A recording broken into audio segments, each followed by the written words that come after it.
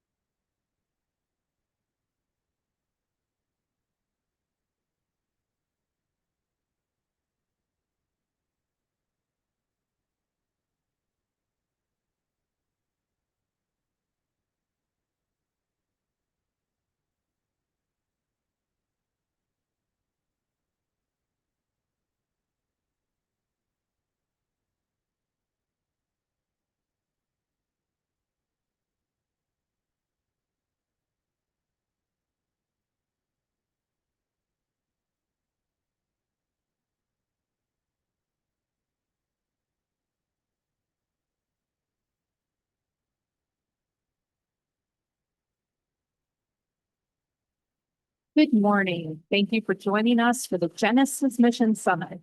We will begin promptly at 9 a.m., so please begin to take your seats.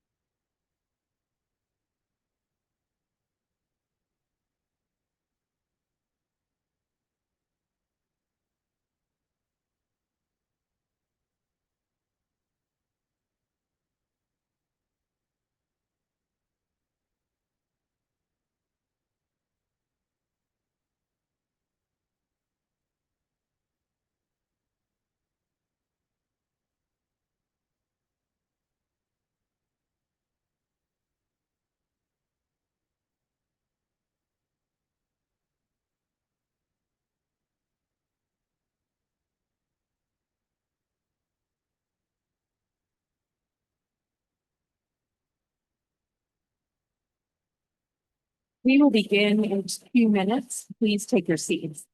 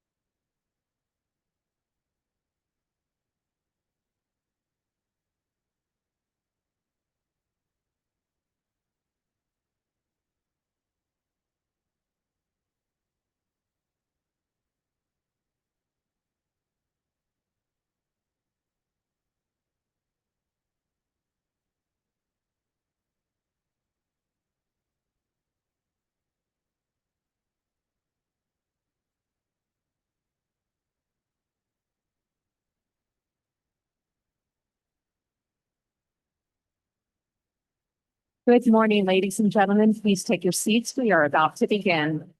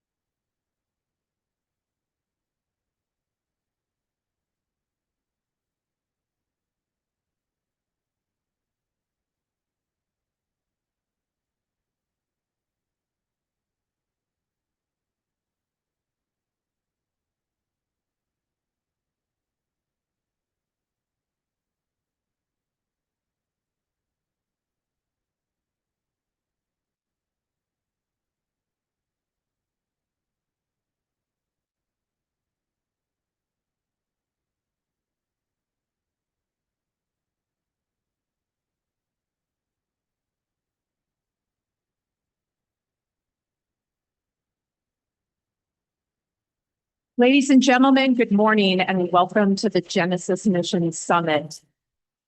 Please welcome to the stage our MC for the day, Connor Prohaska, Director of the Advanced Research Projects Agency Energy and Director of Partnerships for the Genesis Mission.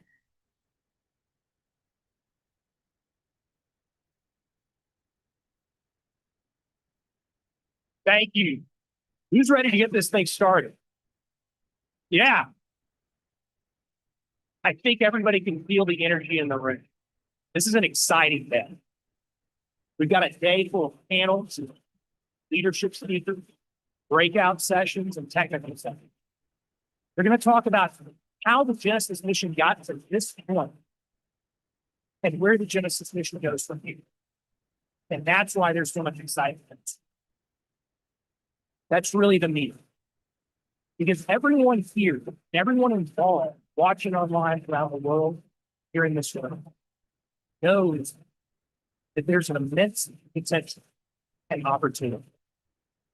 That if we harness today's top technologies and emerging technology for this generation of opportunity, if we work together, if performance, partners, interagency policy, government leaders, international partners, if we work together, if we do this right, we can fundamentally transform and improve everything from materials to medicine. If we do this right, if this mission succeeds because everyone does their part, we will accomplish the greatest mission, making the world a better place. This is an exciting day. My honor to guide you this morning and to welcome you to the Genesis Summit, the first Genesis Mission Summit. Let's not wait any longer. Let's get started.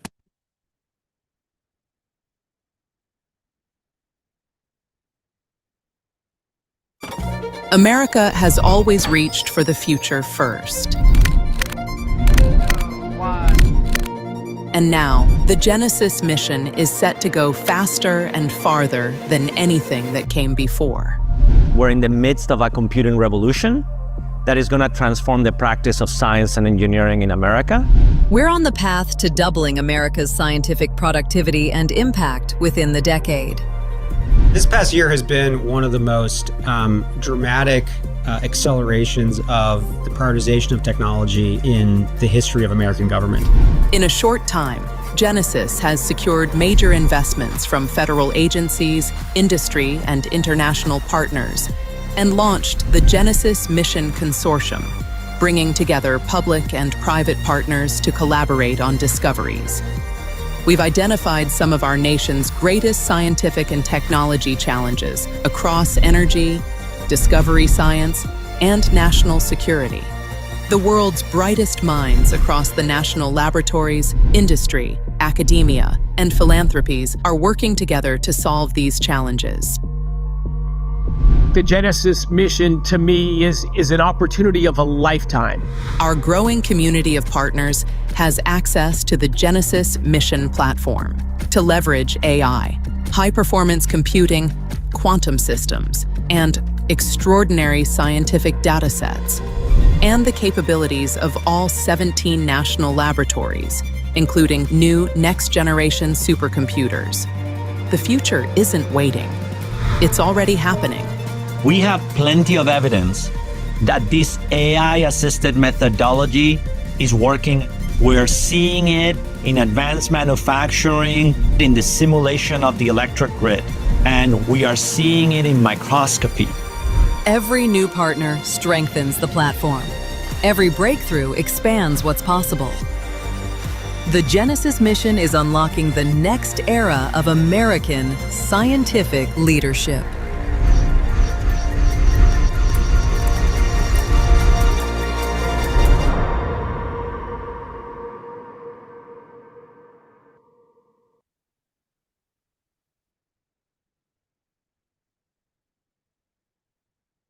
Now, to get us started today, please join me in welcoming Michael Krotzky, the Director of the Office of Science and Technology Policy.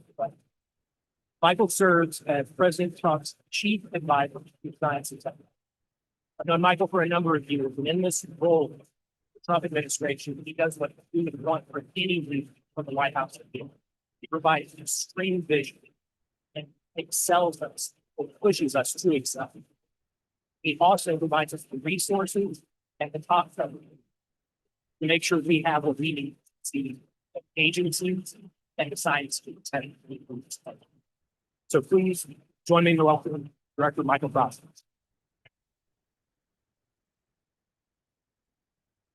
Thank you.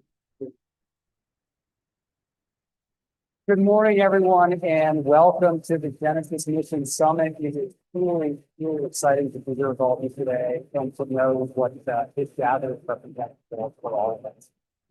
250 years after our nation's first great adventure, 87 years after the Manhattan Project, and 65 years after the Apollo program, we are once again mobilizing a grand vision, national effort for the achievement of our highest ambitions.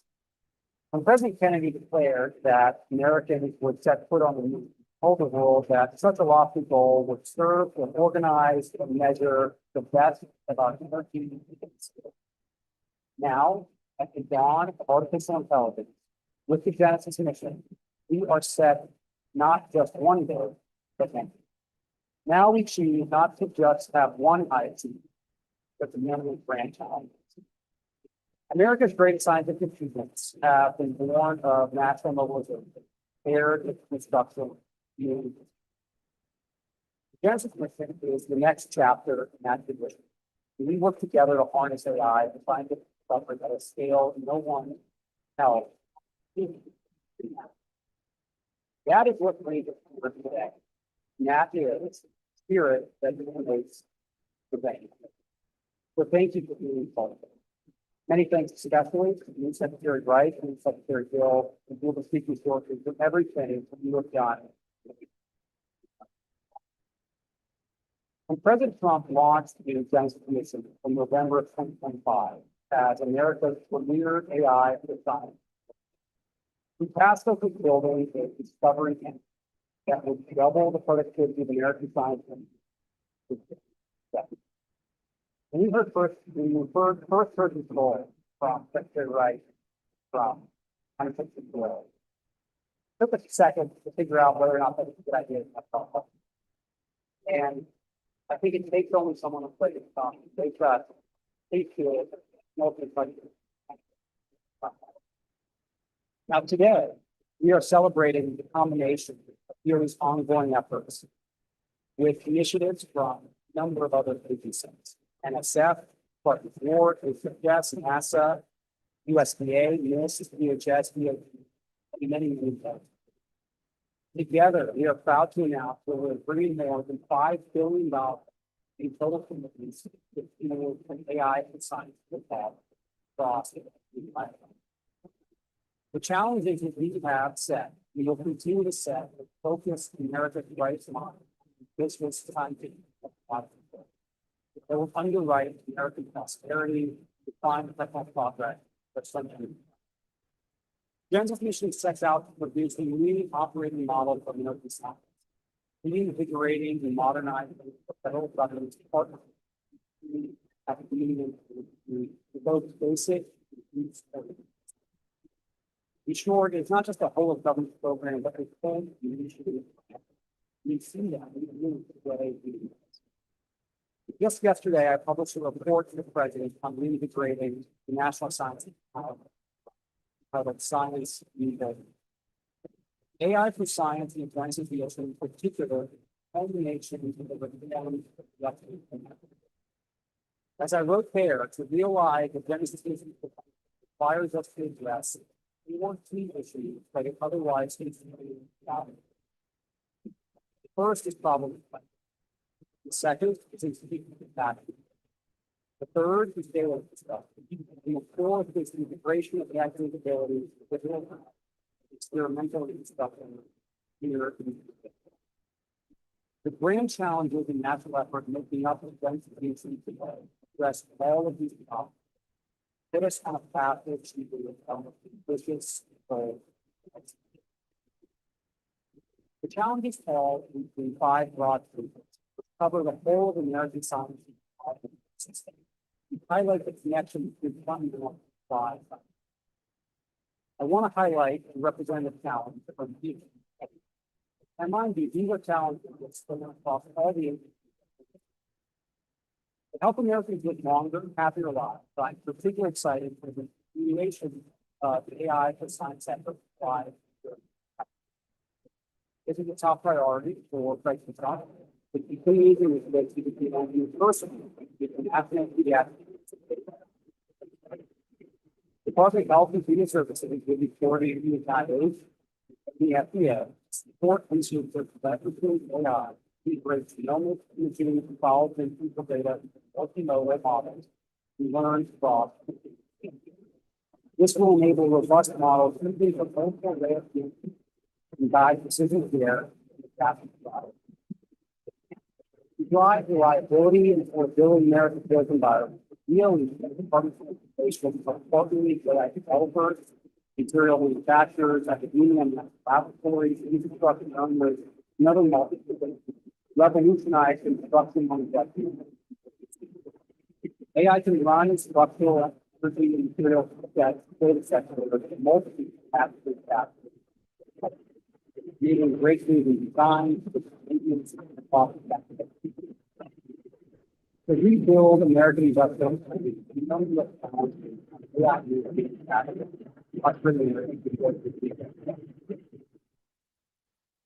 AI allows integration real-time data, product, process, and AI tools help navigate the enormous complexity of the design and efficiency of the new manufacturing. Especially from emerging threats, whether natural or accidental, or emerging threats that could be that change out and complexity. AI platforms to keep everything on the communication environment. has been on there, I like the research. Characterize one of the leaders, develop data, deal with public policy.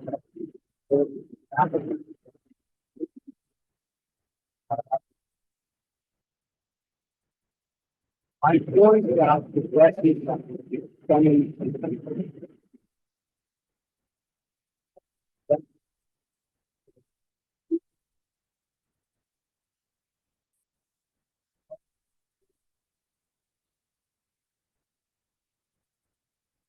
I'll always be forcing anything that's my experimental process to become thought and know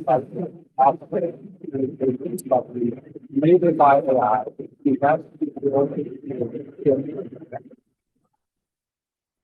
here is where the really self-important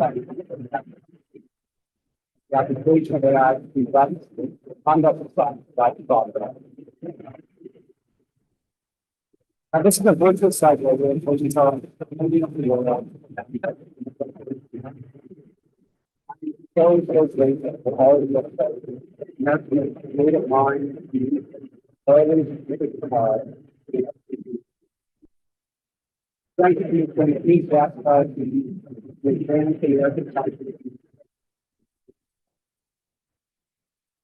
you are studying for a cell, one time, for the medicine. I trust that you feel free. Thank you so much.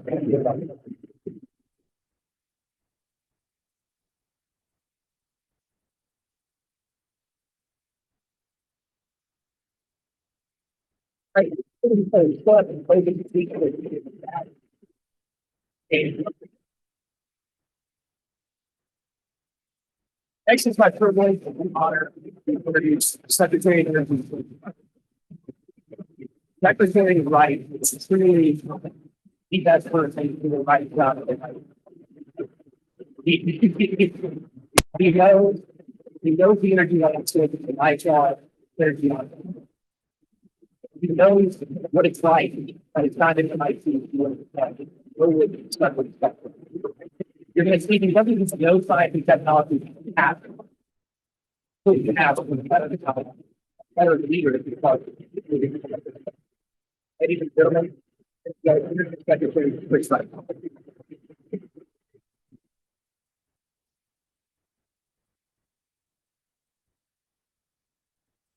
And the energy and feeling of this room is tremendous. I can step down right now and you'll see a highlight of my day. And look at the people in this room, think of the mission, transform the science with energy with AI. This is the people in this room and your colleagues with possible companies around the world. You are one of the transform science and energy with AI. What is it? Look at that. AI is to use which future charges of freedom capability. Doesn't what those do. AI doesn't love, doesn't like, doesn't understand. It makes humans more powerful. I just found out that what this invention is this machine on planet Earth. Humans are losing the trust. The human mind, the human spirit, the human spirit. And I look at what humans can do that I've done. As a beginner, I love people. I first learned about how we understood how the world works, what planets and stars, and how we got this understanding of the physical world. I was always deeply envious from late 1800s to the early 1900s, which is incredibly transformation. And I understand the physical world, but I wasn't there. All the cool stuff happened. You know, now we're working on it equally. I want to go back in time. I want to see their plan. But we are there. We are there.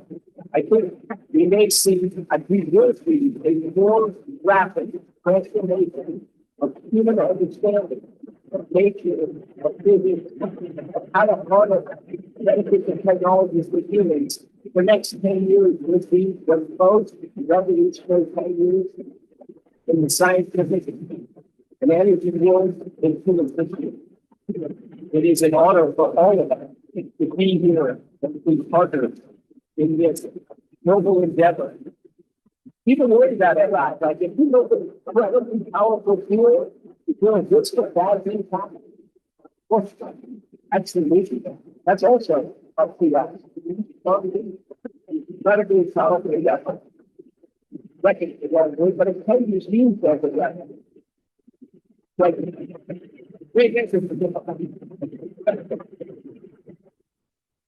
I've often compared what's happening right now to the Manhattan Project, which was explicitly designed as a weapon, right? I think it is the greatest new science ever until it becomes failure they feel about to embark on.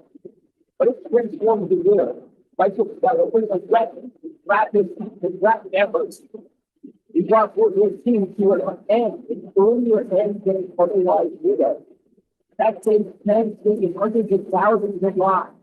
And it's also a new era that said, no war. It's a speculation now. Maybe it might the last 80 years, the most peaceful period we know of in human history, the lowest risk of climate threat. And it's because we developed incredibly powerful weapons. We developed it in the United States, not a power of the conquering nation, but we might be doing. Power looking to build prosperity and trade and freedom across the world. The oldest benefits from that project, AI is the same thing, but even, I think the same, but even, I don't know what you're going to see in the next step, but I'm going to learn some of that from you all today. But I think it's not more exciting than human health and the field and transforming our energy system. Oh my God. Oh my God. When I look at this room, proud to be with you, proud to be on this team. You're announcing today, and I think it'll be on the website soon, 378 winners. A lot of whom are in the room today. And that sounds like, oh, that's a lot of winners. That's participation trophies. 278. We have over 5,000 applications, 5,000 away the greatest response to community outreach ever. We had 400 people at the Department of Energy and Department of National Lab who worked their butts off to evaluate all of these applications from different businesses, from universities, from the National Lab. The find the 278 that was just absolutely exceptional. 99 universities are in the winners of that. Across our country. We have partnerships with the We'll hear from them later.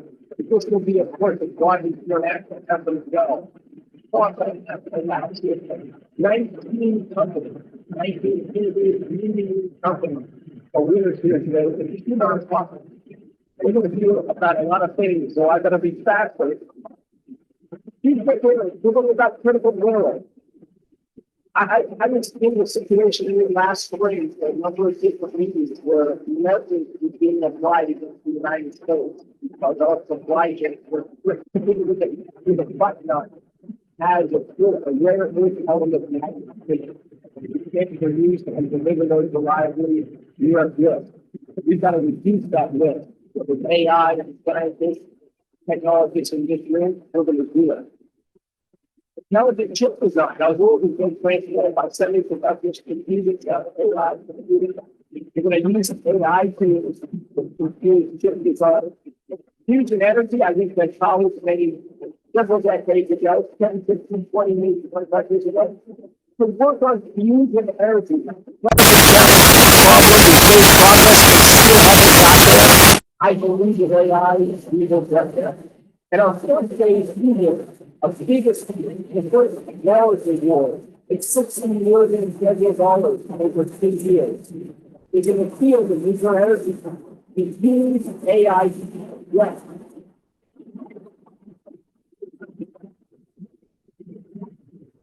Here's the technology from within Hackett Project Its main application, of course, is that it's used for energy around the world. And if you've seen the news recently, AI, we need more energy. We need more energy. The fundamental physics of this world is phenomenal. But Parsons was regulatory reasons for scientific reasons has held it back. And that's going to change with this giant AI effort. It's going to permit, construct, and operate a nuclear power plant. Build it at half the cost, operate it at half the cost, improve the safety of it, and massive income. That particular project was with a massive number of industry partners and $200 million of contributions from, I think it cost well over a dozen companies. So this is what coming together and using this powerful field, we can transform the future. We can make the lives of our kids and our grandchildren better than our lives. There will be no higher work. That's what the Genesis mission is about. You're about to hear from the leader of Genesis mission, my good friend and partner in all of this, Dario Hill. But God bless you all. Thank you for what you're doing. I'm very excited to be on this rocket ship with you all.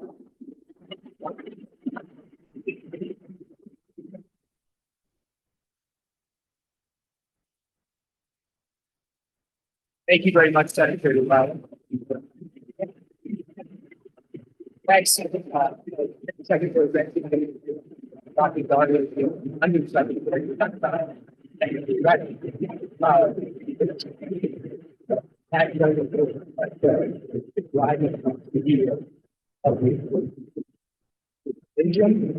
It's just wow. It's something talk about it.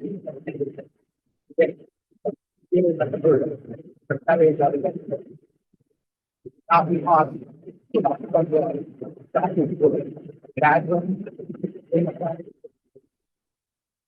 Very excited. We had to join us, walk us through the cabinet shots. Yeah, I'm going to do something. Big round of applause. The director of the Genesis mission, Undersecretary Dario Hill.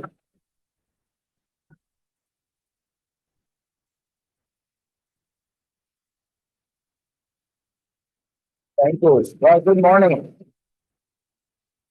Yeah, it's so exciting to be with all of you. So I want to do something with you. I want to share with you with a number of scientists that are going to come on stage to present evidence that this transformation of how we can accelerate AI for science, not a vision, the distant future, it is happening right now. And we are unlocking enormous potential and capability for science and engineering and for the practice of R&D in our country.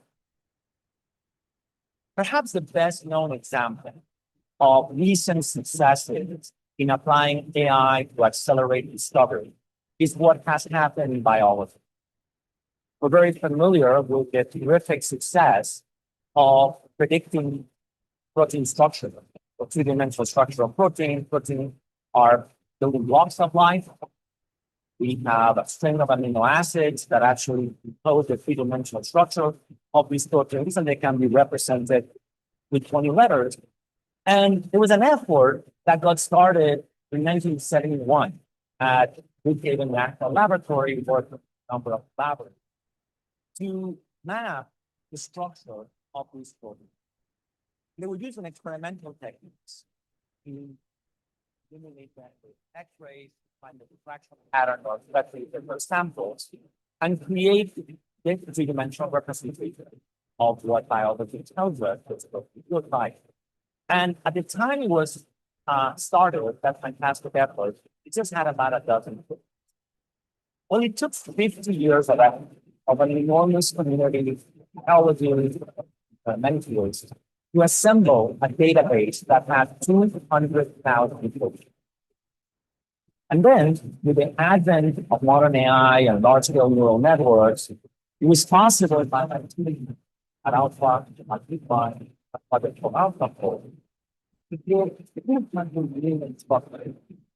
200,000 structures 50 years. And this is an example of but in biology, you see more recent examples of beautiful work by Ryan collaborators at Stanford, where that became and even the language model, where we're going to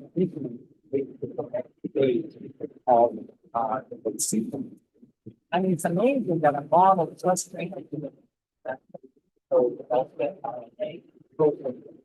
and now they are failing this with the ability to model entropy parameters, scare, across 128,000 species.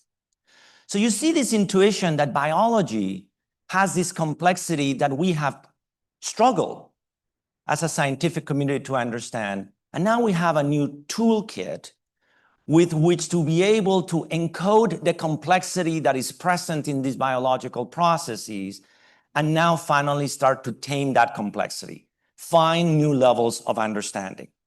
And while that has been the case in AI for biology, and there's so much more to be done there, I want to invite a series of short talks by brilliant scientists to tell you that this is happening across all fields of science. So you are going to see how this is touching AI implications for mathematics. You're going to hear in a second the implications for imaging. We're going to see what is possible to model the electric grid in new ways. And you're going to see what is possible to also transform national security through AI and advanced manufacturing. So first, I want to invite Terry Tao. Professor Tao is a field medalist winner and without a doubt, one of the great mathematicians in the world. And his contributions to so many areas of mathematics are legendary. But one thing I greatly admire about Professor Tao is that also he has been a pioneer of exploring the implications of modern AI to mathematics. And you're going to hear about the radical changes that are happening in the field as a consequence of the progress of this technology. So it's my great pleasure to welcome on stage Terry. Here you are. Thank you. Thank you very much. I'm very pleased to be here. It's a very exciting event and very timely, certainly in mathematics. Mathematics is really being transformed almost by the week. There's an amazing new development in our subject. And it's really a combination of many things. So one is AI, which is providing the raw power, providing all kinds of new solutions to math problems that have stood open for decades, but also paired with formal verification, which is a complementary technology that allows you to check these answers, because AI sometimes makes mistakes, but we can now filter them out. And also modern collaborative tools to allow humans and AIs and these formal verifiers to work together seamlessly. So it's transforming our field very unevenly, but ultimately in a very promising way. Some aspects of mathematics are accelerating very, very rapidly. Problem solving, code generation, automatically formalizing proofs, refactoring, and searching literature. These are they've been almost 10-fold, 100-fold accelerated. Other parts of mathematics are catching up. We have only now inventing new ways to collaborate to take full advantage of these new technologies. Traditionally, we work in small groups, one or two. I still use blackboards. It's pen and paper, but we are beginning to modernize our workflows. But we do have many new challenges. All these new technologies are creating new traffic jams, bottlenecks. Peer review is now extremely bottlenecked. We need to rapidly modernize our math education system and support our junior faculty more. But we will solve these problems, and we will be in a completely new era. So I'll skip that. I don't have much time, so I'll just give you one or two data points of how things are being accelerated. This is a graphic illustrating the Erdős problems. It's a set of 1,200 very influential problems that Paul Erdős posed in the 20th century. I solved a dozen of these myself. A year ago, about 300 of these problems, of these 1,200 were solved. Now it's almost 500. It's not entirely due to AI, but if you know this graph, every time a new model is released, there's a notable spike in the number of solved solutions. That has been playing a huge role in this benchmark, at least. I'd love to talk more about this, but I only have 4 minutes. Another place in which we have really transformed one aspect of our work is automatically verifying our answers. So for centuries, when you write a proof, it can only be verified by hand. People have to check with pen and paper, referees, that the argument is correct. We have had automatic computer verification for decades, but it took it used to take years or even decades to actually to enter in a proof correctly into a computer and check that everything worked. But it's accelerated amazingly. So in the 70s, it took decades to formally verify a theorem. There was a major open problem solved by an AI in last month, and within days, like multiple formalizations appeared. We can completely be confident that these things are correct. So those are two places where things have been really accelerating. And actually, DARPA, who is launching a massive challenge to auto-formalize all the extant math literature. And this is really what's making AI input usable. Otherwise, we'd have a flood of proofs and arguments which we can't trust. And so the pairing of AI and formal verification is absolutely essential. And so what we have to do now is identify new ways to collaborate and really take full advantage of all these new capabilities. We are launching massive new collaborative projects, either to formalize huge amounts of mathematics or to generate huge amounts of new data sets organized on modern internet platforms. We are launching new internet competitions where unlimited AI use, but we verify every single submission in an extremely stringent way. And as part of the Genesis mission, we're going to try to really initiate highly interdisciplinary collaborations with science and industry, really bring AI-powered mathematics to the rest of the sciences. So if I want to summarize where we are in mathematics, for centuries, we're in an era of proof scarcity, where we were always short on proofs. We always wanted to prove, we're always searching for proofs to unsolved problems. We're going to enter an era of proof abundance, where we have more proofs than we know what to deal with. And so we have other problems in mathematics, other challenges, but this is where we're at right now. So thank you. Thanks, Ed.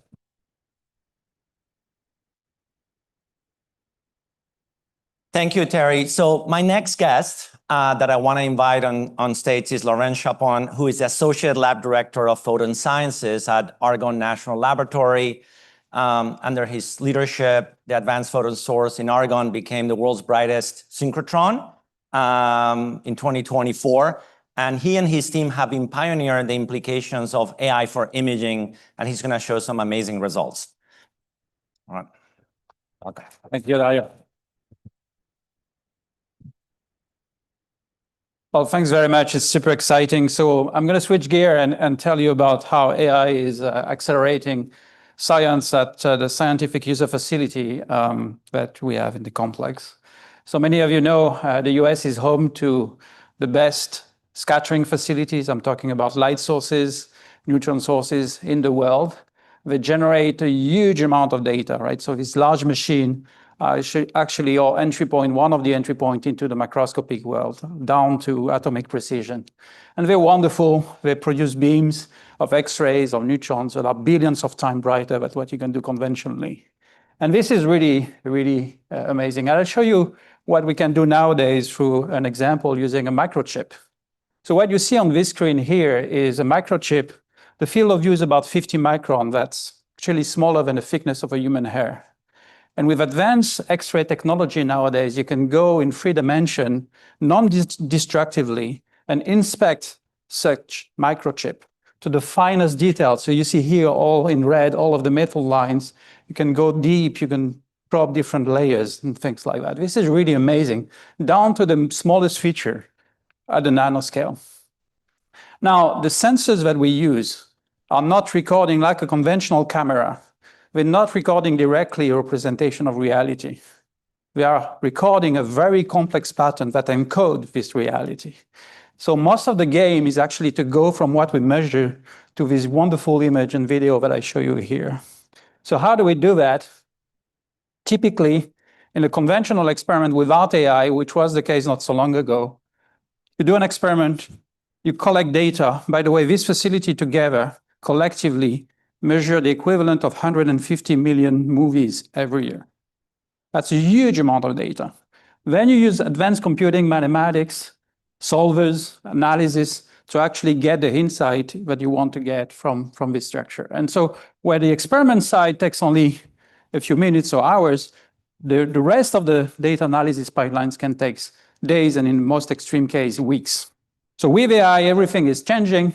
You do a lot of experiments, you create large data bank, very like the protein challenge that we heard this morning. From these large data banks, you can build vision model, and this vision model can help do real-time analysis of these massive structures in real time. And so this is an example of the work we've done for Genesis. This is a collaboration between Berkeley, Brookhaven, SLAC, Oak Ridge, and Argonne. And what you see on the top left-hand side, the circular pattern, is the image that we see on the detector. It has nothing to do with the representation of the chip that you see on the right-hand side. And as we scan the X-ray through this specimen, the AI model is able in real time to reconstruct the data, something that was impossible only a few months ago. And so you go from something that takes hours to something that takes essentially real time. This is done at 200 images per second. There's at least a factor 100 in speed up, and it impacts everything we do. I'll finish by saying one thing. I've never seen a transformation like that in 25 years in scattering facility. This is unbelievable, but this is only the start. Once you have real-time application like that, what you do, you can have machine actionable representation of the rest, which is finding features, extracting features, finding anomalies in a sample like that. And once you do that, everything becomes agentic and becomes completely autonomous. And that's the direction of travel in this field. It will impact most of the things we do, whether you look at manufacturing processes, whether you want to accelerate material discovery, guiding new enzyme in biotech. The applications are immense, and the speed is absolutely unbelievable. So thank you again for the opportunity.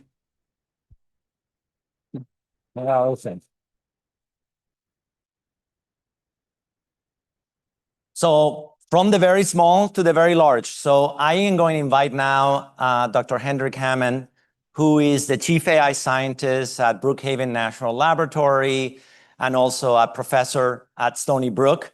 And he has spent his career working at the intersection of high-performance computing and AI and big data. And he's going to tell you about the amazing results of using AI to model the electric grid. Okay.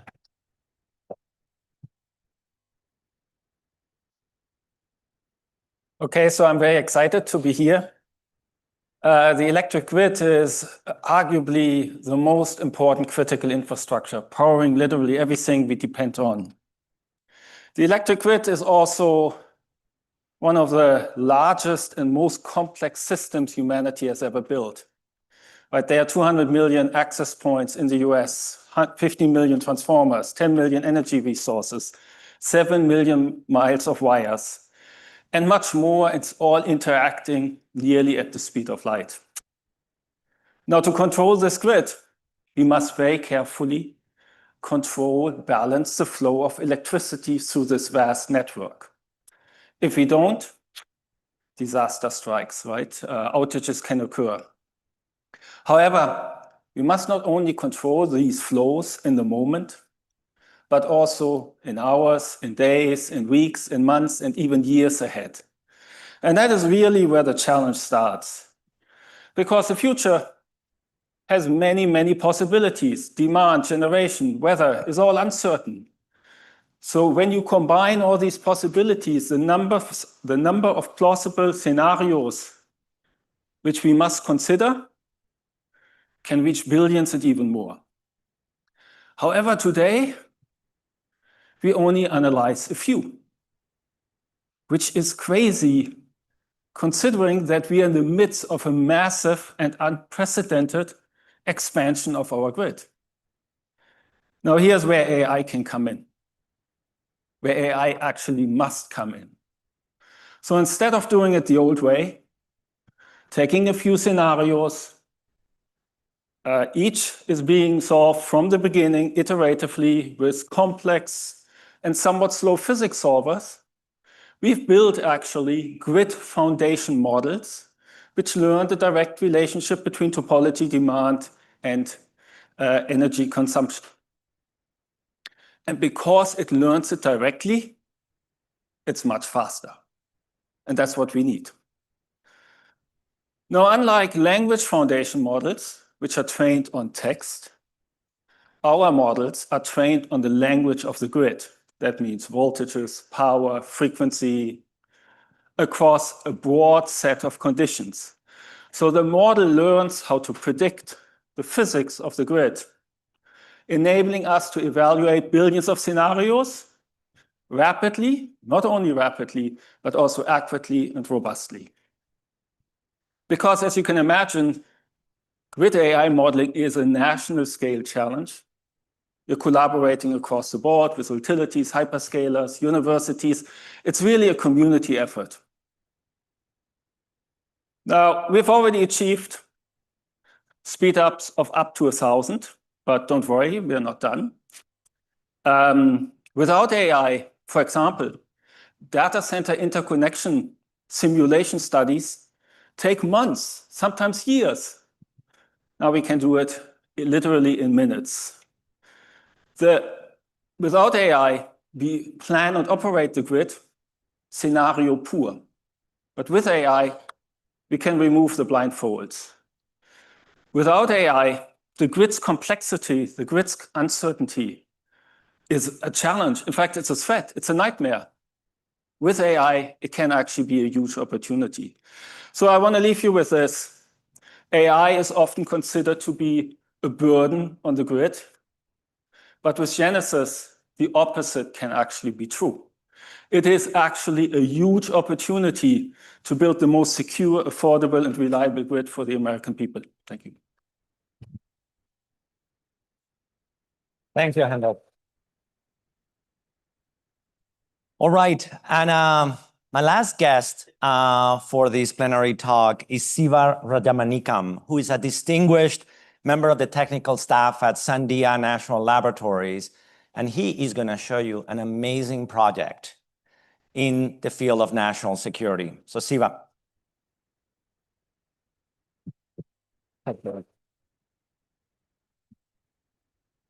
Thank you. Excited to be here. Let us look at how AI and advanced manufacturing can transform national security applications. I want to draw your attention to this project called Ares Tide. Ares Tide is a Genesis mission demonstrator. The focus of Ares Tide is flight test vehicles. Okay? Flight test vehicles help us study and measure the heat and vibrations experienced by a payload. They're quite complicated to build. Takes years to build, very, very expensive to build, takes tens of millions of dollars. When we started this project last November, our goal was to have this done in a matter of months. Now we have the advantage of using AI, we have the advantage of using advanced manufacturing, but we also had the foundation that we have built for past several decades. We have our scientific software, our data, our on-prem HPC compute, which is the best in the world, our manufacturing facilities, and above all, a wealth of domain expertise our scientists have. Now, with that, 3 NNSA labs, Sandia, Livermore, and Los Alamos, joined forces with our manufacturing partner in Kansas City to execute Genesis mission. Now, I want to focus on one aspect of Genesis mission first. The problem here is to focus on designing a payload structure. Given a set of objectives, a set of constraints, we want to build a payload structure. We developed an agent-driven topology optimization approach to do this. Agents go and explore this vast search space to find the best design. Then humans pick the best design out of this to manufacture. Here is an example. The insert shows you 16 different designs that the tool was able to produce. We chose one to manufacture that is zoomed in there. You can see how non-intuitive this design is. This is not something a human would produce. And that is number one. Number two is you won't even consider this design if you don't have advanced manufacturing. That's number two. So it is this combination that helps you. And you can go look at this design in the vehicle that is standing outside in the hallways if you're interested. Now I want to zoom out. We didn't only design the payload structure. We used AI to design the payload itself. We used AI to place sensors on this flight test vehicle. We actually did a flight test and that way proving grounds in Utah last month. And then finally, we used some innovative manufacturing techniques where this entire thing can be built one shot. It is like a Russian nested dolls, where the whole thing is nested, and you can build this in 1 week, actually. So what is the result of this project? Genesis mission scientists brought the AI expertise. Ares Tide brought the domain expertise. From a clean sheet of requirements, we were able to do the first production in 3 months and the first flight test in 8 months. Now, you might wonder, how does this affect you, actually? You come from a different domain. I'm not from national security. What we have done is taken all these tools, the way to access models, and put it into the Genesis platform. And you'll be able to use the same platform we use to build these Ares Tide. Now, there is this notion that if you have a complex problem like this, you have to choose 2 out of 3, better, faster, or cheaper. With a technology like AI, Ares Tide is one example where you can go for better, faster, and cheaper. Thank you.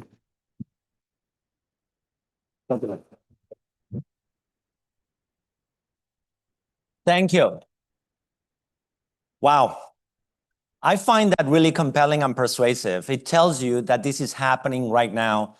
And it brings to bear that sometimes when we give the historical analogy to previous moments of mobilization, like Apollo program or the Manhattan Project, of why we have chosen not to do one thing but many. Because all these fields are going to be transformed by science and engineering. So I want to take the opportunity now to share with you as plainly as I can what is the Genesis mission, what are we trying to do technically, and how will we succeed? What is it? We are doing 3 things. The first thing is we have constructed a portfolio of national science and technology challenges to activate the best scientists and engineers in America to solve those problems, creative new ways with new tools. Second, we are building collaboratively a platform to accelerate scientific discovery. And third, we want to invest in the next generation of scientists that are educated with these dual competencies. Earlier this year, we announced 26 national challenges. I don't expect all of you to read them. They're all being published for a while, but they span the full range of the mission of the Department of Energy. Energy from both nuclear, fusion, the electric grid, you saw examples right now, discovery science, and national security.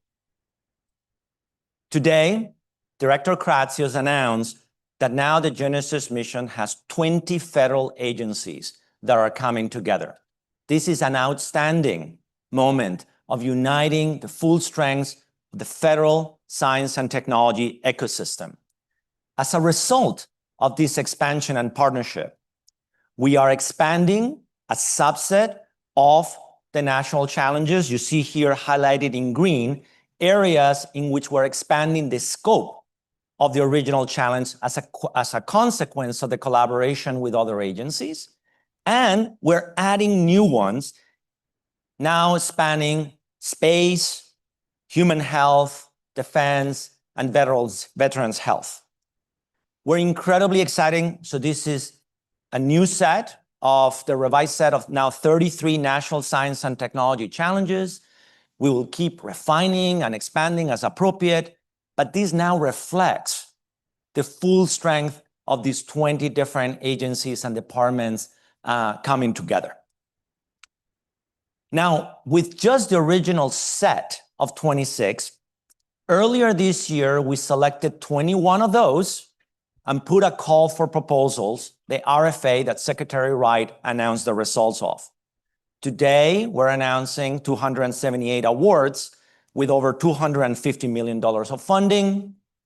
There are 342 participating institutions. You see in the color coding that they reflect national labs, higher ed, companies, nonprofits, and that they represent all 50 states. It's a true national mission representing talent from across the country. I expect all of you to memorize this. When later you go and see the poster session that is next to us, you'll have an opportunity. This is just a list of all the participating institutions. And you're going to get a chance to also see some of the highlighted projects that are being executed. But it gives you a sense of the scale, gives you a sense of the talent that we're bringing to bear into this space and the capacity that we have in our great country to be able to innovate. I want to just briefly highlight an example that Secretary Wright highlighted, Project Prometheus, which is how to bring the power of AI to accelerate and deliver nuclear energy that is faster, safer, and cheaper.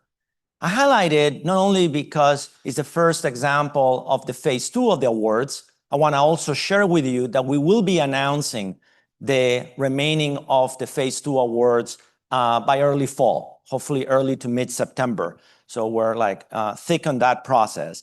But this project involves 32 partners uniting national laboratories, industry, and universities. And it is a tour de force of bringing all the frontier capability in terms of agentic orchestration.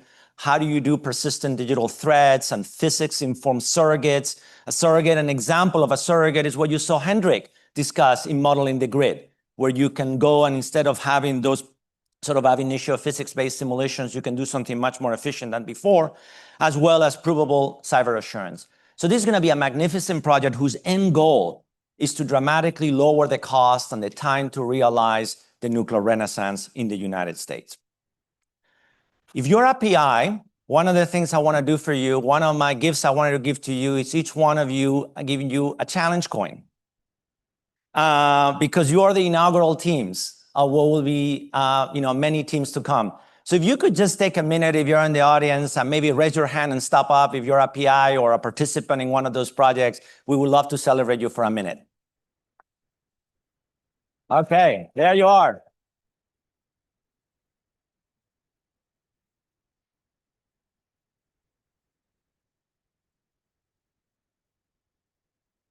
Fantastic. We're so full of joy. You went through the most competitive process that we've ever done. There were many also additional outstanding teams, and we wish we could have supported many more of them. But we're very proud of what you proposed to us. So I want to second explain what are we trying to do in building this platform to accelerate science. This is a science-first strategy. So the underpinning of everything we do is based on the scientific method. And we are going to exploit every capability we have on theory, on measurement, bringing our national user facilities and the distributed facilities we have built over decades across America's science and technology ecosystem, the world of simulation, both our high-performance computing or classical supercomputers, and we're also within Genesis, we announced Quantum Genesis, to bring forth the first generation of fault-tolerant quantum computers by 2028. We have as a North Star also to bring and create a first generation of user facilities to support the scientific community. So this is a huge aspect of what we're going to push forth.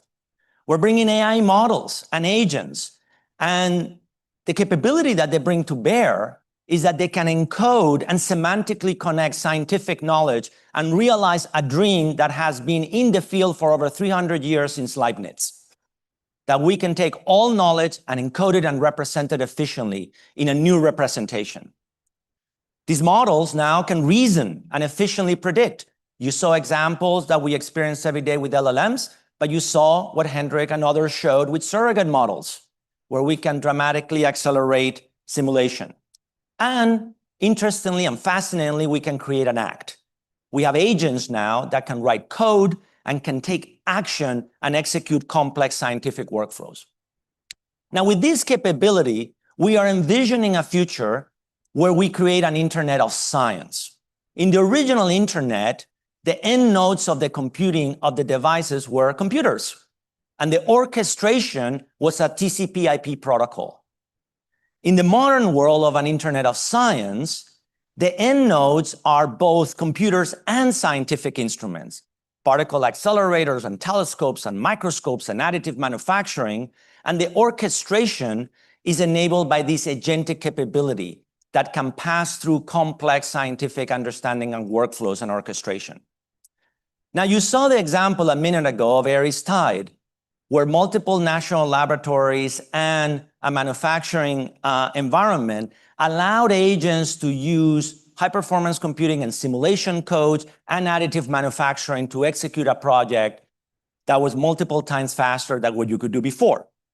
Well, if you look at a graph like this, it kind of reminds you a little bit of what happened 50 years ago. In 1969, there was a diagram that looked like this. There was just a few nodes, a few computers being connected to one another. This was ARPANET. In 1971, there were 15 nodes that were connected. In 1980, there were 50 nodes that were connected. And we know where the story goes. So one of the key things we are going to do in the Genesis mission is to connect our national laboratories and our user facilities and our university colleagues to a federated approach and our industry partners in creating an internet of science. And if we look ahead a few years from now, what would success look like across these dimensions? So I'll ask it as a series of questions. Do we, the United States, have the most comprehensive ecosystem of high-performance computers for simulation? Have we built the world's most powerful AI supercomputers for science, engineering, and medicine? Have we realized the first generation of fault-tolerant quantum computers? Does the United States, through its private sector partners, have the best open and proprietary frontier AI models? Have we built the most powerful and capable science and engineering models on top of those proprietary and open models? And have we built the most comprehensive and fastest growing internet of science? These questions will be answerable. They're quantitative, they can be measured, and it is our goal as a nation and with our partners to realize and making sure that we lead and we deliver this capability for the scientific and engineering community of our country. And finally, and arguably perhaps most importantly, we gotta commit again to motivate and inspire a whole new generation of Americans to go into science and engineering. In 1957, following Sputnik, there was a piece of legislation that was passed called the National Defense Education Act. And when combined also with the Apollo program, a whole generation of Americans enter science and engineering. Enrollment in PhD programs following the passage of NDEA increased 10% per year for a decade. So it is time for us to also consider the ambition of what will we have to do to motivate a whole new generation of Americans to go into science and engineering. And for that, we need deep partnership with our university colleagues and deep partnerships with Congress. Today, we're also announcing the expansion of the Genesis Mission Consortium beyond industry and philanthropy and our national laboratories to our university institutions. So I want to encourage for universities listening to go to genesismissionconsortium.org. We have prepared documents for us to begin that dialogue on how to engage. We have spent months working collaboratively with many universities to design this. And if you have an interest in participating, you can join the interest form. And I also want to give a plug to attend the congressional panel at 3:45, where there's going to be some exciting dialogue on this topic of what are the right legislative actions also to motivate the next generation of Americans in science and engineering, and also for the Genesis mission. And I want to close by the how. If that was the what, a national portfolio, a platform, and programs to support participation in science and engineering, equally important is that we mobilize the full strength of the nation's $1 trillion a year R&D ecosystem. Federal government spends $200 billion a year, private sector spends $700 billion a year, and the rest is spent by the states, universities, and philanthropies. So from the very beginning, we have created a consortium that can bring and aggregate investment and alignment to purpose and mission through the Genesis Consortium. We have also designed explicitly into our programs that collaboration is required. So if you saw that map before, you saw how many participating institutions were there. Labs, universities, the private sector coming together. And then, and fundamental to the mission, is the partnership with our allies. You're going to hear very briefly a discussion also with the ambassador from Japan that is going to have a discussion with Harriet Kung, and you're going to see how powerful it is to have allies that have a shared sense of mission and purpose. So in the Genesis Mission Consortium, we have well over 40 industry participants and nonprofits. You can go to this website and see it. On aggregate, over $800 million worth of contributions towards the Genesis mission have been put forth. It's a phenomenal recognition of the power of collaboration. This is the partnership with Japan. You're going to hear more about it. $1 billion commitment over 5 years to invest both in platform, the research infrastructure, and national challenges to collaborate to solve problems that really matter to our respective countries. So I'll close now with a call to action. Look, there are few times where we have an opportunity to come together as a country to do something that is much larger than ourselves. It is in that context that we give the historical parallels to previous moments of mobilization. But this time, it's even larger and bigger on the number of participants that need to come together. And here's what I would say too. I am not arguing that this is the only national effort that we should do in science and technology. Far from it. But if we cannot agree on this one, that this computing revolution is transforming the practice of science and engineering, what is so obvious that we're all going to agree on as the second and the third and the fourth? Let's demonstrate the potential where we see plenty of evidence that this is transforming every single field. And this is a moment also for us to come together, to work across sectors, to work collaboratively and realize this premise. And once we learn how to do this again, that we can have a decentralized approach, but moments of unity and moments of working and doing really ambitious things together, we will learn that we can do a second and a third and a fourth and a fifth at a scale that we could never do before. Thank you. Congratulations to all the award winners. We're very proud of you, and we wish you all the success in the world. Thank you.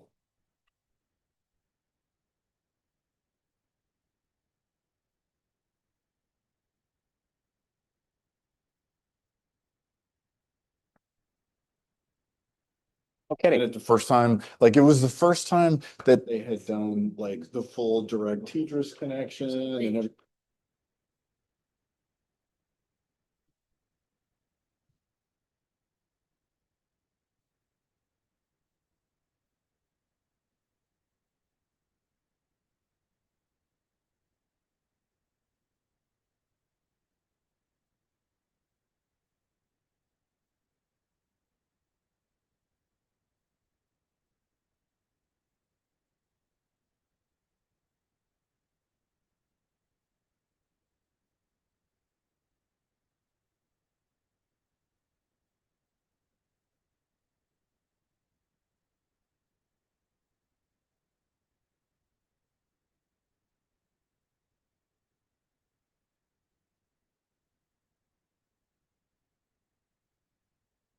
Well, I hope everyone was inspired and received more detail and more insight into what is trying to be accomplished with the Genesis mission. Clearly a lot, but there's a path and there's an ability for us to come together to accomplish what Undersecretary Gill so eloquently demonstrated, as long with the other the demonstrations. Today, we're lucky to be joined by the CTO of the United States, Dr. Ethan Klein. The Genesis mission has been said that it doesn't just represent a whole of DOE effort. As you saw with our interagency partners, it's a whole of government effort and truly a whole of country, and with our international partners worldwide effort. So today, we will welcome Dr. Ethan Klein up to the stage here for a leadership panel that includes the director of NIH, Dr. Jay Bhattacharya, the NASA administrator, Jared Isaacman, Undersecretary of War for Research and Development, Emil Michael, and the Chief of Staff of the National Science Foundation, Brian Stone.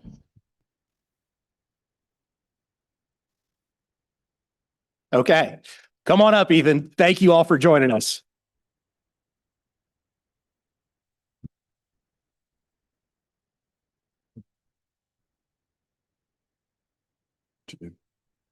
Yes. 1, 2, 3, 4. Sit in order. Good job. Everyone wants to sit. All good. I'll sit here. You guys are all part of Genesis mission now, so sit wherever you want, or amongst family here. Well, first, just to everybody who's here, what an exciting day. I know you've already heard, from Secretary Wright, from Undersecretary Gill, and Director Kratsios, but I mean, it's just been so incredible to see how far this mission has come over in truly in under a year. And I think one of the most exciting points that Director Kratsios had mentioned, and that we from the White House care about, is to have, truly the entire federal R&D enterprise now a part of this Genesis mission. And so I just want to say a huge thank you to the Department of Energy on all of their incredible work to develop out this American science and security platform. And with this initial batch of national S&T challenges, which today we're so excited to see as an expanded set of S&T challenges that's really bringing to bear the entire federal R&D budget, near $200 billion, that we are, moving towards this new era of AI-enabled scientific discovery. And with the announcement of over $5 billion today, I just want to give our panelists here an opportunity to speak to how their departments and agencies view the Genesis mission, the announcements that we have today, and what they're most excited about. So with that, Jay, why don't you kick it off? Well, first, Ethan, thanks for having me here, and thanks for allowing us to participate in Project Genesis, Biogenesis. I'm calling it Biogenesis. It's Genesis, but I think the NIH is an incredible organization, and to watch it embrace AI in every aspect of what we do, from basic scientific discovery to clinical application, to the design of randomized trials and mundane things that are like fundamental, like recruitment of patients, to solving pediatric cancer. All of this is so exciting. And with the investments and the organization that's been put to this, the energy that's been put to this through Project Genesis, the collaboration with our DOE colleagues and with the NSF and all the folks you see here, it's an absolutely, I'm getting chills just thinking about it. I think I wrote some things up with you guys, so I might read them. So let me just say, I think we have amazing tools now that to look to me like science fiction. Like, we can solve problems that were just completely insoluble for. Everyone knows about the protein structure, right? That's not yet a solved problem, but it's so much closer than I ever thought would be possible. But what about understanding how the genome works, how it interacts with the cells, models of the cell, so that we can better figure out what drugs are likely to work and what are not likely to work in human bodies. Things that we just couldn't imagine before, we can do now. And it's the collaboration with our agency colleagues, the focus on getting compute power at the hands of scientists readily without any paper, there's always paperwork, but as little bureaucratic hassle as possible. It's a super exciting time to be alive, and I'm grateful for all of the folks at the NIH and at the OSTP for making this possible. Brian. Well, let me just add to what Jay said. First of all, at the National Science Foundation, we are just very pleased to be part of this effort. People often ask, how do you work with the other agencies, or we should partner more? We are absolutely in lockstep with all the agencies you hear today. We have tremendous relationship with DOE. I think they're pretty much one of our biggest federal partners. So when people say, how do you feel about working with DOE? It was like, yeah, we work with them every day, and this is going to be even better. So for 76 years, NSF has been focusing on foundational research. Director Kratsios mentioned in his remarks the Golden Age of Science document. And in there, you're going to see a lot of references to foundational science. That's what we do at the foundation. We support everything, basically every discipline from astronomy to zoology and everything in between. The thing that we're most excited about is the fact that anytime the government harnesses this kind of horsepower, I think the key thing for when people ask me about the Genesis mission, I'm like, look, anytime we get this amount of horsepower together and we start pulling in the same direction, amazing things start to happen. That is, like, from a national security standpoint, from a productivity, economic standpoint, if you can get government agencies working with the level of coordination that we're going to have on the Genesis mission, get out of the way and watch out. Because that's all of the significant events that we've had in the US have, all the things that Dario was mentioning and the things that he talked about in his remarks. These significant events involve this level of deep coordination across federal agencies, and that's what we're on the edge of here, and that's what's so exciting. I'm sure we'll talk about what we're putting in, but like I said, we're just very happy to be here and really excited about the kinds of contributions that we're going to make and unlocking the science for the future. All right, thanks for having me here, Ethan.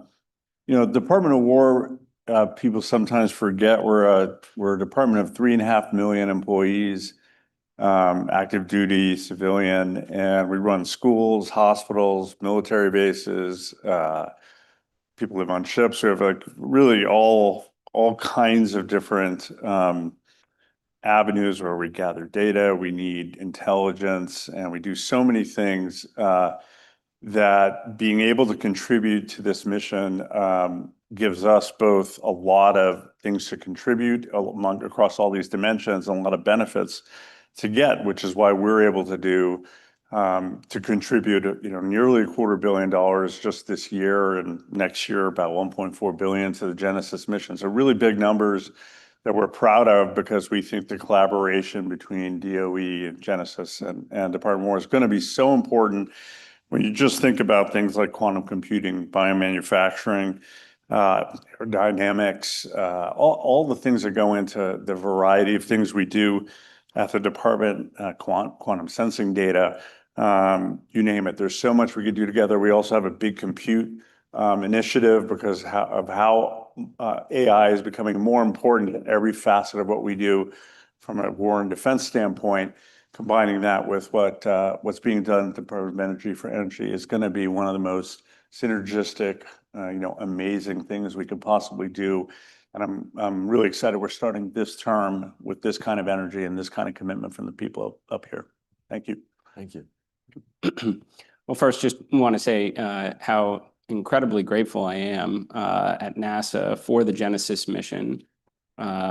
I think this is absolutely genius from President Trump, Director Kratsios, Dario, the Chief Technology Officer of the United States Mayor, to bring this whole of government effort, of which we would not be able to, at least at NASA, undertake and achieve many of the great scientific discoveries that are on the horizon without this capability. It would just be impossible without our budget. So being able to contribute in, for example, NASA, which we estimate over $100 million for the next few years, but combined with great investments from DOW and across the scientific community of the nation, is very enabling. So I'll tell you two areas that I am extremely excited about of what we'll be able to do with the Genesis mission. For starting, what have we missed and what are we likely to miss in the years ahead?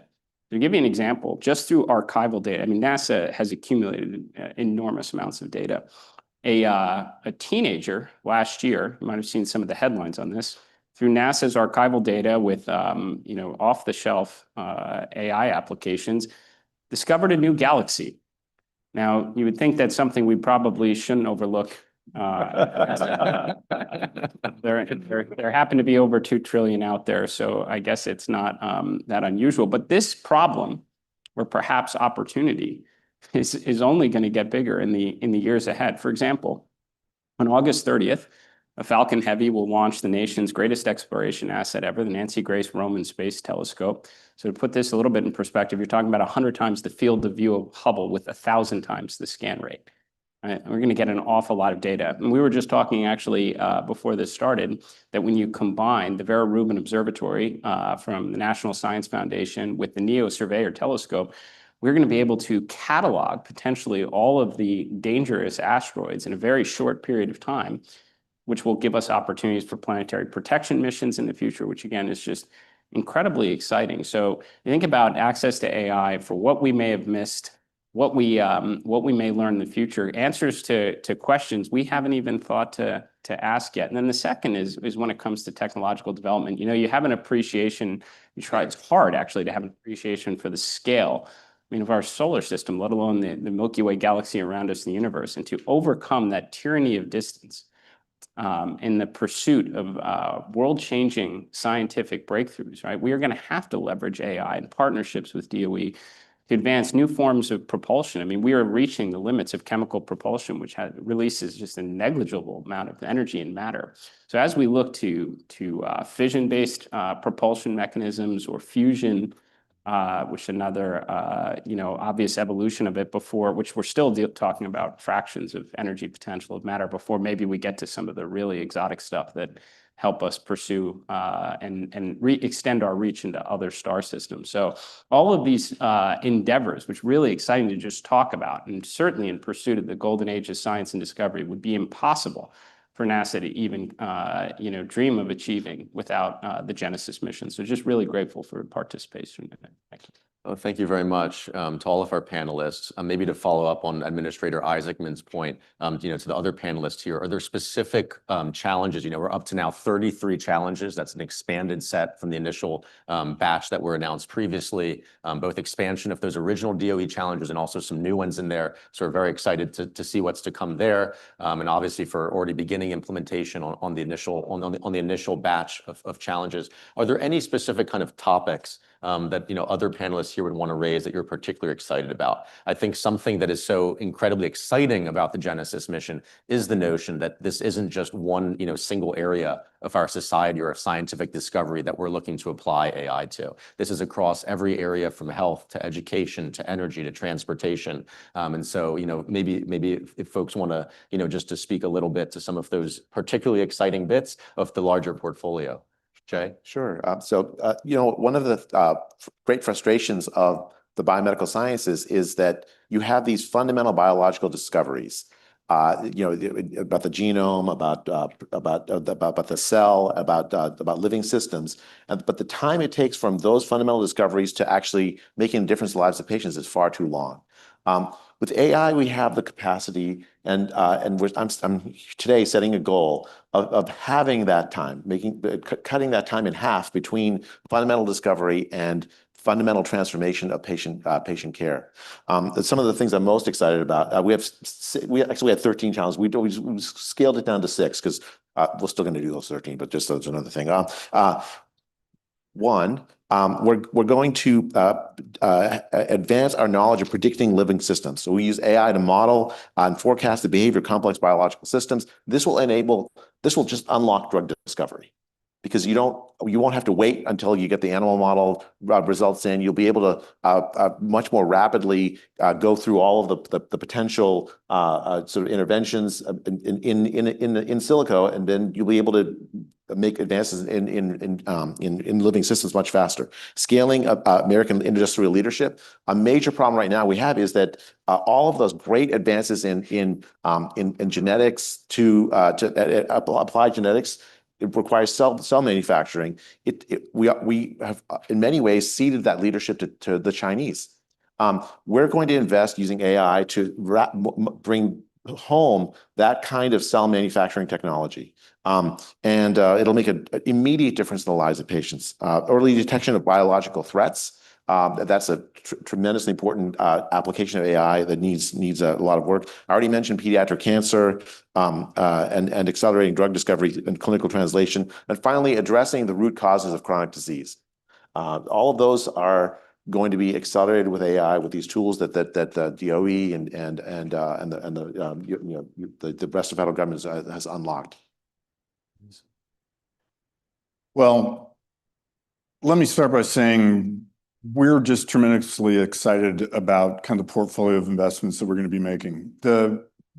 One of the biggest things that we've been doing for the past couple of years is we've been stewarding something called the National AI Research Resource, or the NARE. We worked with DOE on that, a lot of the other federal partners. We have tremendous interest from the private community and foundations. We're very pleased that NARE is going to be providing support to some of these several hundred projects that DOE has announced today. That investment is allowing us to kind of bridge the gap and kickstart some of the things that are going to be taking place.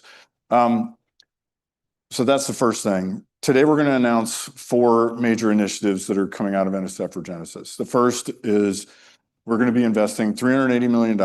Actually, it's probably well over 400 by the time we're finished. So I'll say well over $400 million worth of programmable cloud labs. We're going to set up 20 test beds across the country to do discovery, to really accelerate the pace of discovery in everything from material science to chemistry.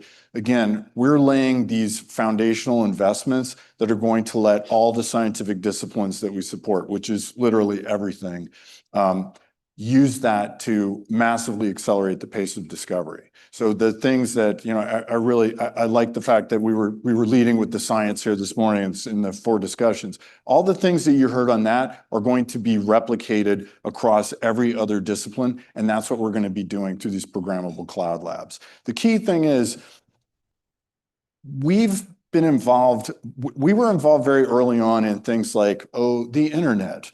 And NSF didn't invent the internet. We enabled universities and institutions to connect, and it was that connectivity that really catalyzed things. And that's exactly what we're doing with the Genesis mission right now. That's a point. I think everybody needs to keep that in mind. We're creating the conditions for success that are going to drive us forward for the next 30 plus years, just like we did before. This is the new wave. We're about to hit the gas on this. The interesting thing, we're talking about these PCLs as we're coming down here today. One of the most important things about science is being able to share results. And like the Golden Age of Science document talks about also celebrating negative results. Like what you learn from failure is extremely important.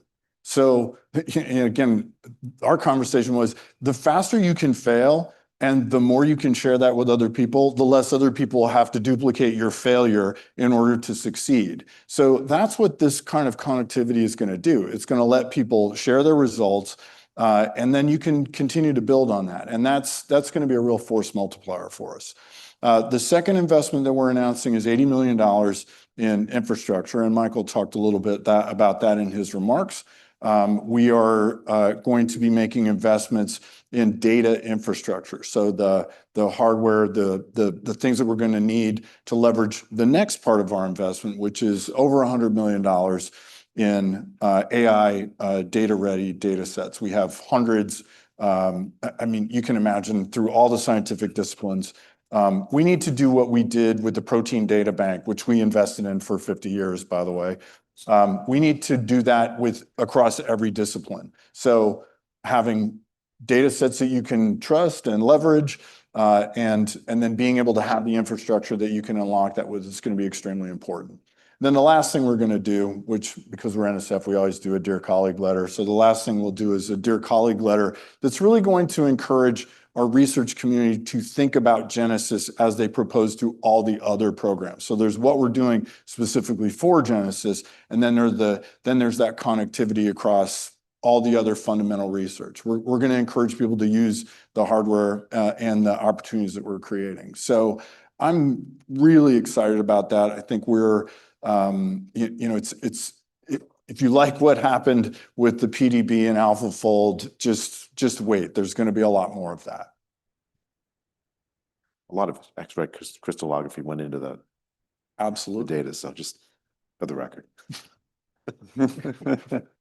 It was a team effort. It was. What I'll add from the Department of War standpoint is we love this notion of challenges. DARPA's done, which is part of our team at R&E. DARPA has done challenges over time, and it's created this just fantastic dynamic of encouraging people to both from a competitive spirit standpoint, but to really sort of set a goal out there that people can drive to that's not amorphous, that has more tangibility to it. So we've proposed 7 challenges here for the Genesis mission, and we're not going to just set the challenges. We're going to bring the people and the data set, the expertise, world-class talent to it to really give it some oomph, along with the budget that we could provide. And I think there's I won't outline all 7, but there's a few we're particularly excited about. And we've had driven through the Office of OSTP from Kratsios and from Ethan here. Quantum's been a big initiative overall across government that we talked about a couple of weeks ago in a big setting. But for us, the Quantum Systems for Discovery Challenge, we're looking for the next foundational breakthrough. Quantum sensors are pretty limited by their fragility right now. So we want to use AI to manage the quantum noise and error correction in real time.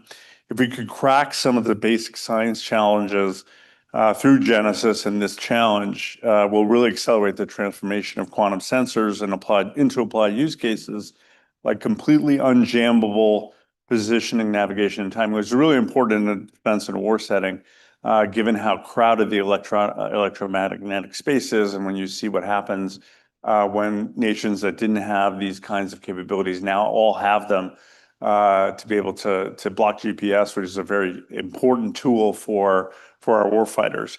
The second one is scaling biology, not quite in the way that Jay is talking about it, but for our bioindustrial manufacturing challenge, how we use AI and bioreactors to create digital twins of organisms so we can manufacture our own advanced fuels, chemicals, and materials so we can secure a supply chain.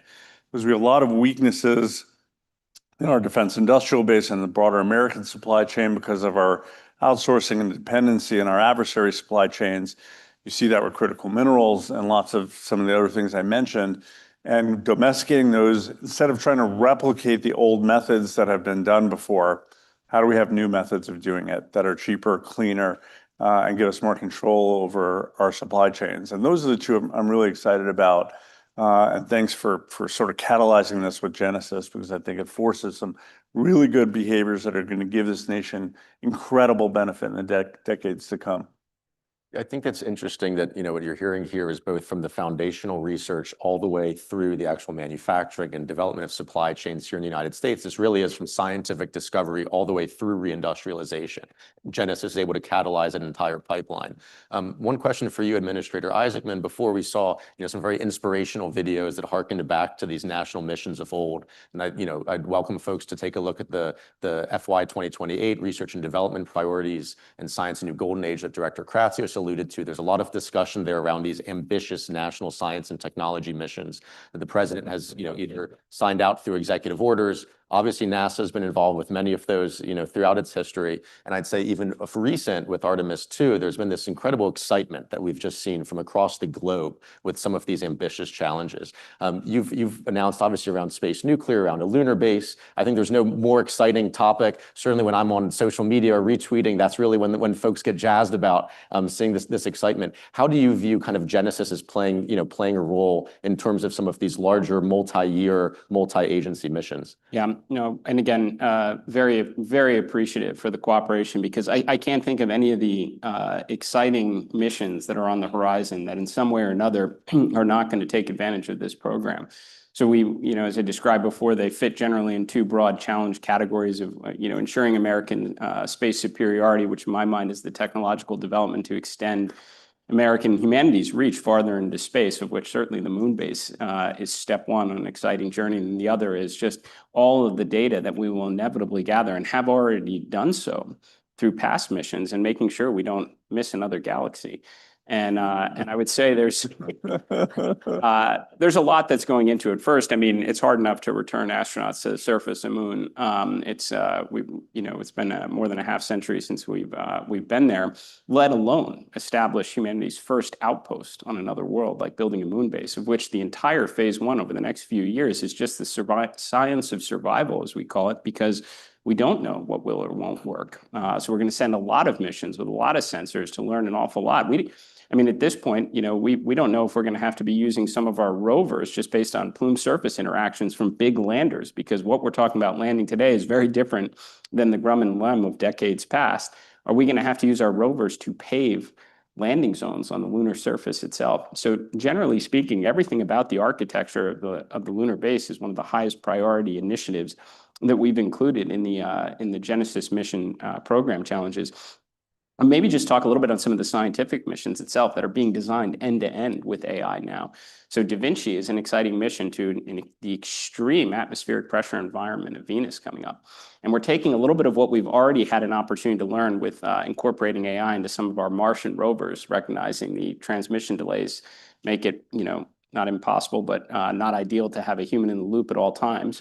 And building that into a mission from the get-go, where AI, it's going to leverage onboard AI capabilities to decide where it needs to go and what information it needs to gather, and what from that it has gathered is most important to the scientific community to send back home before its life should end. And it's an entire end-to-end, but certainly I expect will be a model going forward. And then you brought up the world's first nuclear-powered interplanetary spaceship, SR-1 Freedom, that we look to launch in 2028, which we hope is the beginning of the, almost analogous nuclear navy for NASA, which goes right to the heart of American space superiority and being able to reach out, beyond the limitations of chemical propulsion, in which case managing a reactor in that environment with, 20+ minute transmission delays is not optimal. So that will certainly be a component of our Genesis mission strategy, and more importantly, maybe even the evolution as we try and optimize mass and get to higher reactor temperatures and shed some of the football field size radiators that are initially required in that approach. So lots of exciting things, when as I said before, it would be impossible for us to even consider undertaking it without this kind of partnership. Thank you. So, one thing, Brian, that you had mentioned in terms of foundational research and the idea of issuing this DCL, which I think, a lot of the folks in the room, know about, but this notion that Genesis will be kind of integrated into so many core aspects of NSF's mission, with so many of these different areas where scientific discoveries can lead to results and the applications that we're hearing here that are being solved under Genesis. There's an open question for the panel here, but where are there kind of opportunities for interagency collaboration as part of Genesis mission, whether in terms of infrastructure, the challenges themselves? Because I think that's one thing for folks to note here across these expanded science and tech challenges, is that the vast majority of those there's no single agency that's involved there. These really are all collaborative challenges that, since February, when we first had a convening of everyone here, and there was so much excitement around these missions, folks said, hey, we would love to work with you on that topic. So, just for folks on the panel here, where do you see those opportunities to create some of those new connections across the federal R&D agencies?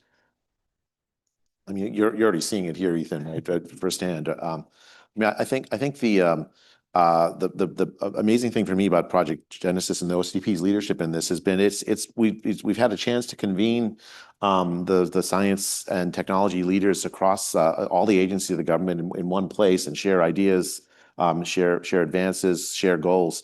It's been like, so for instance, the biogenesis mission of detecting biological threats, right? We work closely with folks across the government in this endeavor, because the knowledge for the data systems we have come from potentially from other parts of the government. The capacity to do the compute comes from biogenesis, from Genesis, from DOE, from other parts of the government, as well as our own investments.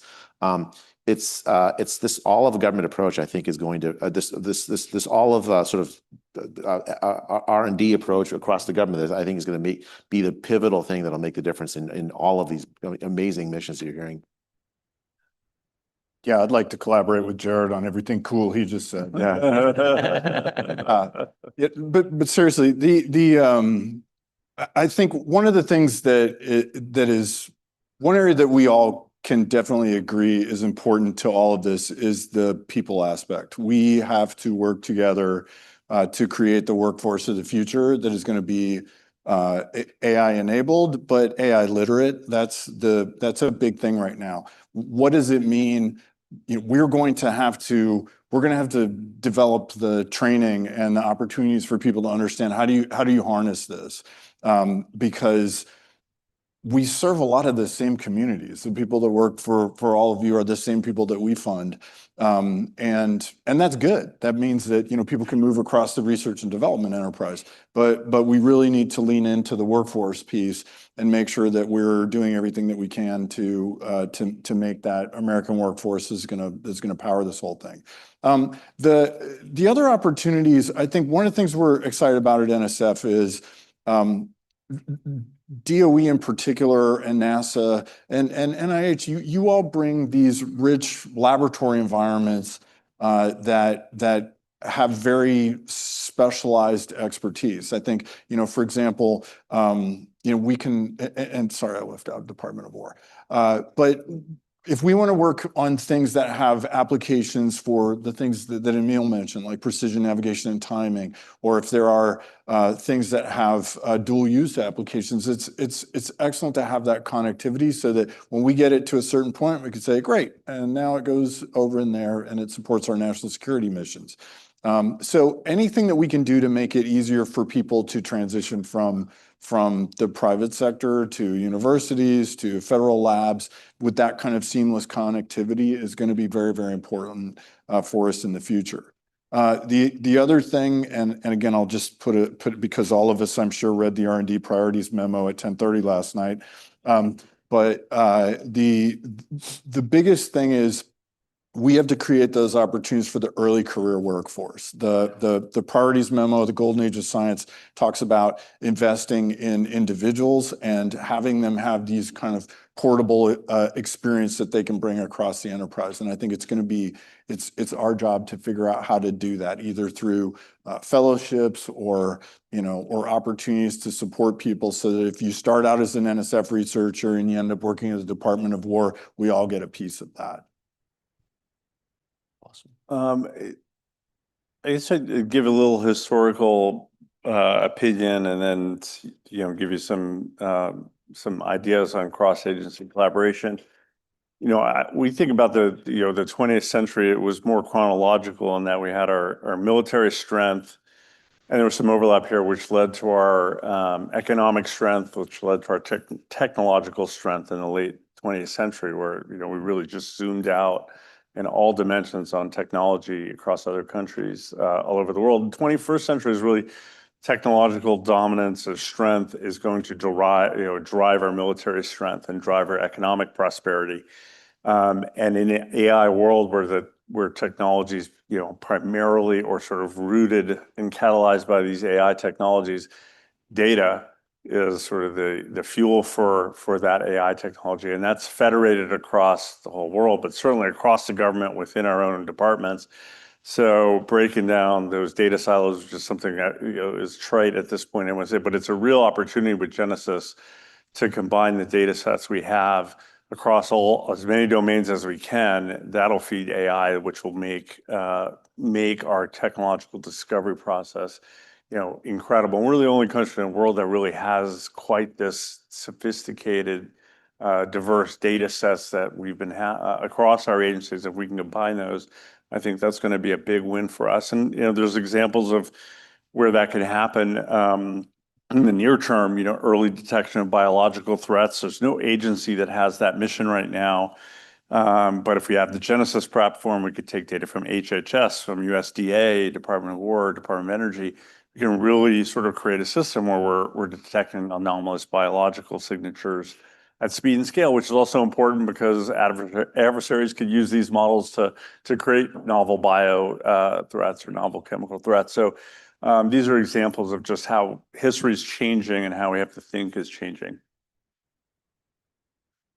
I think maybe with respect to just cross-agency collaboration that leverages the Genesis mission, where that would be, I would say examples are most applicable for some of the things we're pursuing with NASA. And this, again, with every one of my colleagues on the stage and those that aren't here. I mean, soon in the very near future, the limitation for human spaceflight won't be the technology for getting where we want to go, but the physiological and almost psychological limitations of which certainly, while artificial gravity has been featured in science fiction, which is not broken to physics, could be there. I would also take a pharmacological potential solution to some of the just degradation that happens in the unique environment of microgravity. Or, for example, with NSF, we already described it's a combination of NASA assets and the Vera Rubin Observatory in Chile that combined, along with, I would say, some substantial AI analysis down to the pixel level, will ensure that we don't go the way of the dinosaurs, which my understanding planetary protection polls very well right now. Not to mention whether, as I mentioned, the first nuclear-powered interplanetary spaceship, which should be the first of many as we inevitably pivot to what I hope to be the nuclear NASA, requires extensive collaboration with the Department of Energy. And for sure, as we inevitably at NASA move out across the last great frontier into the ultimate high ground of space, we would not be able to do so without our colleagues at the Department of War, which, when you think about whether it's communication, observation, many of the things that are critically enabling to NASA's mission, certainly space domain awareness, even specks of paint at orbital velocities are very damaging to our mission. That collaboration with DOW is certainly applicable. So not just the AI technology itself and how we're economically contributing to it, but the unique expertise from all the various agencies comes together in this whole of government effort, and it's extremely enabling. Amazing. So I know we started just a few minutes late. So I just want to get off one last quick fire question to everyone on the panel, and maybe starting with you, Administrator Isaacman, and then working our way back. For so many of the folks in the room here, whether you've been funded by government, in industry and academia, from philanthropy, where you're looking to co-fund challenges, what is, just in a few very quick words, what should folks, outside of government be most looking forward to or excited about, your agency's participation in Genesis and how that kind of relationship and public-private partnerships can look moving forward? Sure. So I think actually a great example of it, and it is a philanthropic effort. Eric Schmidt, for example, has made a very sizable contribution to planetary sciences, undertaking multiple projects right now between telescopes and actually a Mars mission that's on the horizon, potentially even in the 2028 window. It's an example where NASA can provide some of the subject matter expertise to help with this. It's actually an example of NASA being what I'd consider a force multiplier for science, but that's just the start. So we can help them get the hardware and get it into the environment to conduct its science. But now to be able to, again, all the data that it's going to collect, which will be well in excess of what any human can be able to analyze reasonably, to be able to tap into the same platform that we're going to use to analyze Nancy Grace Roman, for example, or any of the other great exploration assets. So good example for a public-private partnership that's helping us pursue the secrets of the universe. I would say that, besides the Genesis Mission Consortium itself, we've consolidated our innovation ecosystem at the Department of War. So We have the Defense Innovation Unit. We have our Chief Digital and AI Office. We have our Biotech Office. And all of these now are in a place we've tried to make user-friendly. Instead of going through a normal contracting process, we've created these commercial solution openings. A normal contract that a normal organization or normal person can actually get through with speed. And so those are the places to find opportunities at the Department of War that are linked into the Genesis mission. And we're out there promoting them and talking about them and making sure our leaders are out at the places you all are at, so that we can talk about the next challenge. And we're going to be announcing all these challenges and saying, hey, we're open for business, and here's the things we're looking at doing. So keep an eye out for those things. Yeah, we can't do it without partnership. I mentioned the National AI Research Resource that has like 34, 39 corporate industry sponsors, philanthropies. We need industry and philanthropies to work with us to do this. All of us do.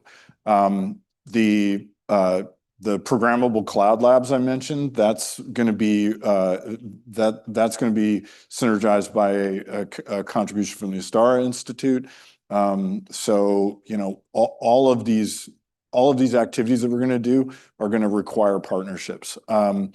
The piece where I think we're going to get the most leverage is as we start to do this, you'll get state and local authorities that will be excited about things that are happening in their states, and they will start to kind of pile in resources. I think we'll see some of you know, we have a regional innovation engines program at NSF. We just announced 12 of those last week, 2 of them around critical minerals and a host of other topics, many of which are probably going to start connecting with Genesis mission activities. We put in about $150 million and unlocked almost $2 billion worth of additional resources. So that's the kind of thing that we're all going to need to do to be able to meet the needs of the broader community through the Genesis mission. I think it's completely possible, and it's just a matter of building that momentum. The other piece is we don't want to be sustaining these things from the federal dollar forever. So we want to get them lit, we want to get them performing, and then we want to move on and start working on the next challenge. Yeah, at the NIH, we have 27 different institutes and centers. Every single institute and center is all in on the Genesis Challenge. So what you're going to start to see is highlighted topics where people are going to be encouraged to apply for items related to Project Genesis. You're going to have opportunities for, especially for early career researchers in the audience and for small businesses. There are going to be opportunities to participate in the research efforts. You know,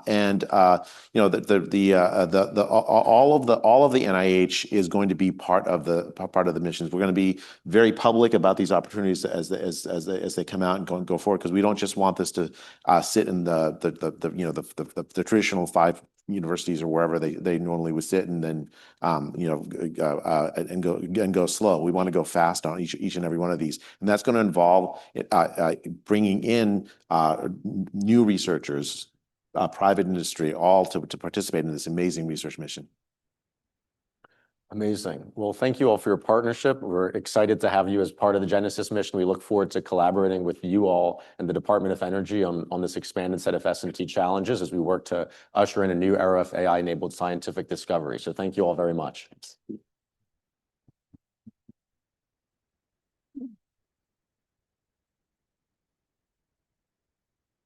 Ladies and gentlemen, we are now taking a brief break. Please plan to rejoin us in the ballroom promptly at 11:15.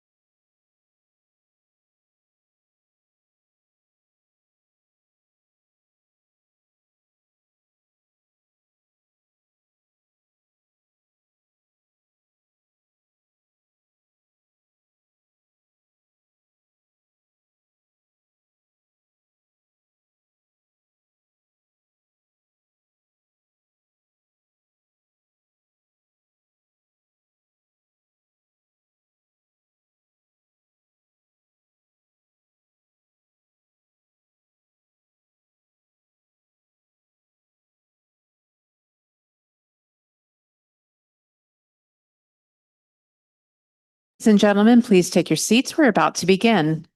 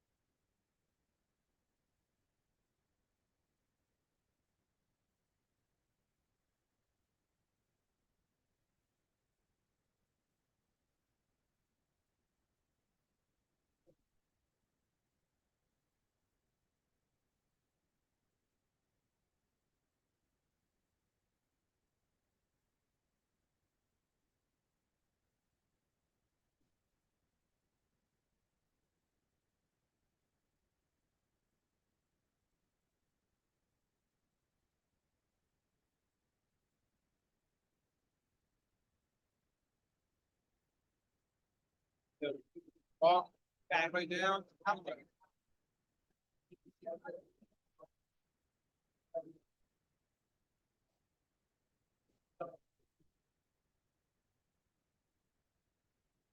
Please welcome Connor Prohaska back to the stage.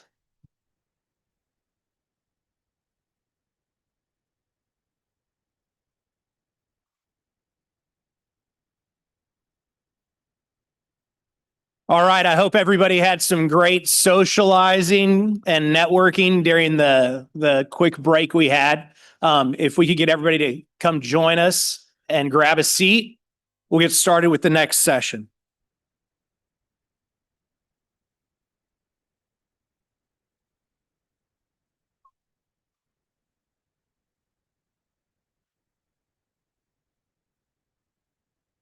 So, as has been mentioned multiple times during this morning's sessions, international partnerships are going to be crucial to the Genesis mission. And we already have our first one, and that's the highlight of today's fireside chat with Ambassador Yamada. It's going to give us an overview of the global impact and highlight the importance of this international support. Dr. Harriet Kung and Ambassador Yamada will discuss the importance of the partnerships ahead. Ambassador Yamada is a longtime servant of the Japanese Ministry of Foreign Affairs, serving since 1989. He has been ambassador to the United States since December of 2023. Japan is the first international partner to join the Genesis mission, and we're very honored to have him here with us today. Joining him in conversation is Dr. Harriet Kung. Harriet serves as Deputy Director of Science Programs for the Department of Energy, where she oversees the Office of Science's research programs across the physical sciences and champions team science initiatives to advance DOE priorities. Let's welcome Ambassador Yamada and Dr. Kung. Great. Thank you, Father.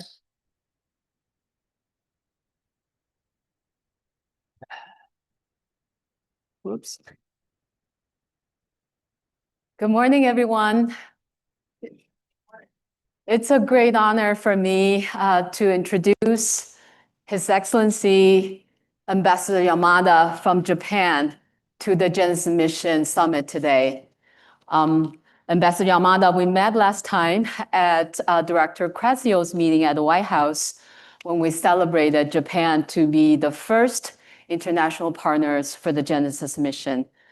To me, this is truly a historical strategic partnership with $1 billion of investment jointly by these two countries.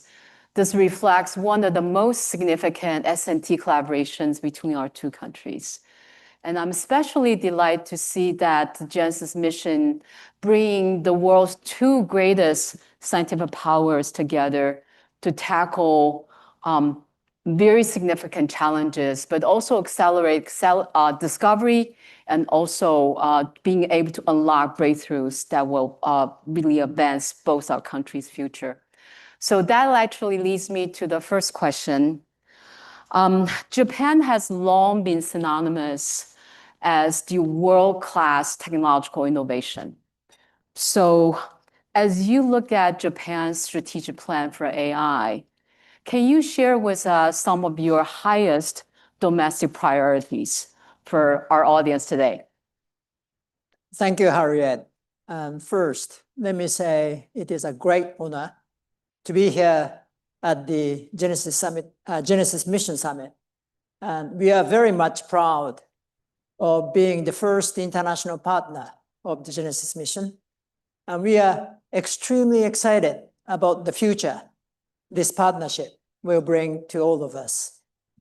So Japan's strategy for AI, if I were to describe Japan's AI policy in one sentence, that would be that the AI is at the center, the real center of Japan's growth strategy.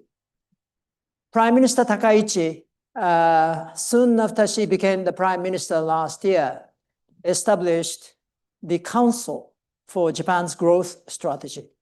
And that council recently identified 17 strategic areas that are essential for Japan's future economic growth and national security. And at the top of the list, top of the 17 strategic sectors, is AI and semiconductors. Prime Minister Takaichi believes that Japan must fully harness the power of AI in order for Japan to address serious challenges Japanese society faces, including demographic changes and labor shortages. And that Council for Japan's Growth Strategy further identified within the sector of AI and semiconductors, further identified physical AI as an area Japan should focus on. Physical AI, of course, connects AI with robotics and autonomous systems that interact with the real world. And Japan thinks that we are especially well positioned to take a lead in that sector because of two unique advantages we have. One is the decades of global partnership and global leadership we enjoyed in robotics and precision manufacturing. And two is Japanese manufacturing industry, as well as healthcare, logistics, and service industries. They have accumulated enormous amount of data, high quality, real life operational data. And that kind of on-the-ground data is indispensable for training the next generation of physical AI. So both from our domestic needs to address our social challenges, as well as because of the comparative, in a way, advantages we have, the AI, especially physical AI, has become one of the highest priority areas for Japan.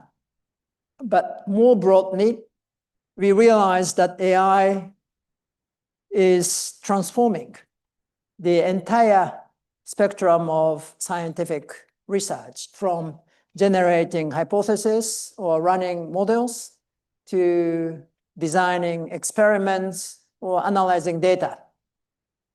So with the realization of this transformative role of AI in science, Japanese government also launched AI for Science initiative to drive scientific innovation and discovery through use of AI. So in that sense, that Japan's AI for Science initiative and this Genesis mission is a perfect match. So it is quite natural that Japan, especially with a long history of scientific cooperation between Japan and the United States, and also shared long-term strategic interests, it is quite natural that Japan became the first international partner of the Genesis mission. And we are very much looking forward to accelerating our joint projects in cutting-edge science and technology, including quantum, biotechnology, fusion energy, and new materials. So we are, as I said, very much excited about the future this partnership will bring to all of us. Thank you. Thank you so much, Ambassador Yamada, for your very informative, also enlightening responses. We're especially struck by what you outlined as the strengths of Japan that can bring to this US-Japan partnership. Many of you actually may not know, as Connor has alluded to that Ambassador Yamada has been a long-time diplomat for the Japanese Foreign Affairs Ministry, and he has held very senior diplomatic positions in East Asia, London, also North America. So the next question is really from your diplomatic perspective. How does the Genesis mission partnership, especially you alluded to some of the high priority areas from quantum to bio to fusion, how do you see the Genesis mission partnership between Japan and the US help secure the leadership of both countries on the global stage?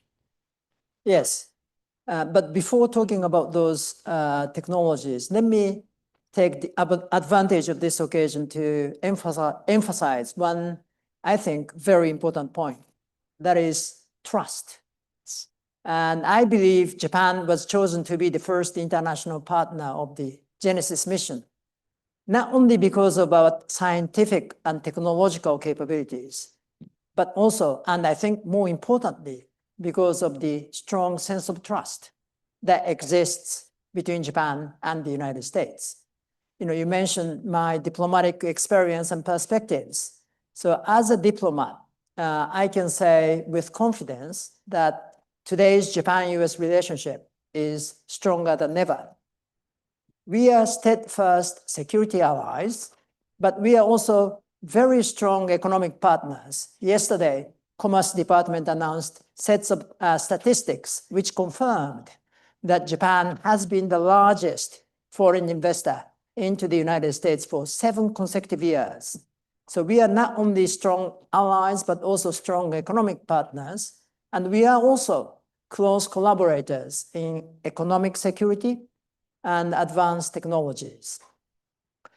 So as the global competition in emerging technologies intensifies, the greatest advantages we have is that we innovate together as trusted allies who share common values, common visions, and who share long-term strategic interests. And that is exactly what Japan's participation in the Genesis mission represents. We are building a framework to bring together the very best of our scientific communities and innovation ecosystems.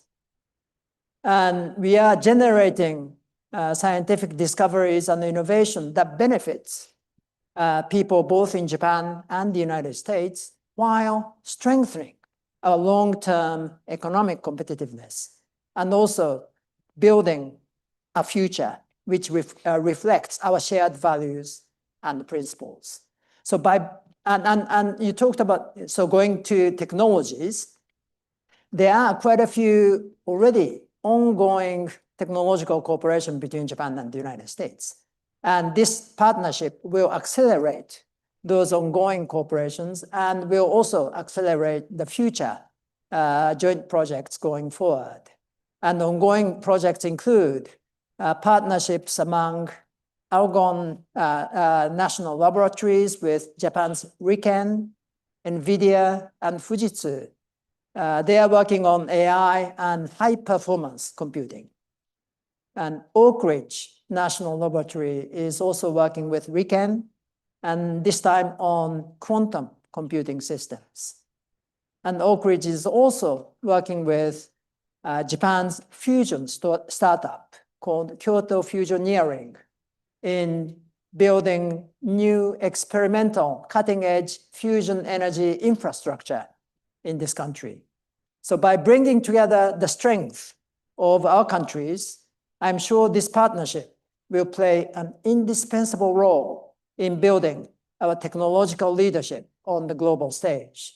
But as a diplomat, let me also add one more diplomatic perspective, which is I believe it is incumbent upon us to also work closely together, not only on the advancement of technology, but also shaping the next generation of technical standards.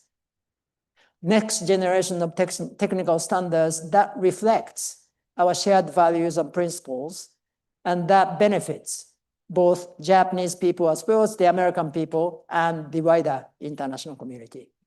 Thank you. Thank you. Thank you for that really informative, also inspiring response.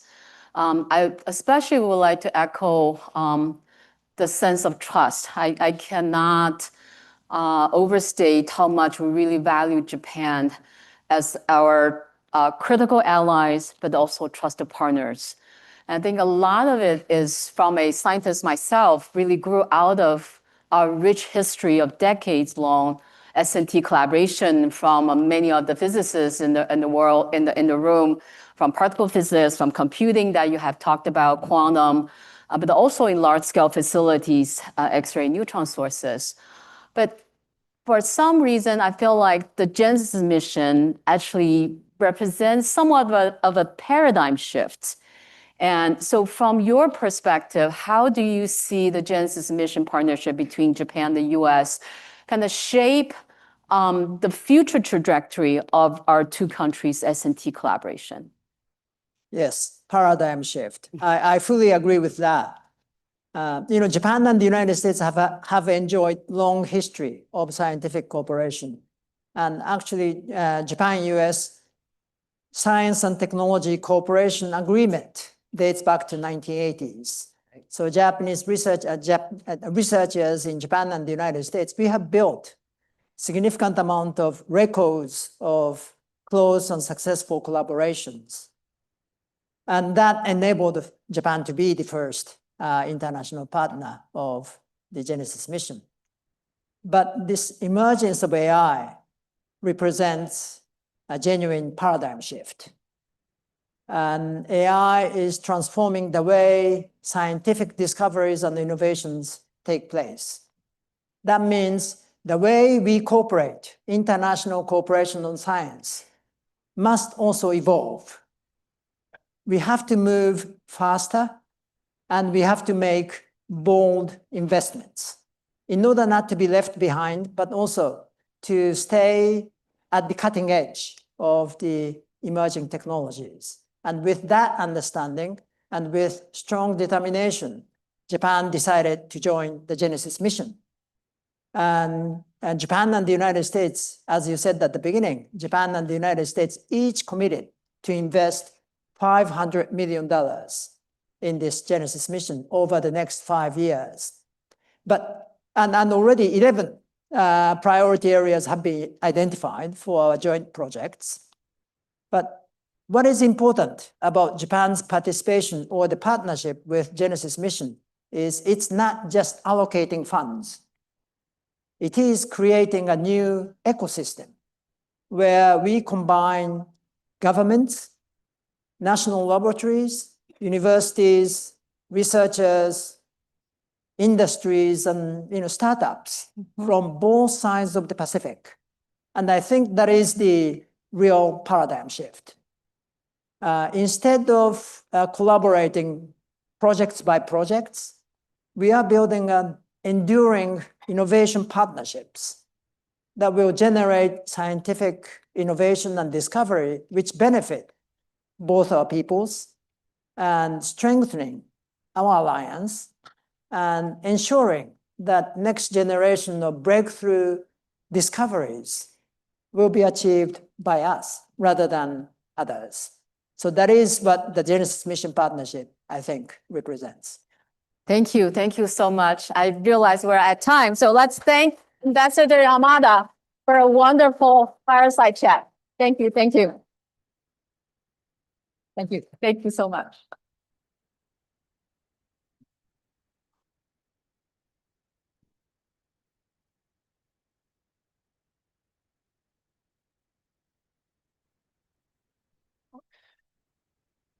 All right. You know, the word partnerships, not just internationally, but our partnerships here in the United States, the word partnerships has been thrown around a lot today. And it's because we would be doing ourselves an injustice by not recognizing and amplifying and utilizing the amazing talent and ability and capabilities that exist in the private sector here in the United States of America. And that's why partnerships are so important. So to lead a discussion on how essential partnerships are, please welcome me in joining back Secretary Wright back to the stage. Alongside with Secretary Wright, we're honored to be joined by partners from industry and national labs. Misha Laskin, the co-founder and CEO of Reflection, a frontier AI lab. Karthik Narayan is the Chief Product and Business Officer of Google Cloud. And finally, Director of Slack National Lab and the Director of the National Lab Directors Council, Professor John Sarao. Please join me.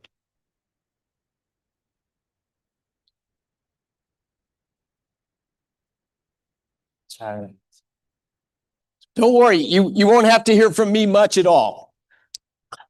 I am here with the honor to sit on the table with the head of Stanford Linear Accelerator, SLAC National Laboratory, and he also leads all of the lab leaders right now. So the director of the lab leaders. Well, actually, I'm going to have everyone introduce themselves. But the idea of the panel is how is industry, big business, new entrepreneurial startups, the national labs, universities, how are we all going to work together in this mission?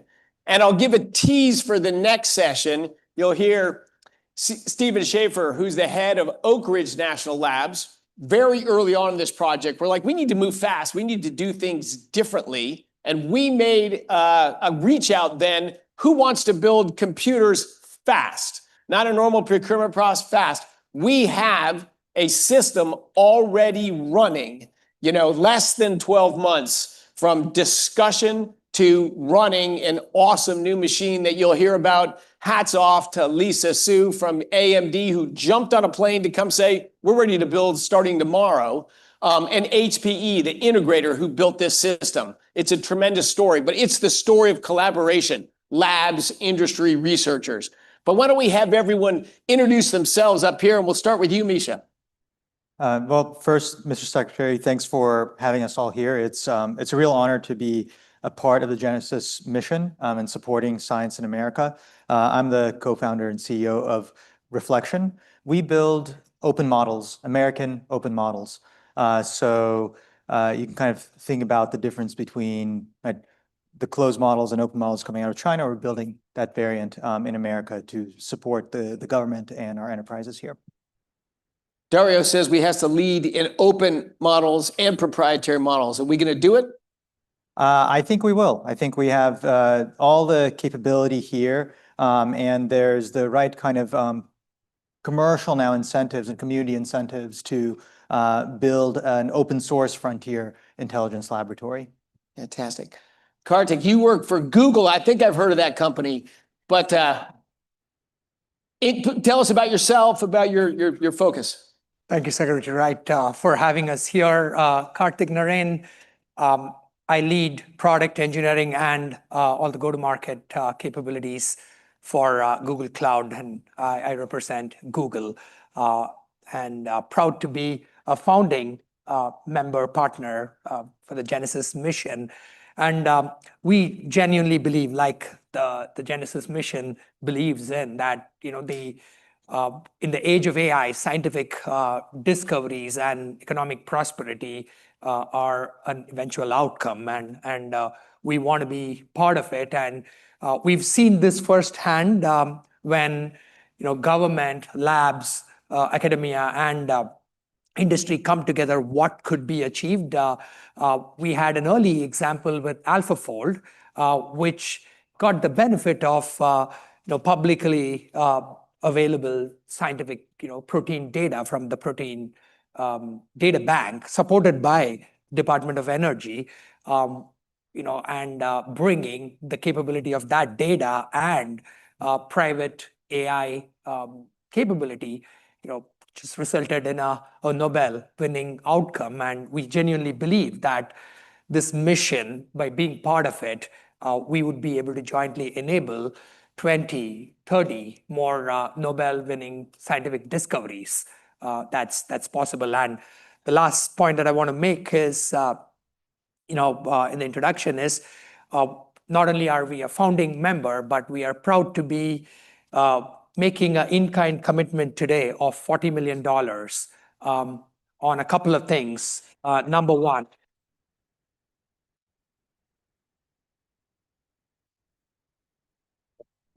to provide trillions of tokens available for scientific researchers through the Gemini for Government platform that we have provided, and also cloud credits for access to specific models like AlphaFold 3, AlphaEvolve, AlphaGenome, that individual scientific researchers, labs, and cross-lab, as John drives, can leverage with and accelerate these progress to faster outcomes. Thank you. And John, tell us about. Yeah, no, thank you, Secretary Wright, for both your leadership and for bringing us together. Some would say I'm not that excitable sometimes, but you can't not be excited by this. I mean, this is really amazing.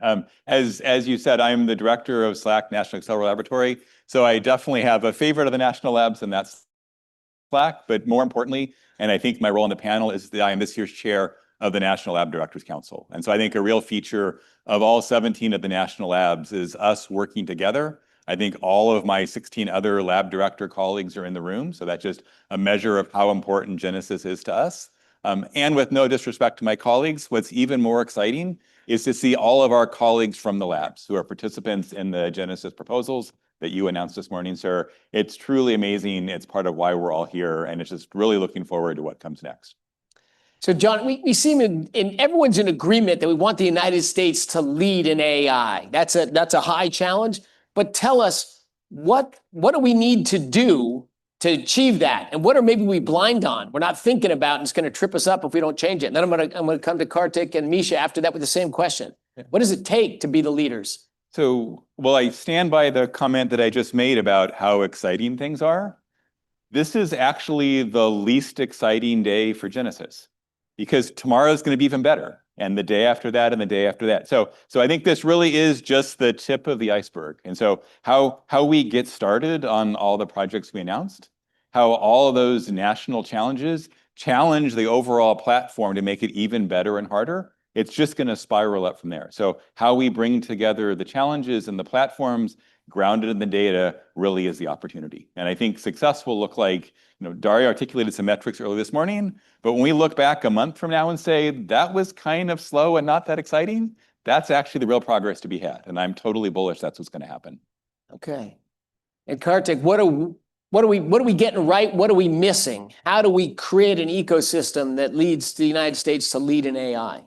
I think the Genesis mission and the real world use of AI are the two, X factors that has come into an already strong scientific foundation that the United States already has. There's not a lot of places where there's history of, these many labs with specific focus and outcomes that they've delivered over a period of time. And I'm sure in scientific research and acknowledgement, whether Nobel or various such recognitions, the United States is already leading.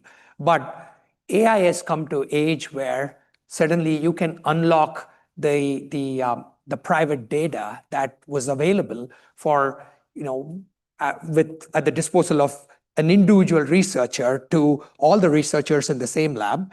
And now with the mission of the cross lab collaboration and Genesis, this will be going across the board, across all the labs, so that every researcher can stand on the shoulders of all the progress that is being made. So that is the progress of AI that can be used. And I'm loosely using the word AI, which means that the ability for data to be readable, understandable by AI, the advancement in the hypercomputer or the high performance computing capability like TPUs and GPUs and the likes is one dimension of it. But the other dimension is the Genesis mission in itself.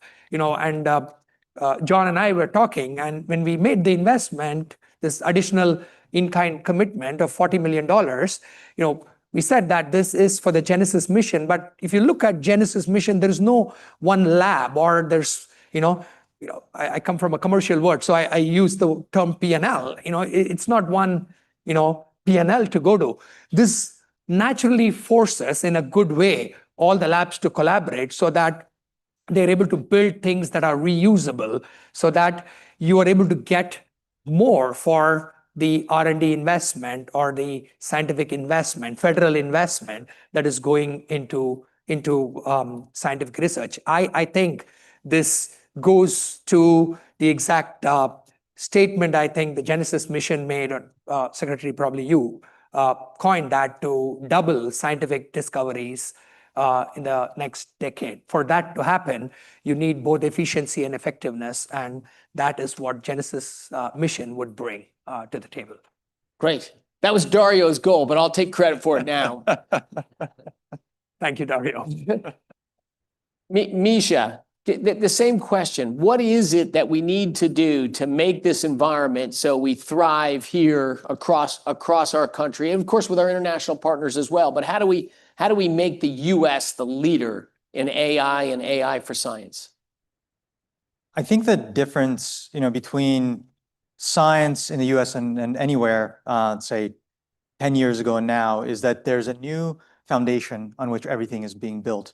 And that foundation is AI. And the thing that is missing in that foundation today is the ability to have great open American models that scientists can then use and customize for the various workloads. So I'll give an example of what I mean here, of kind of an example of where this has worked very well, and an example of, if this thing existed, how it could power American science, more broadly.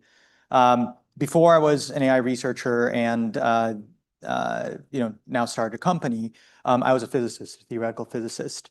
And these models have actually gotten very good at kind of math and physics type of calculations, because there's a lot of data on that, and you can simulate, you can do a lot of simulations there. So I had this prompt that was basically my PhD thesis that I used to track the progress of these models.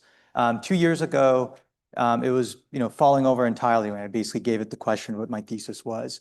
A year ago, it got it at, I'd say, an undergraduate kind of level. 6 months ago, actually entry-level PhD. And then 2 months ago, it one-shotted my PhD thesis. So it took me 4 years to do that. But you could see that as a negative, but actually it's a positive, because now if I was back as a PhD student, I could crank out a thesis a week, right? That's the production of knowledge, right? Because, well, it takes a while to ask the right question, but then because the system is calibrated to the data, it can produce the answer quickly. So now, how do we take that and drive that into kind of fundamental progress, especially in more experimental science like bio, development of photovoltaics, chemistry, where maybe that data is more locked up in the national labs, right? Well, because the physics thing worked, because, you know, these models, there's a lot of physics kind of data on the internet, you need to be able to customize them towards the data that you have in the national labs. And so I'll go for another example, which is, you know, I actually moved to this country because my parents got jobs in a national lab at the Pacific Northwest National Lab. I'm Russian Israeli, moved here as a kid before the accent set in. You know, we moved to Washington State, where my parents were both chemists at this lab. And an example of like the kind of research my father did and still does is, you know, material science for better photovoltaics, right? How do we make better solar panels? Well, what does that look like today, right? You have to basically, right, assemble materials together, run experiments in the lab, and it's a pretty manual process, and you get, you know, there's a large search space, and so it's pretty slow and manual. But this is the kind of thing that you can imagine like an AI system closing the loop and actually greatly accelerating the process in which we get cheaper, more scalable photovoltaics. But that will only be unlocked if there's an open model that labs can use and the scientists can customize, right? So that, you know, maybe some kind of roundabout way of saying, if you have great open models, then scientists will be able to customize it for their needs. And instead of, you know, took me 4 years to do the PhD thesis, now it's a week. You know, it took my father 10 years to discover some new piece of photovoltaic material. That could be a month, right? I think that's the future we want to go to. So I think you raised a great question right there, which is a question I hear a lot. You know, hey, well, it took you years to do your PhD and you could do it in a week now. People think, oh my God, then all those jobs are going to be gone. All those jobs, you know. I give an example, it never resonates with people, that 80% of Americans used to be farmers and now it's less than 2% and everyone got a better job. You know, jobs change, but they don't disappear. But it's a big question right now. Everyone in this room, we can feel it in our bones. Some of us maybe even a skin tingle, how exciting what we're doing and how awesome the benefits are going to be. But a lot of America doesn't get that. They don't feel that. They don't know that. What are we going to do, or how is it going to work that you talked about some specific innovations. How are those benefits going to translate to the average American feels like, thank God we got AI. This Genesis mission is awesome. How do we double down on it? How do these improvements get felt by the American people? I think in the case of like what got me into science, what's so beautiful about science is that you're exploring the frontier of human knowledge. And it's so positive sum because we haven't discovered even, I think even a smidge of everything that there is to be discovered.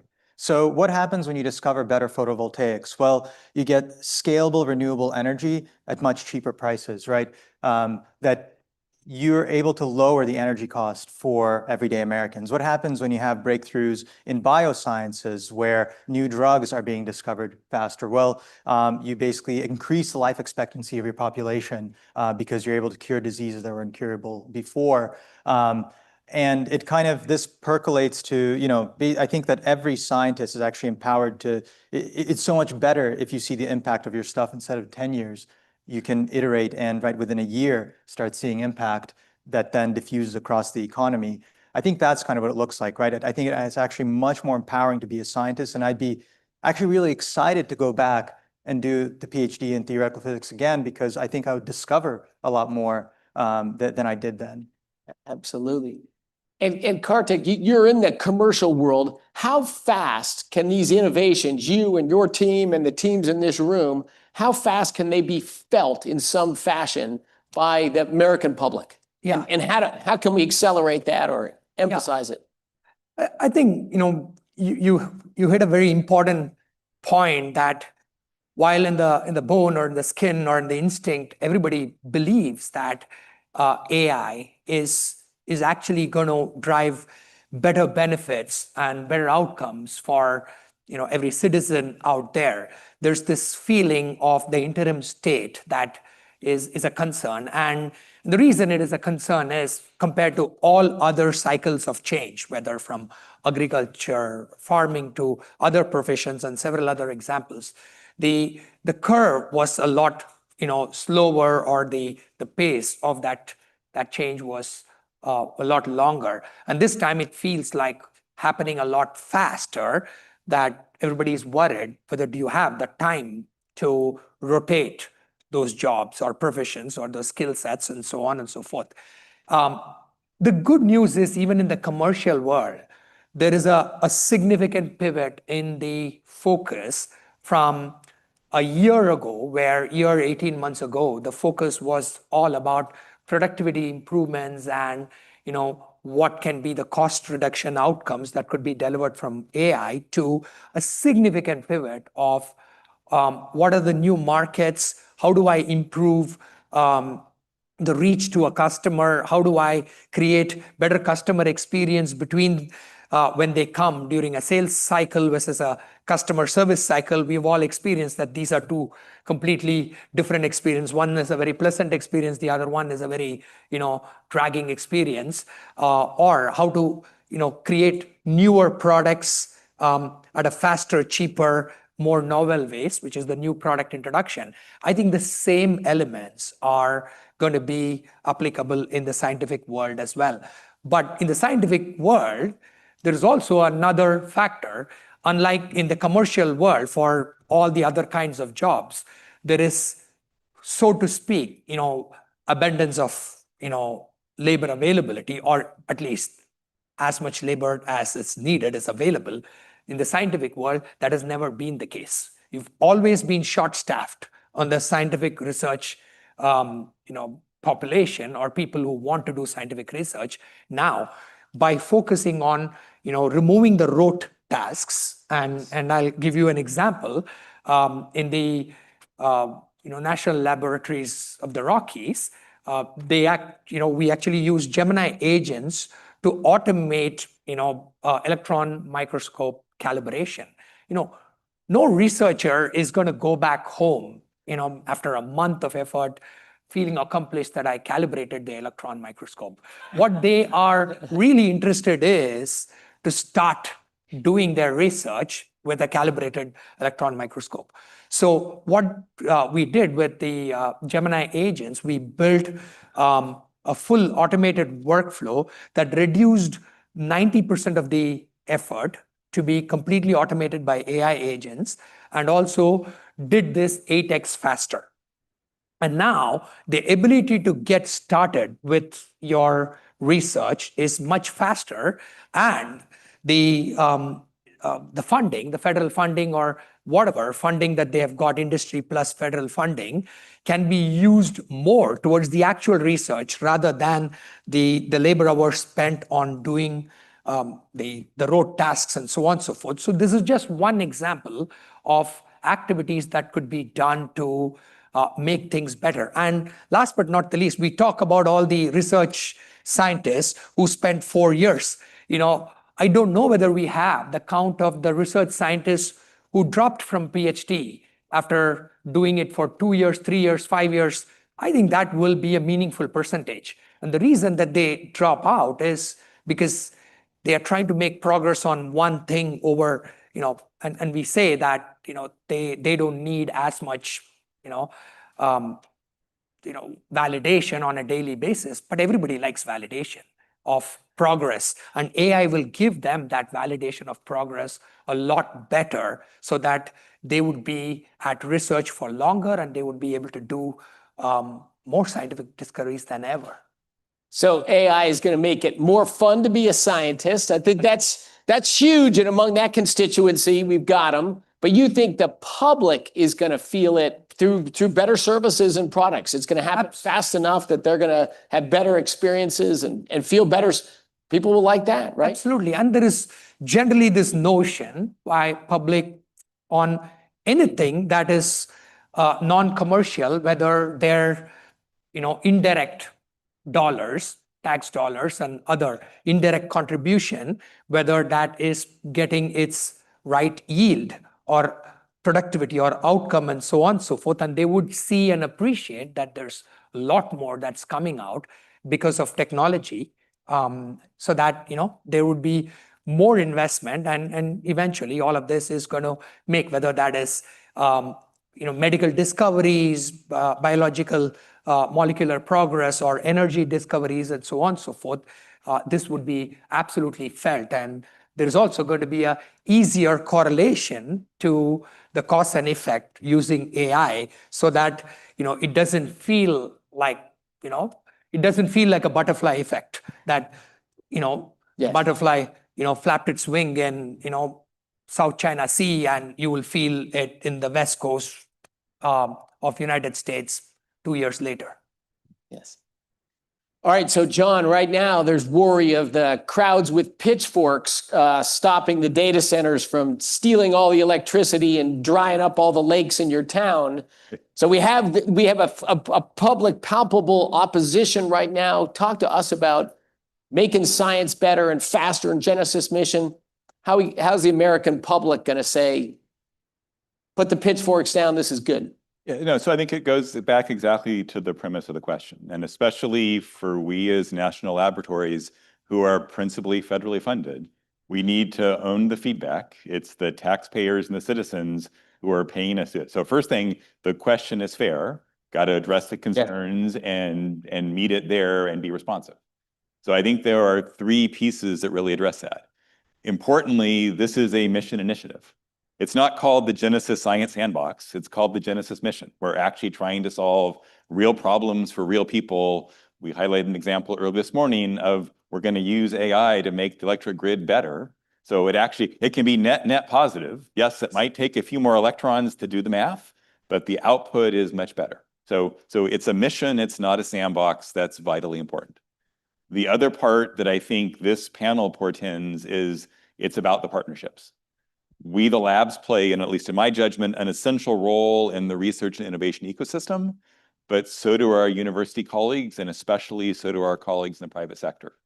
We need to accelerate the results that labs produce into products and impacts even better, even more effectively. That's why we need our private sector partners working hand in hand. And then I think the third piece is the workforce development opportunities that was highlighted earlier this morning. And I don't know anybody who went to grad school who said, well, I wish it had taken me twice as long and I was half as effective. So I calibrated a microscope for a month. I spent the whole year tuning the people are motivated to do results. And so it's how do you do science differently to make an impact that makes the lives of everyday citizens better? That's the mission. If we both articulate that and walk the walk, I think we'll do just fine on the feedback, but the feedback is real. Fantastic. Well, John, stick with you and come back to this partnership issue. We explicitly required in the thing that you have to have at least between universities, labs, and industry, you have to have at least two of those involved. The phase two, the larger grants, you have to have something from all three. So we're trying to drive collaboration. Is that going to cause friction, or is there going to be people? How's that going to work? What are you worried about with the partnership thing? Well, and oh, by the way, you said do it in 6 weeks' time. And so in like this much time. It's not the worst thing we did. It isn't good, but it's not the worst. We all figured out, including the 280 odd teams in the room, how to do that, how to build partnerships among national labs and universities and the private sector. So that was clearly an inflection point in the community. You could not go to any place in the research community and not hear Genesis, not hear RFA, maybe not a little shaking of head at Dario, how could he do this? But in the end, it all kind of works. So I think the important point is this is just the tip of the iceberg, right? This is a great launching point, but to my earlier comment, it's only going to get better from here. There are even more proposals that weren't able to get funded this time that have built teams to go take it to the next level. We need to double down on that, both through the Department of Energy, but also through the interagency partners we heard this morning. So there's even more opportunity, more chances to take that partner into the next level. So it's a contact sport. We need to work it together. I would say one of the areas I'm concerned about is how do we bring all the data that we, the national laboratories, produce through our user facilities and both make that broadly available, but also appropriately protect our data so it's not misused for other purposes. We just need to get after it. Great. So Kartik, you're in a business, a big business, very profitable business. As John just said, it's a contact sport. Do you worry about that? Hey, we're doing this awesome stuff at Google, but we got to partner with the universities or the national labs. Does that give you concerns about leakage of technology or misaligned incentives? Or how do you feel about this sort of forced partnership? We actually are not looking this as a forced partnership. Actually, the Genesis mission makes the ability to partner a lot easier and better. And the reason for that, like I said, it would have been a very difficult way to figure out this investment that we are just talking about, the $40 million investment, if there was not a Genesis mission, and we'll have to pick and choose which lab and what initiative within that lab, and how granular do you go? Then do you go and do an analysis of which researcher is working on something? Now this is like making a startup investment, right? Seed funding. No, it's going to be too difficult without this kind of a framework. So you could use the word forced partnership, but it's for the good. I'm just trying to be controversial. Yeah, I didn't understand that. And you can afford to say that. So, we look at this as a privileged way to partner. And the reason is that there's a lot of commonalities that needs to come together. There's 3 layers that needs to work for bringing advancement through AI for the labs and research advancements to happen. The first is the hypercompute infrastructure layer. We need to have a common standard with which everybody is able to build their infrastructure, one, within a lab and across the lab, so that you would be able to figure out what are the tools that you're building and what are the common standards that you are able to create, so that you are able to progress on the scientific discoveries that you will be able to building on top of that infrastructure. So that common framework is now possible. And in that, Google has its own capability across the layers, whether that's the TPUs to up above the Gemini models. But if you look at it, we are the closest partner with NVIDIA to bring their GPU stack also through our Google Cloud Platform. Even though we have Gemini as our own proprietary model, our Gemini Enterprise Agent platform delivers, provides inference capability for all models, including open models in the industry, both our competitive frontier labs as well as open models. So that infrastructure layer is important. The second thing is you need a way to unlock data for the age of AI. Data built for queries and analytics and individual processing is very different from data being available for AI and agents. So you need common tools and frameworks with which data can be shared, across between researchers, across labs, and in certain cases also internationally, right, for certain specific needs and so on and so forth. But you need to be able to do that based on open standards, benchmarks, evals, and also keeping in mind the sovereign needs of a particular lab or a researcher or a government. So to do all of that stuff, you need the common framework that needs to operate across the thing. And last but not the least is the actual workforce enablement. This is going to be successful if the researchers feel that this is enabling them. We are, as of today, and we need to be the destination. US needs to be the destination for any scientific researcher to come to make their scientific discoveries. It is not a secret that there are other countries that have made progress in the recent past, and the fact that we need to make this place the destination. And how do you make this place the destination? What do researchers need? They have all the tools and infrastructure and the investment capabilities that can progress their scientific research. That's requirement number one. They have the data set and the collaborative environment with which they can actually work with others so that they can build on something that others have already built on.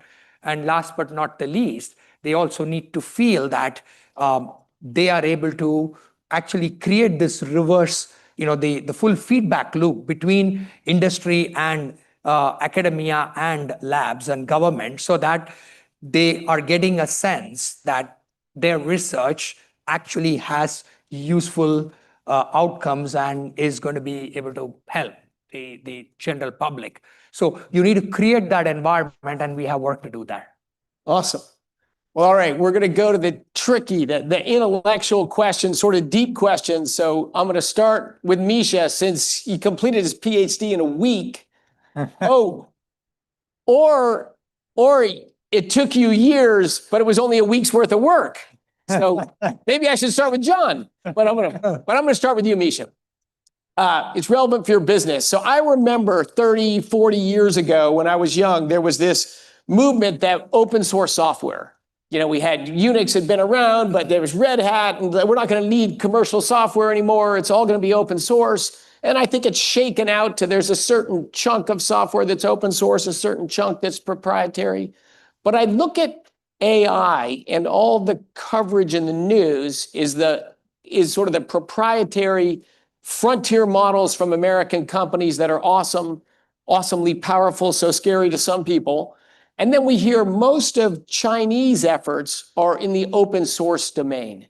So talk to us about what is the role of going to be open models versus proprietary models? What should the different roles of those, is one of them going to win? Are they always both going to be around? And how does that work?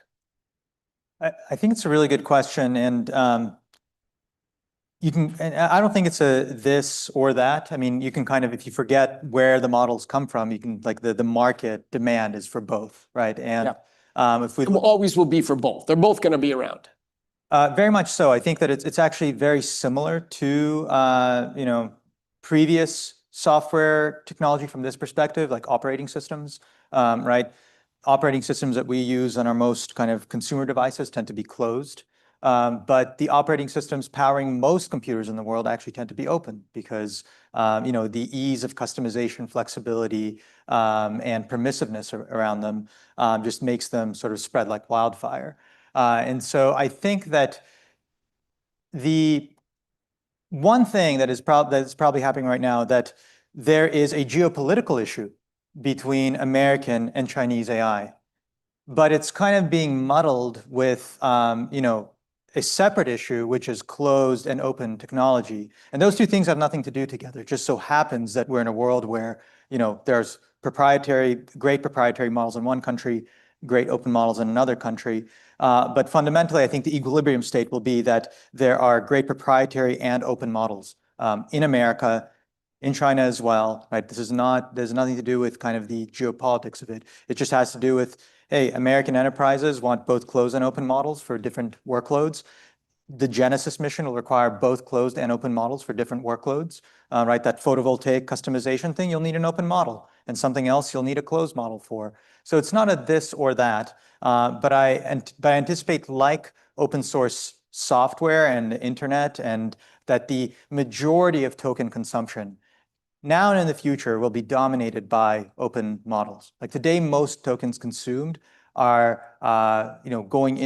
consumed through open models just because they're so much more cost effective. And I think they'll continue and increase. That there might be a lot of commercial value in the proprietary models themselves. The open models probably consume most tokens going on in the future. And there are various business models built out below the model, right? Like the compute and infrastructure layer, and above the model, the application, services, and customization. Okay. And John, you agree with that? Is science, is most of what's done at the labs going to be in this open models, or not necessarily so? Like, how do you think the mix between open and Well, I think it's exactly a both, as was said.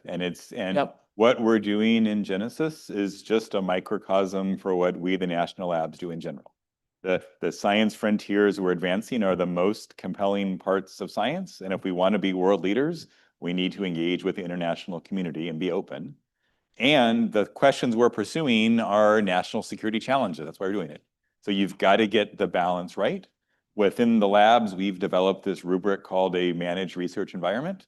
And I think those principles of what we do openly what we do more protectedly applies in everything, whether it's open and closed models, whether it's who we partner with. If we take that overall framework and strike the balance, we'll come out where we need to be, which is being world leaders. And Kartik, for you from the commercial space, you've got a proprietary commercial model, but you're also open models. You're going to be across that ecosystem. That's just the way it's going to work. Yeah, the way we think about it is that we're still in the early to mid, phase in the trajectory of how much reasoning can further develop or improve, and to go through that curve, organizations, frontier labs are going to require immense amount of investment, and as a result, there is these frontier closed model that would be required as a business model to be able to further fund and take the reasoning to what is potentially possible, whether that's AGI or ASI or whatever you call it, a lot more is possible. That said, Google is also has been a proponent of open technology ever since. Yes. The entire cloud is invented around a technology called Kubernetes. And Kubernetes was invented at Google and open sourced, to the rest of the world, based on which Amazon built AWS. Even though we did that, we have a Google Kubernetes engine, a proprietary version of that. And there are numerous examples of software that we've done. When you think about open, there are two dimensions that people need to be thinking about. One is open weights for you to be able to modify those weights so that you're able to customize certain things, and open source where you are which is open source, and open weights where you are able to see the weights and basically put it in your own environment and do that. One is a privacy sovereignty point. The other one is a customization point. We believe that there will be a need to customize certain models for specific scientific discoveries and scientific purposes, because you need to be precise. You need to, for the model to work on a specific set of skills with high degree of accuracy. So we see a world where, a workflow will have a lot of things done by these frontier models or the closed models for high degree of reasoning, grounding on massive amounts of data that are diverse across different data sets. And then there'll be specific activities and tasks that needs to be performed by a highly customized, fine-tuned model. And this requires, and we do have our own open source model in the Gemma family that we constantly make progress and publish to the environment. We believe that what is required is a platform that operates this heterogeneous model and agentic architecture. And that is what we are creating so that enterprises could use. And there are, challenges and complexities in using a heterogeneous architecture compared to a homogeneous architecture. It's not impossible. You need to do the work, and we don't want every research scientist to be, swinging on their own to do those things. And we want that to be done through the platform that we have delivered to the government, and now that we are giving to the Department of Energy, the Gemini for Government. All right, John, I'm going to start with you. This is the final round, and this is what's you most excited about? What's this awesome aha thing that could happen in the next 2 or 3 years from Genesis mission? Scientific breakthrough. What are you dreaming about? Right. So I guess 2 things. Since I said at the top, this is the least best day for Genesis, I'm excited for what happens next for all the people in the room getting started and doing the work. So I think that will be just amazing. My own personal bias is when we actually link up the resources, the platforms we're creating that go all the way from large-scale computation through partnerships with our industry partners in the cloud to actually driving scientific instruments ubiquitously across the department. that'll be truly amazing. Whether you're operating a place like LCLS at Slack or the LSAT camera, that full integration will make the stuff we're doing now, which is amazing, seem relatively pedestrian by comparison. So the future is remarkably bright. Fantastic. Misha, punchline, like what's something we can't imagine today, but that AI and innovation is going to make arrive? I mean, I think it's the shrinking of time horizons to discovery across every discipline of science that's happening in the world and across the United States, right? It's general purpose technology. It's going to be in the hands of every scientist, both closed and open versions. It's just going to close the feedback loops on discovery. And I think that, what we're going into is an era of unprecedented prosperity. Like the reason that a PhD is, let's say, 4 years is because that's how long— 1 week. Or 1 week, right? Is because that's how long it would take a human to do the thing, right? Human is not like a third party. It's me. And right, with AI, like the compression on discovery is much lower. I think it begets a lot of benefits very broadly. And the other thing that I think is not maybe as touched upon is that when we say science, like we assume that it's open, right? Science used to be alchemy. Newton was actually famous in his day for both being an alchemist and a physicist. But we remember him as a physicist because at the time the journal was born and the science that he did in physics was open. And now, people can read for generations. And I think this part of the Genesis mission of, writing all this up, publishing it in journals, contributing to software that's open source, and having these artifacts that then can be studied and investigated for generations to come is really exciting for me as well.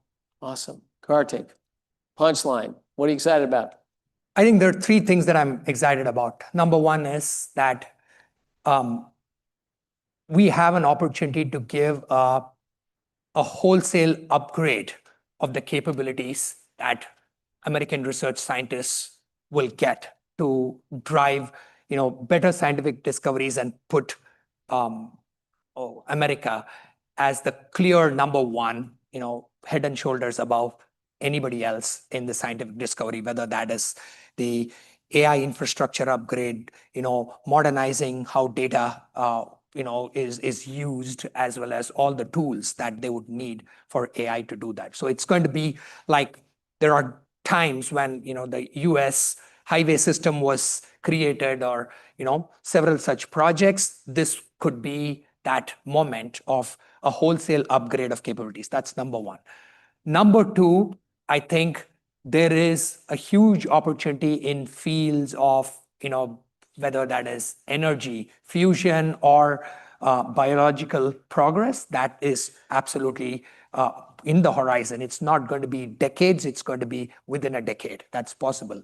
And last but not the least is that because of the Genesis mission, there is going to be, for the first time, a true feedback loop between research and citizen outcome that could be created. And the mission of Genesis mission should be to hold the labs, the academia and industry accountable to deliver this, and the research scientists, and show to the public that they are getting their money's worth, or their citizenship worth due to this.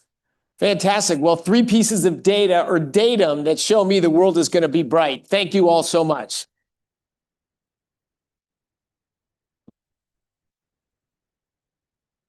Thank you, Mr. Secretary. Senators.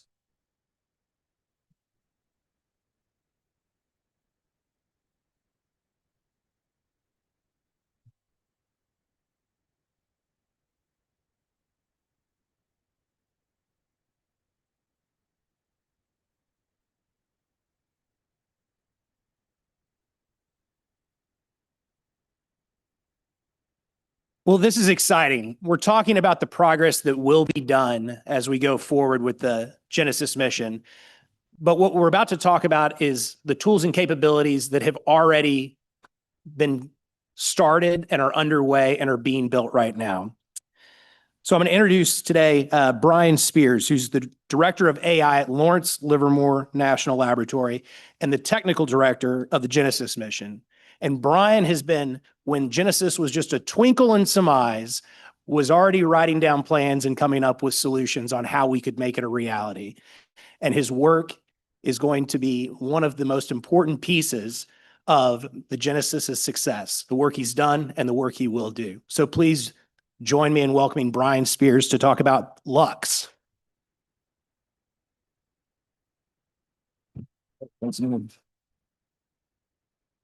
Well, good morning. It is my tremendous privilege to be here.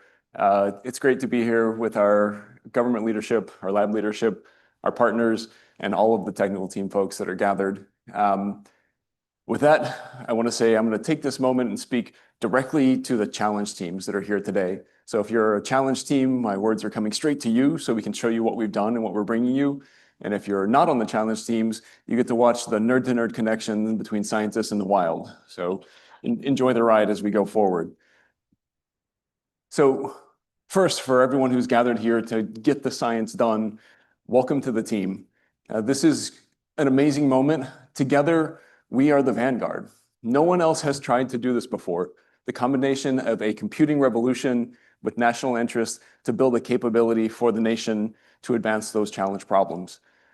And our mission is super clear. We've got to transform the way we do science and engineering in the United States for enduring national advantage.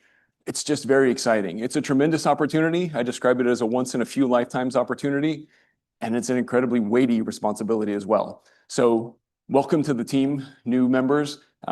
Let's get going. To get going, we've already started building a toolbox for you and for us together. We've talked a lot and heard words about platforms. We have a platform with a capital P here today. That platform does a few things for us.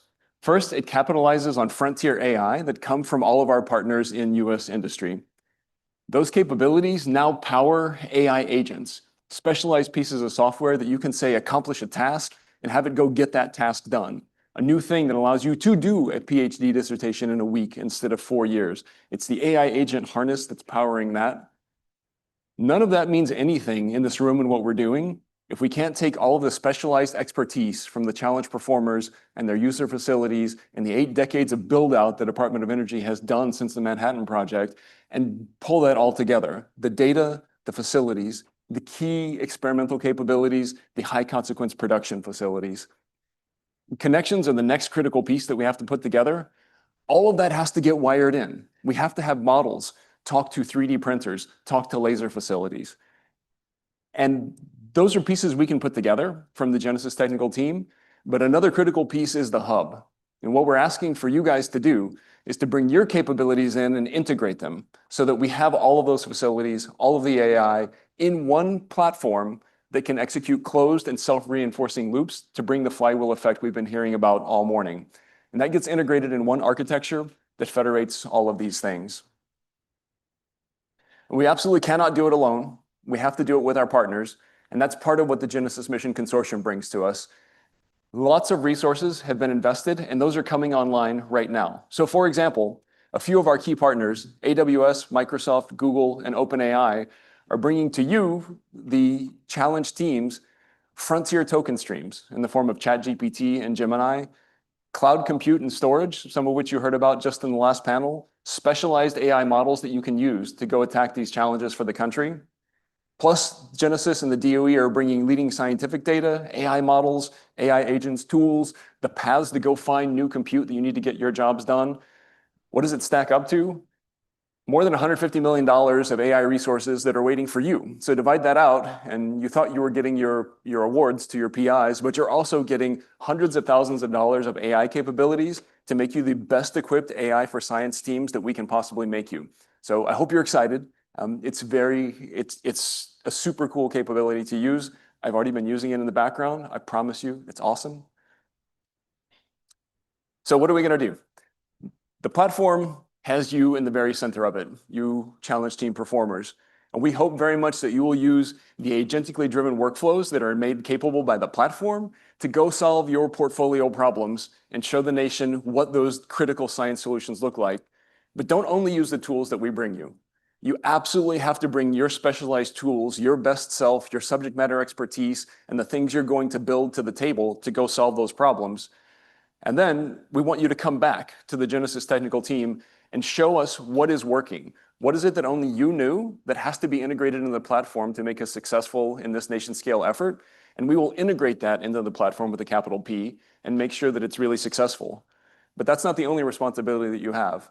The other one is, as you look at the challenges that we have to attack and you find that there's a gap and we don't want 280 different teams to reinvent the same wheel, say back to us that there's an opening that needs to be closed, and then the technical team will work with you and with the partners to build it once in one platform that is closed and self-reinforcing.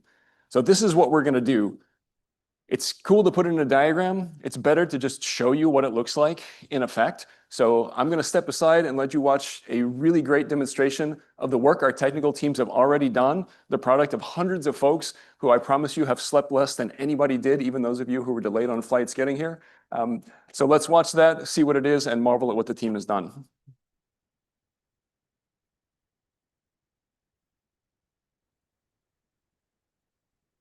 Well, maybe somebody who's running the show can play the movie now. Give us just one moment. So we didn't integrate the slides with AI, and that might have been a mistake. Well, so I will tell you the key pieces of things that you're going to see so that you're prepped. The thing that really matters for us in working with the challenge teams is that those teams have tools on day one. What the team has done in the background is develop a single sign-on capability that means that no matter which national laboratory people come from, no matter which partner institution that we're working with, there's one place that folks can go to do their authentication and get access to the national Genesys resources. Behind that is a really great piece of technology we call the Model Access Gateway. The Model Access Gateway is the place that you can go get frontier tokens from our partners, like AWS serving compute cycles, like Google serving us tokens, like OpenAI serving us tokens. So for all of the folks who across the national laboratories and the partnerships have varying mileage in your access to frontier capability for AI, we've now leveled that playing field for you. Everybody gets access to the same kinds of resources. So on day one, when you go to solve your problems, you've got the best tools you can possibly get. That would have been a great time for the movie to go. Brian, as soon as we have the video, we will let you know. Okay, that's great. It's unclear exactly what to do while we wait for the movie. The flight was fantastic. The 3 hours of sleep were an enormous luxury. So just to trace out for you the trajectory of where we're going, with these, what we consider great but super basic capabilities right now, we're building on top of them an entire host of capabilities already integrated from the investment that the Department of Energy has done. We have over 300 agents and specialized models from the Department of Energy under management in registries of capabilities that teams can find. We have hundreds of thousands of data artifacts together with dozens of data catalogs that all have model cards that make that data discoverable for humans and also discoverable for AI agents. All of that is integrated inside the platform so that if you're a new user and you don't have to be a deep AI expert, what you do is walk into the mission, go to the GEAR website, the Genesys Education and Resource page. It will show you, this is where you get your authentication. This is how you get into the gateway. This is how you get your AI resources. Here's a reference card for setting up an agent. Now go tackle what you need to do. And those agents will be able to look into the vast resources that DOE has put together and say, here's the data that you can go discover. Here are the agents that you can go use. And when you discover that there's an agent missing and you need to write something that's deeply specific, oh, that we will send out to, are you a challenge team performer? That we will send, no, we will send everyone to this GEAR website, Genesys Education and Resources, for everyone to find. I was really hoping you were raising your hand to say that the movie was ready and you were going to get going. So The platform is growing incredibly fast. This was supposed to be the introduction to the exciting compute that's going to come. But let me just frame it again, because these are sort of the three pieces that we're putting together. A bunch of capabilities that need a place to run. Those have all been put together. Resources, a discovery engine for seeing what they look like, a workbench to deliver them. On the far right, new state-of-the-art computers that you're going to hear about from our partners right now. And then in the center, a community that we're building. So I think what we will actually do is I'm going to invite Steven Streifer, director of Oak Ridge National Laboratory, and then Thomas Zachariah, senior vice president from AMD, to talk about our compute resources. And then maybe we will see the greatest thriller you're going to see on stage today. Thanks, Steven. If the technology was easy, we already would have it fixed. So as Brian was indicating, one of the things that's crucially important for this to succeed is not just the intellectual capacity that's represented in this room and in the United States, and actually indeed around the world, but the hardware that makes this effort possible. And Oak Ridge National Laboratory is one of 5 laboratories in the Department of Energy system, along with Argonne National Laboratory, Lawrence Berkeley National Laboratory, Lawrence Livermore National Laboratory, and Los Alamos National Laboratory that have made up the hardware side of the computing activity for quite some time. And Oak Ridge National Laboratory in particular is delighted to announce, as many of you are already aware, that we do have 2 new computers that are being added to the mix that will be available to the research teams. The first of these is a machine called Lux, which will be coming online in October. I'll turn it over in a second for Thomas to talk about that. And the second of these will be a machine called Discovery, which will be the next leadership class computing machine that will replace the existing machine Frontier at Oak Ridge National Laboratory. These machines represent the extension of the very productive and long-running partnership that we've had both with Advanced Micro Devices, AMD. I can never get away from the old name. I apologize, Thomas. And the integrator HPE. We're bringing together the National Laboratory System, the chip providers, and the integrators has really been absolutely essential for us to deploy the machinery that's necessary to power the scientific community. Lux will immediately expand our capability as part of the American Science Cloud to be able to do exactly the work that this room is speaking of. Discovery will be the next step beyond that, which will start to really push the forefront in not only AI, but also high-performance computing and integration of quantum accelerators into the architecture. And we really look forward to deploying these machines on behalf of the Department of Energy and supporting the user community.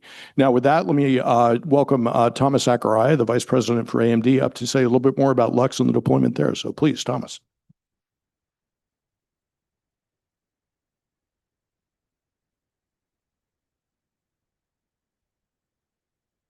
Well, thank you, Stephen. And it's just as John Seurat said, this is probably the most important day for science and the scientific enterprise. For someone who's been part of the National Laboratory enterprise for a long time, I would say that most people who come to work at the National Lab or any research institution, university, they come there because they have a passion for changing the world, and they're planning, and they come there every day to perform their life's work. Now they get to do more of it because it gets compressed. 4 years worth of work gets compressed to 1 week is what I'm told. But it's just more than that. What Genesis offers is this federated scientific ecosystem.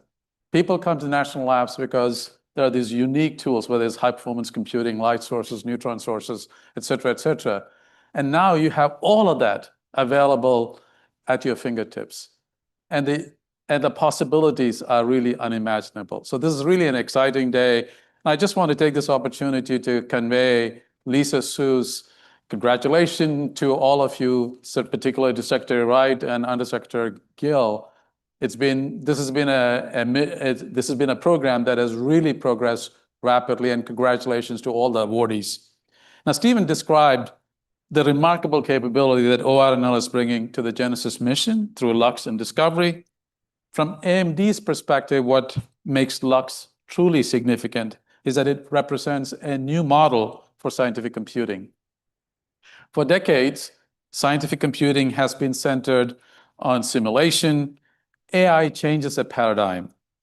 Tomorrow's discoveries will become seamless, combining simulation, data, AI, model training, inference, and autonomous scientific agents into a single workflow.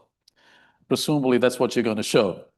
That's exactly what Lux is designed to enable. Lux is more than a supercomputer. It's an open, AI-native platform that allows researchers to move seamlessly across the entire scientific workflow, from simulation and AI training to inference and agentic AI. Just as importantly, it's built on an open, interoperable, and resilient software foundation that can be deployed in national laboratories, private sector, research environments, or private clouds. Now, I just want to say, oftentimes you don't recognize the fact that we are building Genesis on a deep and well-founded foundation. So if you just look at the recent decade, the Department of Energy started the exascale computing project, which had with a challenge of delivering the first exascale system for under 20 megawatts. AMD is deeply, deeply proud of our partnership with Oak Ridge and Department of Energy in delivering that. And in order to do that, we had to co-design a completely new GPU to achieve that goal. Next came El Capitan. Once again, we co-designed with leaders at Lawrence Livermore National Laboratory to build the El Capitan with an APU, a CPU and GPU in a single die, which was just really amazing. And with Discovery, once again, leaders at Oak Ridge and DOE said, no, we need 64-bit arithmetic, and so we need a balanced GPU. And we designed that GPU specifically with that in mind. And with Lux, we're actually focused on it as a system, overall system. So I just want to say it's really incredible to see this launch of Genesis mission and how we are partnered with all of you. We look forward to seeing your success. But the one thing that I want to say is that we cannot be done without partnership. I already mentioned Oak Ridge National Laboratory. What Secretary Wright made the reference to the fact that we delivered Lux in record time. It didn't happen by accident. It required deep partnership with our partners at HPE, ORNL, DOE. And so we're really proud to make that system available to you. And if you are not able to see the video, you should actually be able to go do live on the booth. You can actually have access to Lux and play around with it live. So thank you very much and congratulations. All right. Thank you. You got the video? That's going to work. Brian, if you will click back to the movie slide, it should start. This is like the voice of God commanding me to. The Genesis Mission platform is a single place for the AI services of American science. One door, one identity, and everything the mission is building waiting behind it. It starts with a single sign-on. One federated identity will carry you from national laboratory supercomputers to commercial cloud, from scientific data facilities to the Department of Energy user facilities. Behind that login is the Model Access Gateway, a unified portal for frontier model access. Pick your model, generate a key, and you are working. No separate account for every provider, no waiting on procurement. What used to take you weeks of setup now takes you a couple of minutes. The gateway speaks the same language as the tools you already use. Commercial assistants from our industry partners connect straight through it. Point the tool at the gateway, drop in your key, configure your AI coding agent, and frontier models are working inside your research environment. Then, just ask. Here, we ask for 10 initial electrolyte candidates for a next-generation battery. Seconds later, we have a starting set with the reasoning laid out where we can inspect it. Rapid access to large language models for coding and for scientific investigation on day one. That is a general model doing general work. We can do more than that. So as you build your own AI tools, you connect them to the ecosystem using open protocols like MCP and A2A. A few lines of configuration, and your assistant can reach any tool on the platform. Here, we add two of them. The first is a library of agents developed inside the Department of Energy that generates scientific hypotheses and step-by-step plans to test them. The second is MIST, a materials foundation model developed by our academic collaborators at the University of Michigan. Now watch what the assistant does with them. It calls a hypothesis agent to propose electrolyte candidates and to lay out how each one should be evaluated.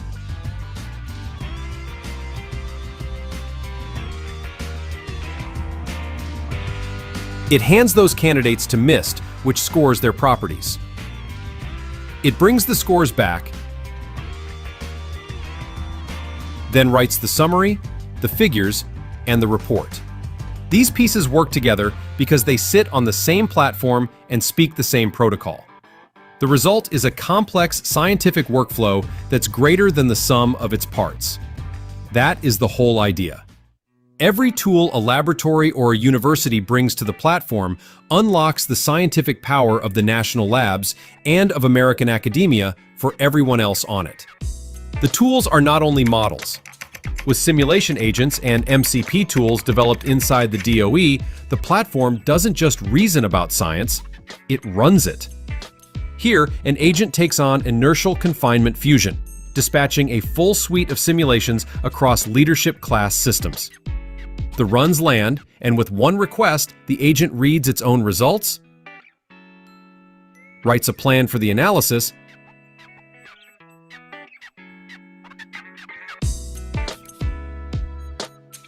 rendering the figures that make the physics legible, writing the code to automate the processing, and turns to the visuals. You ask a question, you get a campaign. And the tools can reach past the machine room. With DOE-developed MCP tools for robotics operation, the same assistant drives instruments in an automated laboratory. Here, it moves a sample and runs the test. A hypothesis that started as a line of text ends as a measurement on a bench. Take it further still, and you see what the platform makes possible. The discovery engine, where you describe the science you need, and intelligent agents find the data, the models, the instruments, and the compute. Then compose the entire campaign.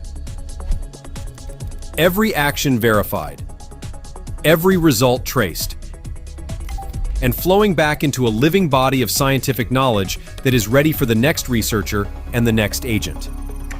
This is not a distant vision.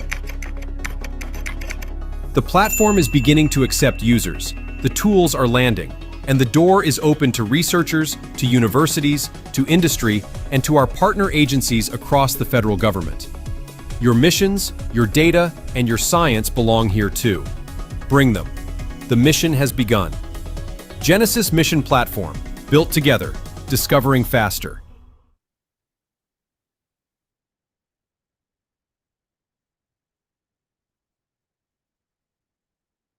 So again, huge thank you to the folks who are making that happen in the background for the technical teams. Huge call to action for the challenge teams who are here to go use that, put it through its paces. It's not perfect. It is amazing. We will make it better. And thanks to everybody.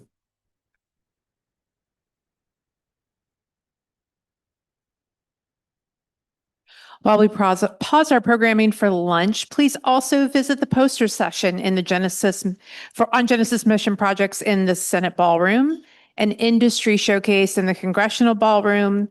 Press availability is in South American Room B. We will reconvene for our afternoon program starting at 2 p.m. Thank you.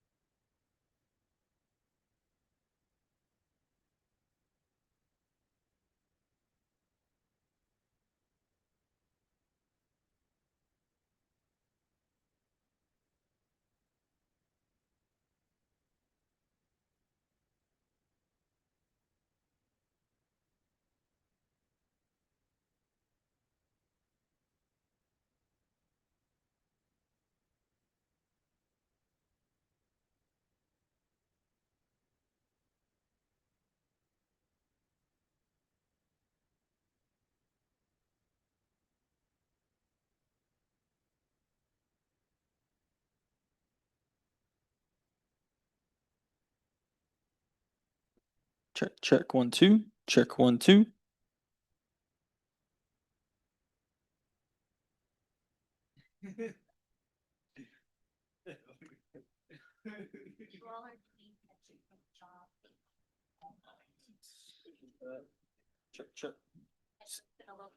Check.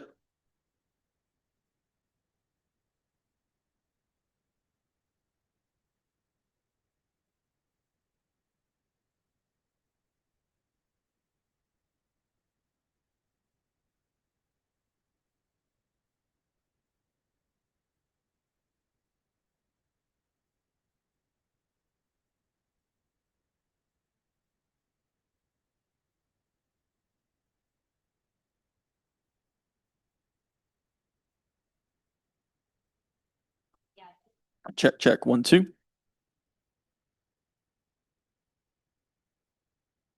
Check 1 2 1 2.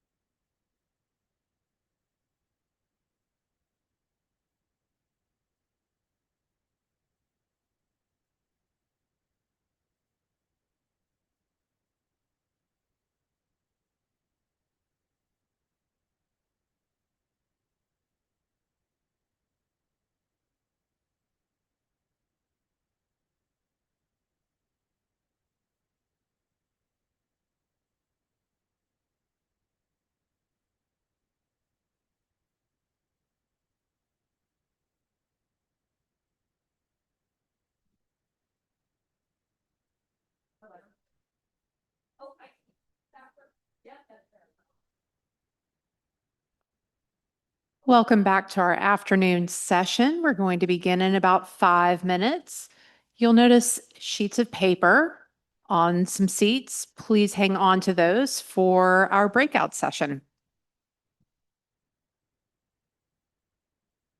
And if you are missing an earring, please check in at our conference registration desk. It's yours, John, right?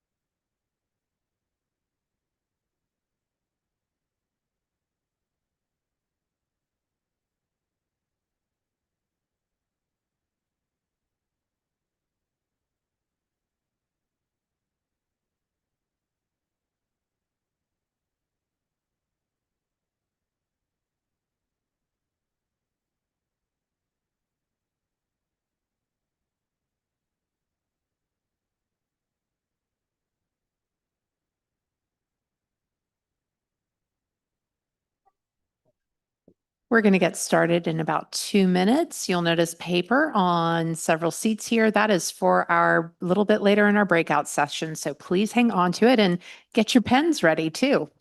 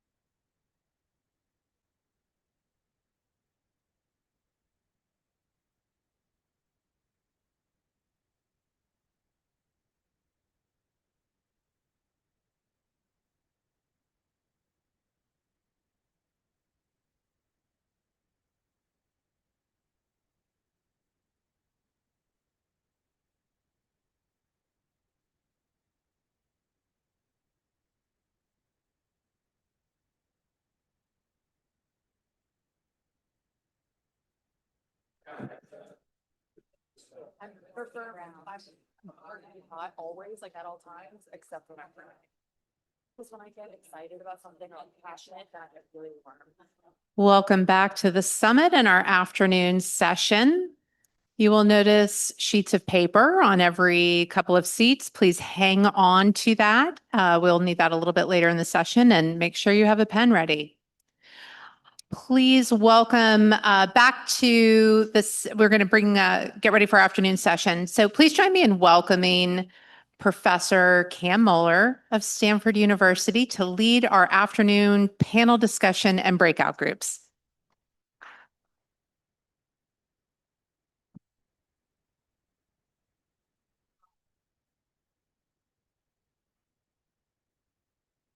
Hi, everybody. So you heard quite a bit this morning. I hope you found it is inspiring of optimism for the future of science as I did. And now everyone would like to hear from you. So I hope you have some thoughts about the structure of the Genesis mission that we could benefit from. Could you go to the next slide, please? Oh, I have a thing, don't I? Yes, thank you. I have a thing. Okay. So you heard this morning Undersecretary Gill's vision of the platform and the portfolio and how they interact with each other. What are the elements of a science platform in the modern world? What is the nature of very exciting science problems that will have great impact for society? And how do those two things interact with each other? So what we'd like to do now for the next hour and 45 minutes is bring up a panel of experts who are leads on the platform in the Genesis mission, and have them present some of the elements to the platform to you. And then we'll go to 3 breakout groups. We'll go to breakout groups 3 times. When we go to breakout, I'll ask you to find 2 to 3 people near you, preferably people you don't already know, and introduce yourself. And then we have specific questions to ask you for feedback on what you're about to hear in the next 20 to 25 minutes. So let me invite our panel up to the stage. Rick Stevens, Brian Spears, Kelly Rose, Gina Taurasi, and Andy Schwartz, and you'll see their titles shortly in a moment. And invite them all to sit. Yeah, and welcome to the stage, folks.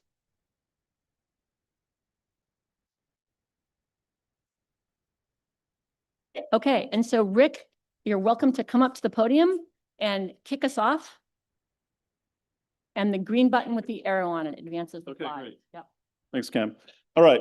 It's always hard to be the first speaker after lunch. Everybody's in their comas. So we're going to get you out of your coma first. I want to ask a couple of questions just to get us moving, our brains moving a little bit. How many people of the performer class in here are currently using agents as part of your workflows? Raise your hand. Okay, great. How many are building something that we might describe as a domain-specific foundation model? Okay. And how many are building maybe surrogate models that would replace simulations? Okay, great. Okay. So I'm going to talk a little bit for a couple minutes about, first of all, theory of change. How are we imagining Genesis mission actually accomplishing the goals that are set by the Secretary and by Undersecretary Gill, right? So we know that the overall goal is to win in AI leadership, in global science, global economic leadership, and to be a leader from the United States standpoint and our friends, right? What that means is we have to create and use the most capable AI and integrate that, as Dario said in his talk, to create this Internet of Science, integrate it with technical resources, accelerators, telescopes, computers, etc., and focus that on attacking the most important problems at speed. At the heart of that are AI models, not just foundation models that we all use every day, but these domain-specific models, surrogate models, and so forth. But to integrate these models into a structure that allows us to have super capable partners for accelerating science. And then, and this is, I think, a key thing, we have to find a way to improve all of that iteratively as quickly as possible, right? And so I'm going to talk about the kind of data that we need to do that, and it's not the data that you think. My colleague, Kelly, is going to talk about data, and I'm not trying to take anything away from what she's going to talk about, but I'm going to describe a loop that I believe that we're beginning to start and how this complements what many people are already doing. Okay, so we know from people that are using agents that the most valuable data that AI frontier labs are interested in today, and likely for the near future, is how humans are using AI to do some complex task, or how humans are using the current infrastructure and tools they have to do some complex task. In our framework, what that means is we want our agents to be the vehicle for advancing our science. So if you're going to build a foundation model, you want your agent to build a foundation model. If you want to build a domain specific model, you want your agent to help build that. If you're doing an experiment, you want the agent to do that. And the reason that we want that is we want to capture the end-to-end behavior of those agents, the input tokens, the output tokens, and the artifacts that they produce. By capturing that, right, we capture every trace, we can then quickly leverage that combined data to train the underlying models driving the agents. We can also capture that information and put it into shared memories that all the agents can see. Now, the reason that that's interesting is that with agents, unlike humans, we can construct the infrastructure such that these agents can improve at the rate that they all see new information. So each agent can get better by leveraging the experience of all the agents in our fleet or in our armada. Earlier this week, I took a view of the portfolio of projects, the 278 projects, and did a bunch of analysis. And it looks like we could probably drive that science forward with an army of about 10,000 agents. And just for a minute, you should imagine if we started working that way, how each agent's experience contributes to a corpus of collective experience that could then be mined quickly to improve the capability of agents. That loop is what I call the flywheel. And that's the accelerator that we have on this. It changes the underlying models that fuel our agents and gives the agents experience. And that complements the improvement of individual domain-specific models from the results of additional experiments. So that's the idea that we're after. I'm going to hand this over to Brian.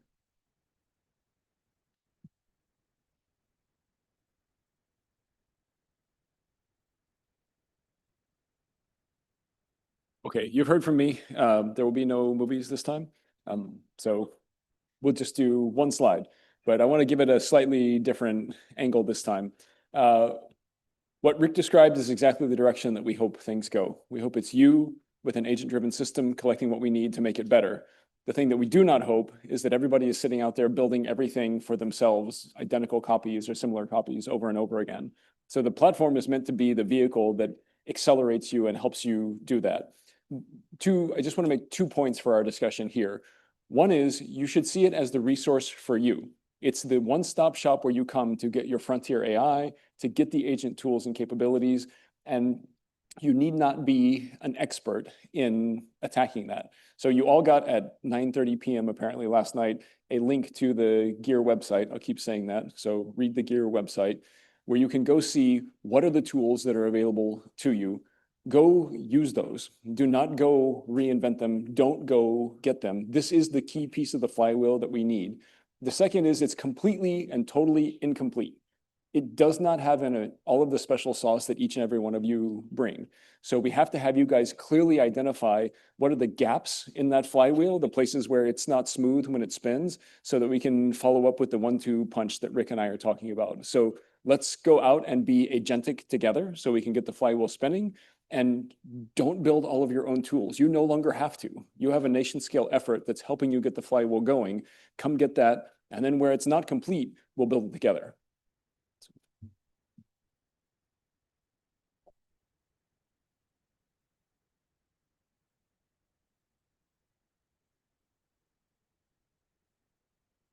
All right.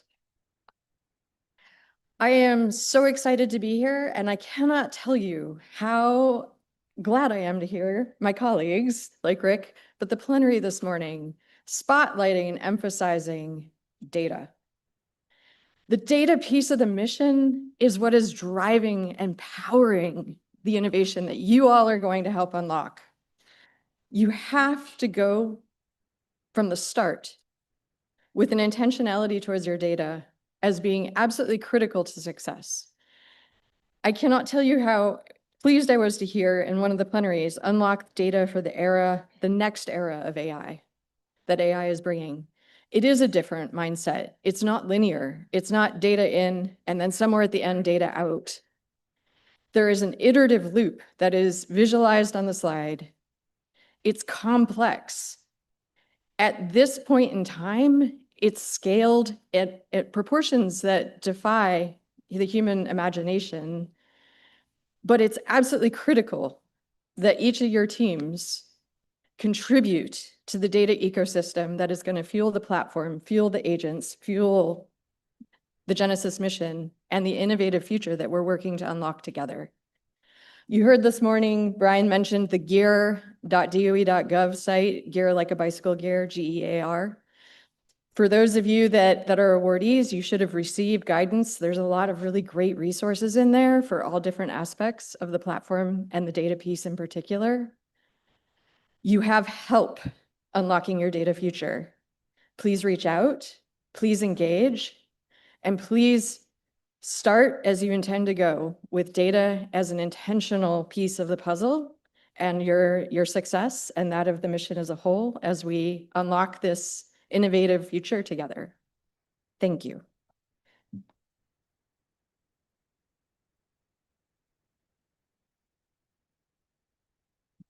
So I'm here to talk about federation, which I believe is one of the defining aspects of the Genesis mission.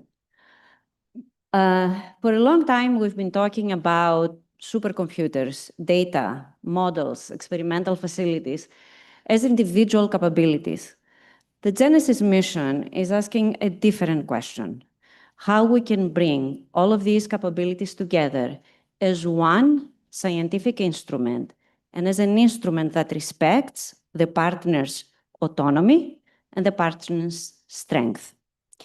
And the scientific motivation behind this is that the scientific discovery process is very distributed. The best AI model may live in one lab, an experimental facility somewhere else. We know that scientists, when they search for data, the data live in different repositories, or when they execute computational campaigns, they may lean to leadership computing facilities, edge computing, the cloud. But right now, the scientists need to navigate that space by themselves. Federation aims to shift that burden from the scientist to the infrastructure. Often when we talk about federation, we confuse it with centralization. Federation is not about the one owner, one implementation, or one policy. It is about bringing the community together to agree on shared standards, unified interfaces, and a common governance framework. So this is what we're going to talk during the breakout session. And we need to start about defining for us as a community, what are those attributes that matter? And here is a list of attributes for us to consider in this conversation.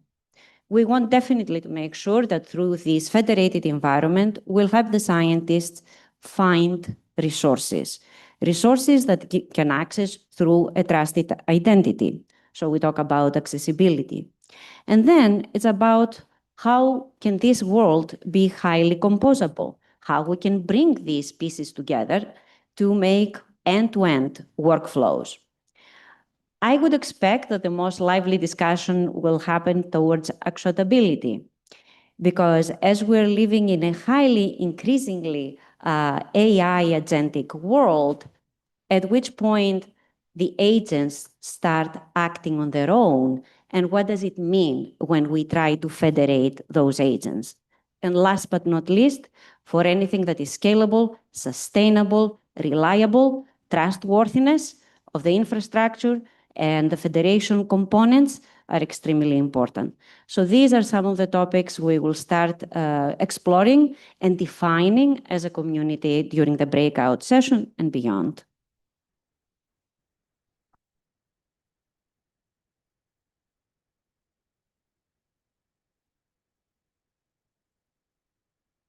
Good afternoon, everyone. I'm Andy Schwartz, here from the Office of Science, but really representing the cross-DOE team that executed this RFA and resulted in this portfolio that you're all a part of. So first, let me offer my congratulations to all of you in the room and your team members who are not here.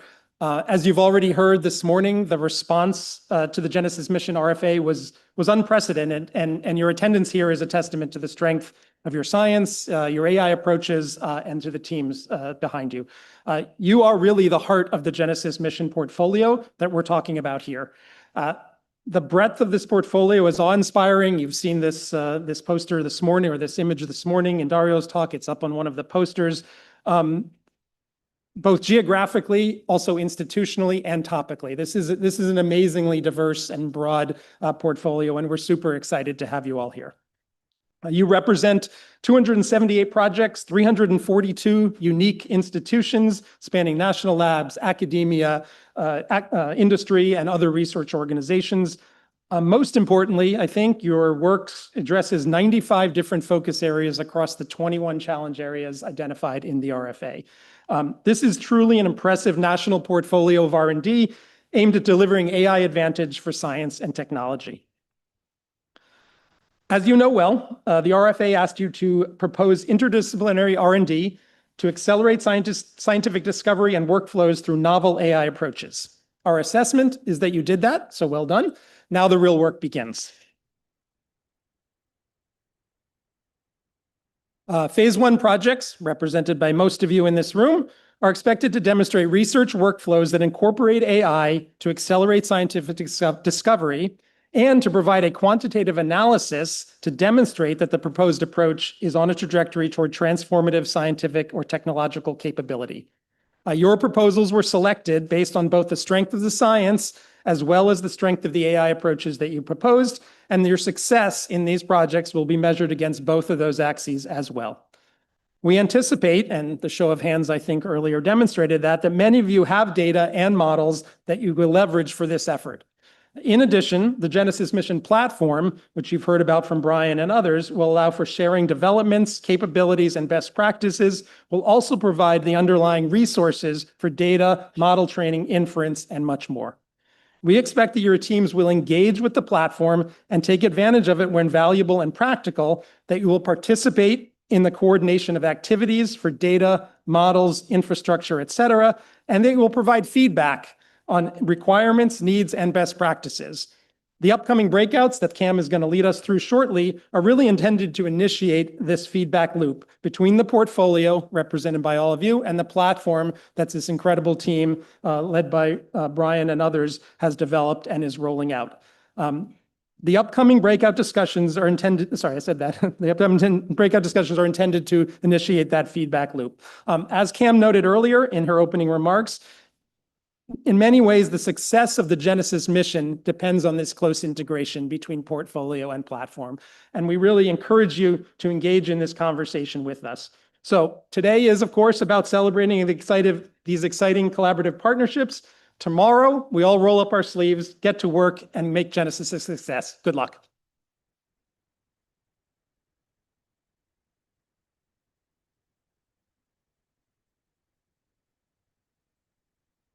Okay, there's an incredible amount of brain power in this room.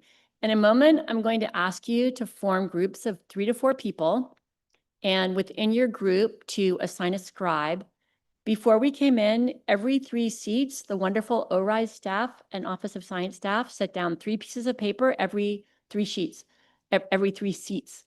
So you should have enough paper to take notes for 3 breakout groups, okay?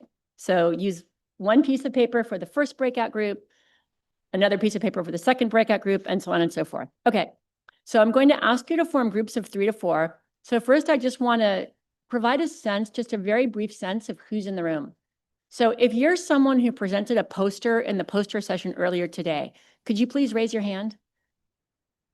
Awesome, thank you. So look around. So these are folks who were not only funded in an earlier cycle for doing this kind of work, but also are people who were selected in a fairly extensive process that we ran over the last few weeks to figure out who would get a poster in that room. So thank you all so much for doing the work to do that.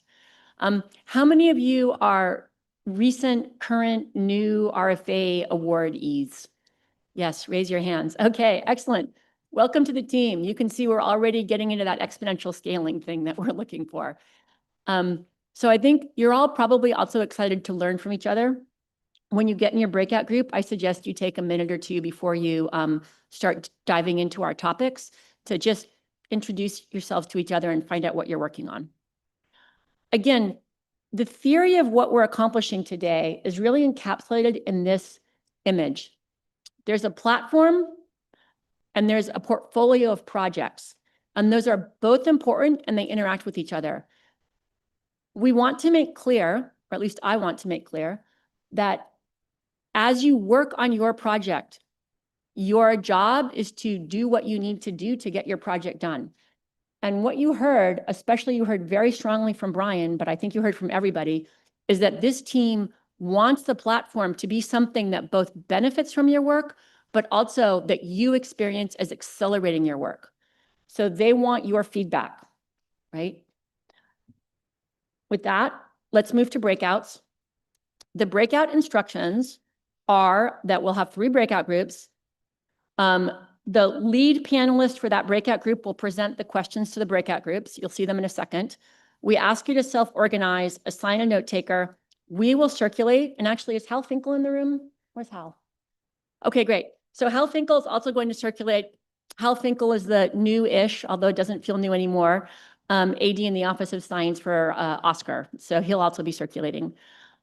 Please assign a note taker and we'll circulate and chat with you guys and bring some stuff back, but we'll also collect the pieces of paper. If there's any questions on logistics, you can ask me once we start breaking out. Okay, so these are the first discussion sessions, which were teed up by Rick and Brian. So maybe I'll let Rick just make a minute of comments on anything about those. Okay, so the idea here is we want to hear from you now that you've had all of a couple of hours to digest what we're trying to do. Okay. 3 fundamental questions. One is, what would you most want the platform to do for you today that you can't do yourself? This is a part of what Brian was articulating, which is we want to build something that benefits everybody. We don't want to have people duplicate what they're doing, and we want people to leverage what other people are doing. So that's a question. We'd love to have people write down a handful of bullets in each group. Second question is, what could you contribute to make the platform richer for everyone? So the first thing is, what do you want? Second one is, what do you have that you are willing to somehow inject into the stone soup that we're making in some sense, right? And again, in your team of 3, maybe a couple of bullets, right? And the last part is we're trying to get our head around how people are thinking about agents. We know that agents are a very broad topic and it's expanding across the way everybody is using AI. And we're often asked the question, what's after agents? And we're trying to figure that out. But we want to know, how agentic is your work, or how agentic do you want your work to be? That is, are you wanting to kick back by the pool and have the agents do everything? Or do you want to be there working shoulder to shoulder with your agent or something else? Okay, so these are the 3 questions that Brian and I deeply want to know the answers to. And we're going to kick off here and have you do your thing, and we're going to wander around, and then we'll come back together and take some questions. Okay, right? good. Yeah. Okay. So first thing is an icebreaker thing. It's good to engage people's brains and puzzles. Please look around you and notice the current configuration of chairs. This is especially for the people in the back half of the room where your chairs are in nice rows. Okay. Now I'm going to encourage everyone, get in groups of 3 or 4, 5 if you really need to. After that, break it up into 2 smaller groups and turn your chairs around and form a nice group for having real conversations. These 3 questions, anything else in the compute models and agents category that you want us to know, write it down on that piece of paper. Okay. Meredith's going to time us. Is this a good time to start the timer, Meredith? Okay, Let's go. great. The timer is started. Let's go. Okay, this should be chaos now for a while.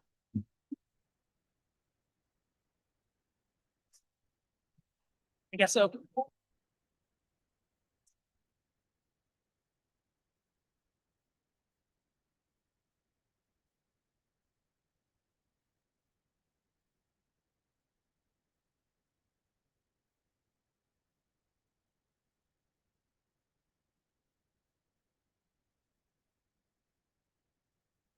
Sorry, just one more quick thing. I'm so sorry to interrupt this energy, but I just wanted to.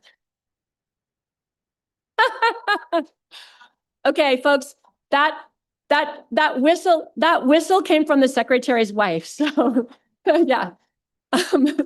Right? Yeah. I just wanted to say, if you're not a scientist, not a researcher, not a technical person, you are very welcome here too. Join a breakout group, chat with the scientists, find out what they're thinking. Okay, now back to what you were doing.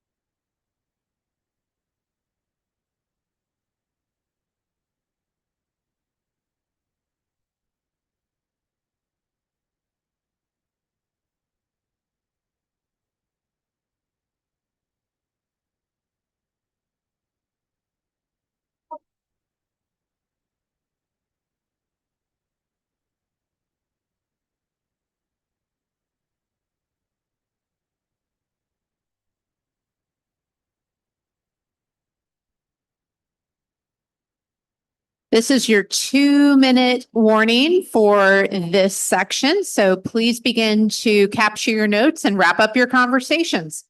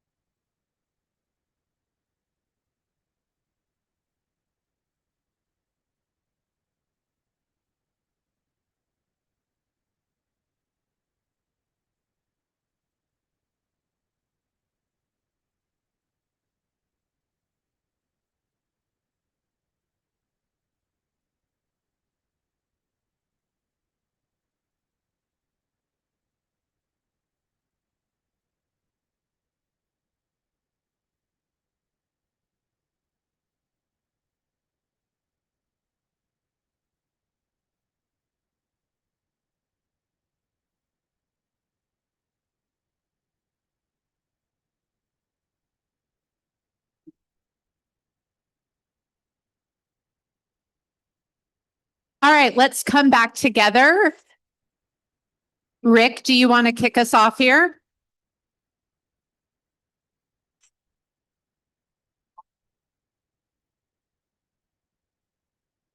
And Cam, we have Lauren and Jenna with mics who are ready to hear from our attendees.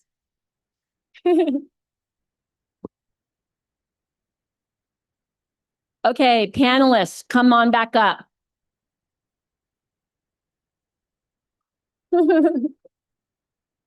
Hal. Let's let guy down a little bit more and then you want to come sit up here, I'll stay at the podium and then. I know, that's what I was just thinking.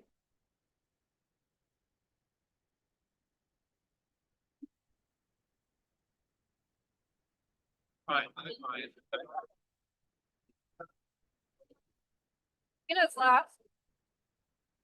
It's not the front. I know. Gina. That is.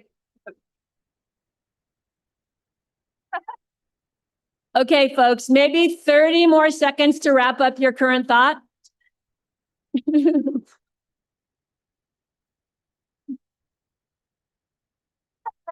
Yeah, we're gonna yo-yo back.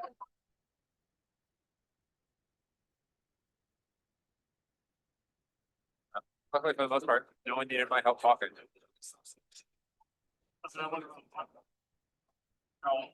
Yeah, that's right. Yeah. Should I just start talking now? That's all, that's right. Eric's happy. Okay, folks, I'm gonna ask the secretary's wife to do the whistle again now.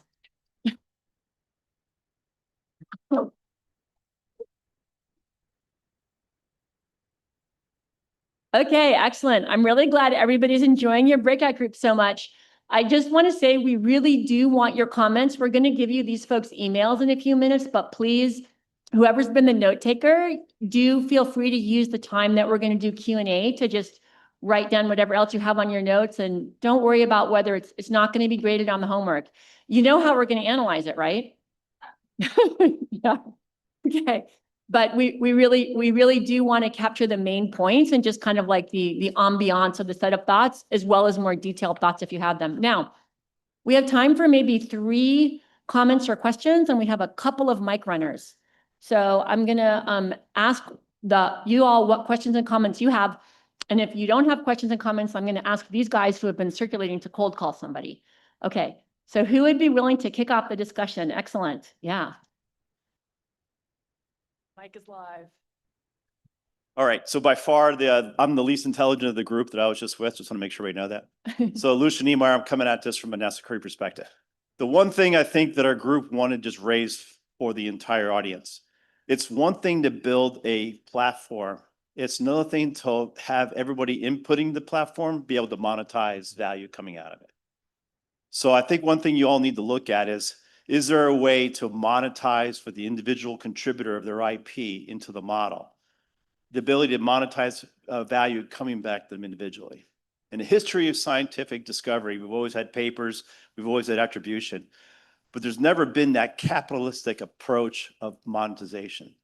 So there are technologies that are out there that can ultimately compensate an individual contributor into the platform in a way that will drive more folks to want to contribute in a meaningful way, as opposed to what we see as the stagnation of ideas on the internet because of the fact that it's being scraped and used. Now you want to change that model. You truly unlock the empowerment of the individual when that person feels that they're actually being compensated by AI for the thoughts they're bringing into it. Yeah, I think that's a really good point. And if just a clarification, do you think it's really primarily monetization, or do you think it's all forms of credit, like also scientists who are motivated by?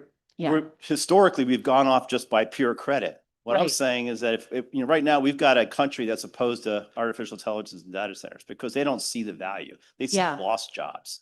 When you start turning that to the Genesis mission, where that individual can actually directly benefit from the model and benefit from AI, then now you can completely change the dynamic in this country. Okay, let me see if one of my colleagues wants to comment on this point. Okay, Rick. I'll try to comment. I mean, it's a great idea. It's a really challenging one, right? Because we're building, we're building a commons in some sense, and we need to create some incentive mechanisms for people to contribute, not just to benefit themselves. But I think it's a great question for how can we invent a system that does what you say, right? Okay, let's talk afterwards. Hear how you think we can do it. Okay, thank you. It's a really good thing to think about. Let's take another question or comment. Got one right back here. Oh, okay, great. Meredith's got the mic. Meredith, can you actually start that countdown timer up here again so we have a sense of just for like the total session? Yeah, awesome. All right. Julieta Grusco, I'm a professor at UNC Chapel Hill. So something that came up in our discussions was the fact that we all see the future sort of from a scientific perspective as AI integrated with some of the traditional HPC things that we've already been doing, direct simulations, Monte Carlo, things like that. And so one of the questions I think we all have about the platform is, if I want to do things like active learning methods that merge these two, or agentic methods that merge these two, what capability will we have to do that? Or will it really be your AI goes here and your traditional simulations, you can use your existing compute resources for example. Thanks. Great, thanks. Let's pass the mic to Brian. I mean, in the context of the DOE compute resources, we want these things to be tightly integrated, not separated. So the idea that you could use the leadership computing platforms or your own computing platforms and have a tight integration with the AI subsystems of the platform is the goal. So just think of it tight coupling, and for us to view the challenge of co-design to make that possible if it's not possible in the way that you want. Yeah, Rick's words were going to come out of my mouth, so that's fine.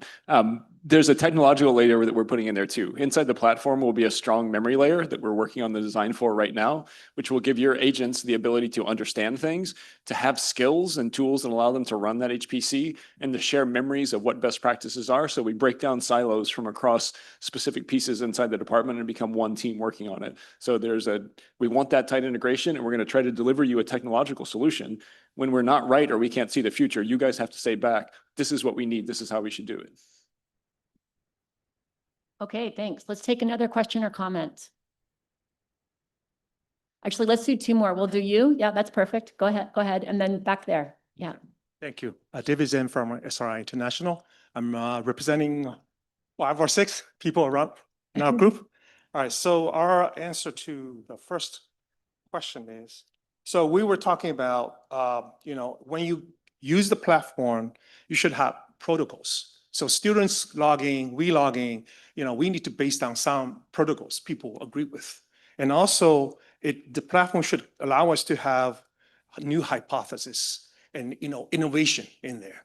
So, and also we're also talking about AI has hallucinations. So how do we prevent that from coming back to us, right? Hurt us. So they are thinking about either, we can have a group of scientists working on this, they provide ground truth, so other people can use that. So in other words, everything we do to as input into the platform, we grow it. We make more mature, we become more trustworthy and things like that. So, and also how to balance human involvement into it versus how the AI can take advantage of all their automation. That's probably another challenge to you guys. Okay. Totally. Yeah, I especially love the last part of that, but maybe Brian, do you want to comment? And then I think actually Gina might have something to say too. Yeah. I'll be really quick. The point about hallucinations is a really valid one. We heard a defense against that in the morning from Terry Tao when he mentioned that you can have AI do proofs. There's an abundance of proofs. Formal methods coupled with that help you verify that what you found is actually true. Now we have capability to go computationally through that and start burning through a bunch of ideas. DOE is the formal verification piece for scientific hypothesis now. We should imagine that engine that we're building being that I had an idea, AI helped me think about it. Now I can go do first principles high performance computing, tightly coupled as we were talking about before. I can go launch an experiment to find out whether or not it's true. So we have the answer in the back of the book from nature. We have the facilities to go find that answer. We have to ask the right question and then drill down to get that answer. That's the closed loop that we're talking about. Thanks. Pass it to Gina. Oh, sorry. Yeah, I would like to add a couple more comments there because the questions that you asked, these are questions that emerged during the initial design of the American Science Cloud. These are the hard requirements that emerged from talking with the scientific community. And I can tell you when it comes to federating resources with human scientists, that's something that we've been doing it for many years. Not at the level of complexity that the Genesis mission requires, because we're talking about different types of resources, all federated at the same time. However, to develop a framework, an operational framework, to manage the level of risk that you're talking about, this is still an R&D question that we need to come together as a community to address. Because ultimately, we want to develop a platform that is scalable, generalizable, resilient. And the issue of cybersecurity came up actually in a group that I was working with. So that's something that we need to come together as a community, how you do the R&D, and then how you translate it into a hardened product on the platform. Thanks. Okay, wait, Hal also has something. Just one quick comment. The same piece of legislation that charged us to make the American Science Cloud, which is now this kernel of the Genesis Mission platform, also charged us to make self-improving AI models. And one of the things that's really key about that is that science, not always, but in many cases, the edge of science is out of distribution. It requires new, updated knowledge. And that's a really key part of the platform, and I think a key part of addressing the kind of issue that you raised. Yep. Edge science is out of distribution. Last comment or question on this session? Yeah. Yeah, thank you. Jan Bernauer from Stony Brook University. It really goes in the same direction. I mean, with AI, we produce so much more output and the validation becomes the bottleneck.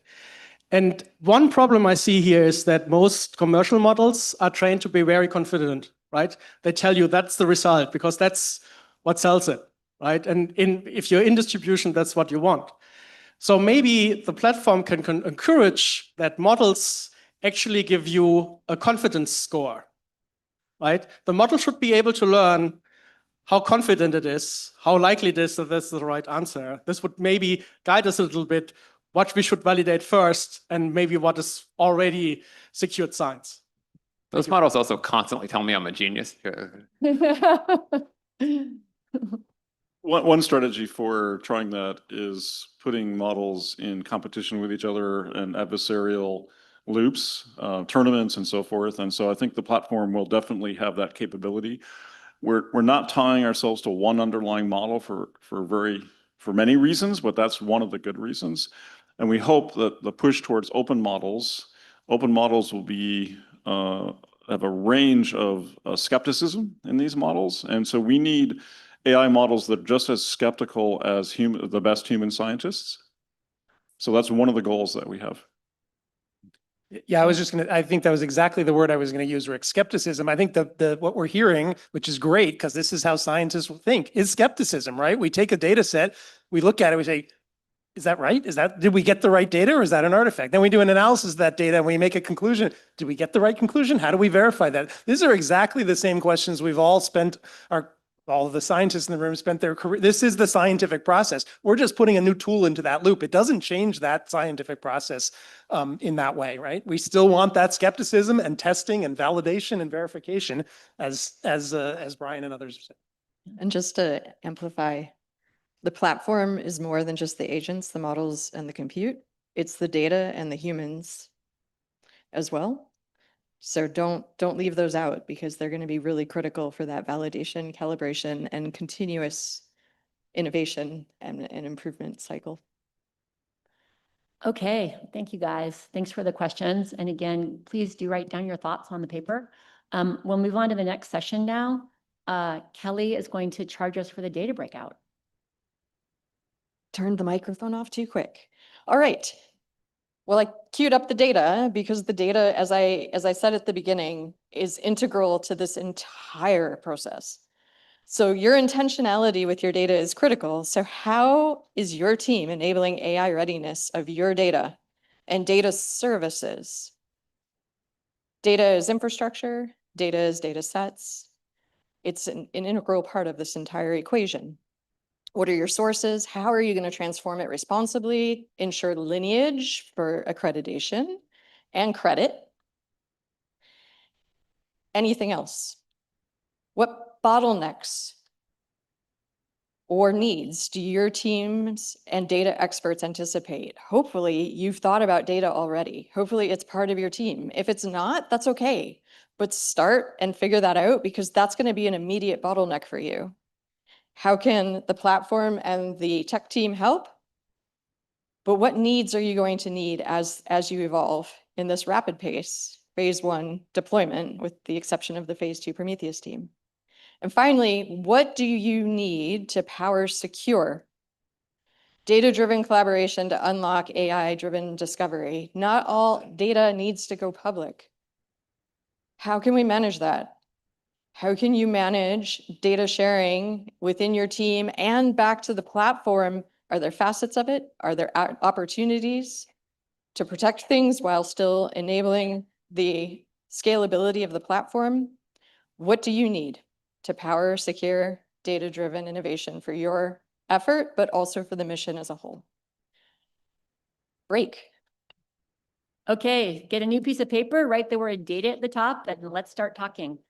I think feel free to stay in the same groups. Yeah, thanks.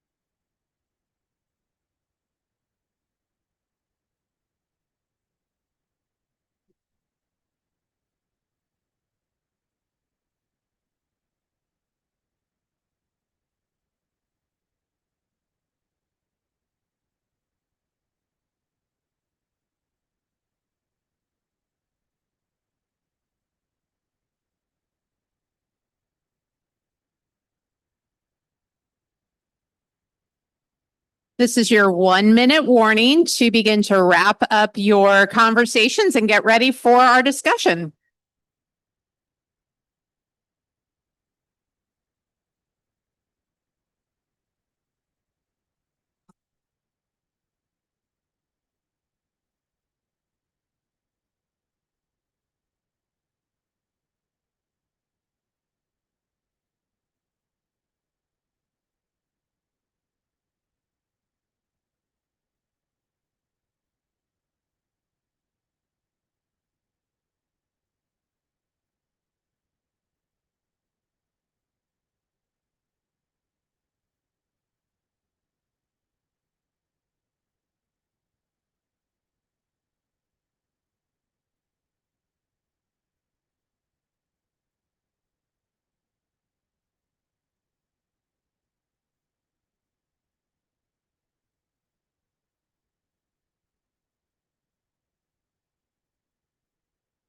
All right, let's come back together and have our speakers back up on stage.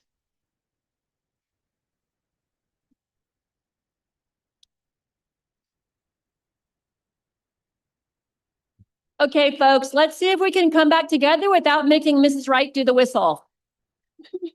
What do you think? Okay, good work. Brian, where is Brian? There he is. Great.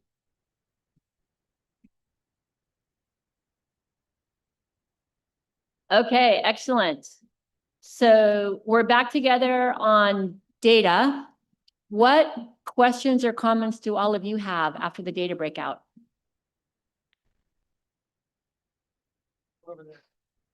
Great, excellent. That was a good job holding up a piece of paper to help the team see your hand, in case anybody else wants to adopt that method. Hi, my name is Rohan Karthik from Inversion Semiconductor. So 2 key themes we discussed. One is metadata, and the other one is integrating with devices or other software that ingests your data. So in terms of metadata, I think a lot of us work with systems that when we run an experiment produces a lot of data, gigabytes, hundreds of gigabytes, maybe terabytes. And it's always very useful when you can bake into a tool ways to post-process data and tag it. So it's easy to do things with that afterwards. But there's probably a lot of data that we all have which isn't like that. So being able to use agents or AI in some way to trawl through data, what is currently a very manual task that scientists have to do in a lot of cases, and giving it some context so that it can structure data that is currently unstructured could be a very useful thing to develop or bake into this platform. And then the other thing in terms of ingestion of data is that you may want to use your data across a number of different platforms that require it to be structured in different ways. And currently that's also quite manual. You'd have to refactor, restructure your data. You could programmatically do that to some extent, but this seems like a pretty good thing for an agent to do also. The same data, how do you refactor it across different standards or different formats? The key thing then to be aware of or to consider is then how can you be sure that you rely on the refactored data and you haven't lost information? So those are the main themes that we discussed. Great, Kelly. So you hit the nail on the head. Herding data cats is really challenging, particularly with any kind of research related activity. People want what they want, how they want it. And getting them to settle on standards, with the exception of spatial data with FGDC, there's very few communities of practice, although it's improving. There's a group in the tech team there's actually several groups that have data related mission elements. That gear.doe.gov site, you will find that they've started to herd some of these data cats without being too restrictive. Metadata, there's a tool called Data Cards for machine readable metadata, and there's also an agent-based tool that can help with auto generation. It will improve with time. I am confident there will be feedback on how we need to continue to improve some of that automated metadata related activity. You talked about the transformation side. There's groups in the tech team feeding into the platform that are also working on data agents for transformation, integration, cleaning. And again, the more that we see and hear from the community, as Brian was promoting, yay, we'll understand what those priorities are for the group as a whole. There's going to be those use cases that are specific to you, your team, or your very specific domain area, but there's a lot in common. We have a lot of insight into that already, but the more we hear from you, the more we can start to aggregate that particular data on the votes, basically, of what are the priorities and the needs, or the capabilities you've already developed that could be modified by the platform team, by the agent teams, et cetera, for adoption and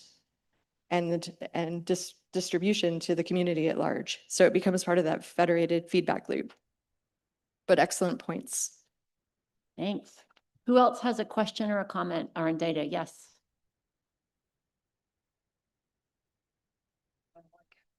While we're walking the mic back there, everyone else can get your questions and comments ready.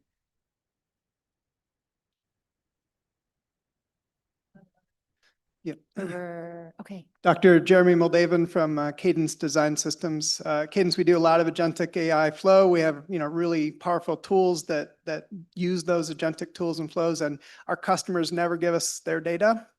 So we've had to work out a lot of these things. We have something called JED AI platform that helps to deal with NPCs, their data, our data, how you manage it, RAG, and other methodologies. So this industry can help contribute. I did want to mention that this is a problem. Largely, it's been looked at in a lot of other areas. If you look in the defense area, it's OODA loop, observe, orient, decide, and act. And if you want to do it by yourself, that's one thing. But if you have to coordinate, you have to build sort of a world model and a consensus management where you understand the data and the uncertainty of the data. So I think that's going to be very critical for this topic as well. One way to do that is with provenance and traceability, where you know the IP, where it comes from, and knowledge about it. Agents can help you with that. Verification and for EDA is a perfect example, really helps.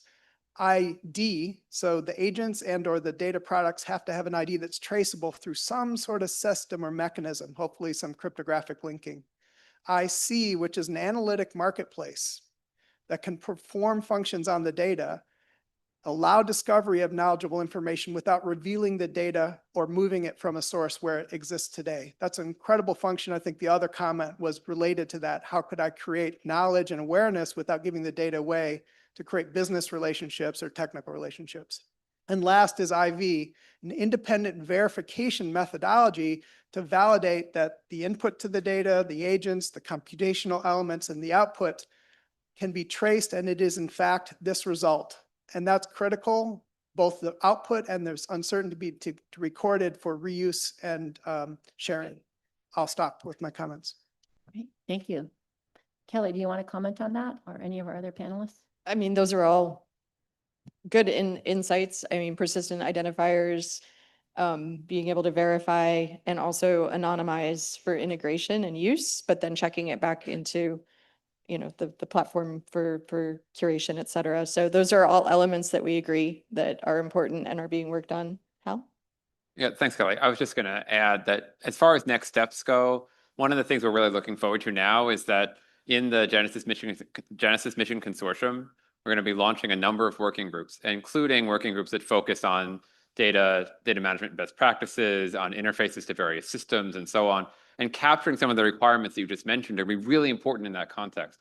Because as we build out the Genesis platform and the way that it communicates with different systems, the way that it tracks provenance, the way that it is representative of, right, but also captures the inspiration of the broader scientific and technical community, this is going to be critical. And frankly, I think this is a huge opportunity for everyone because, as we all know, a lot of science is still done in a very ad hoc fashion.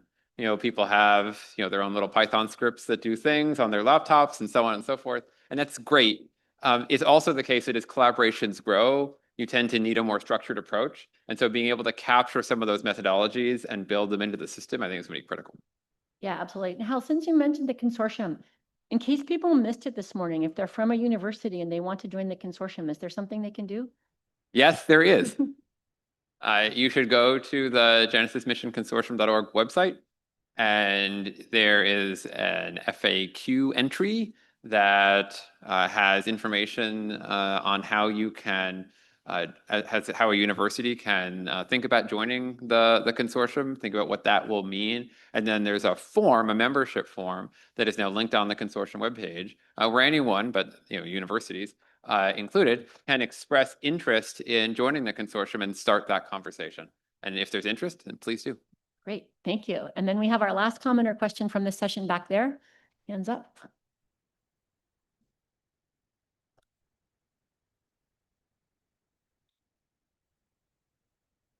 Thank you. Shabnam Dizgin from Colorado School of Mines. In addition to what has been said, because we are all nerds and thinking the same way, I'm going to add some other aspects of bottlenecks, especially in geosciences. Making data ready requires different software. And it's also multimodal data. So you can get even 5 different geologists creating 5 different structural geology map, for example. And not only the software that we use, but also the interpretation matters a lot before using all that data for AI. And this relates to actually the resources. It's mainly the geoscience workforce, because we need these people, these data sets to be interpreted, quality controlled by those geoscientists. And unfortunately, the number of geoscientists studying currently is decreasing. So this is actually a domino effect.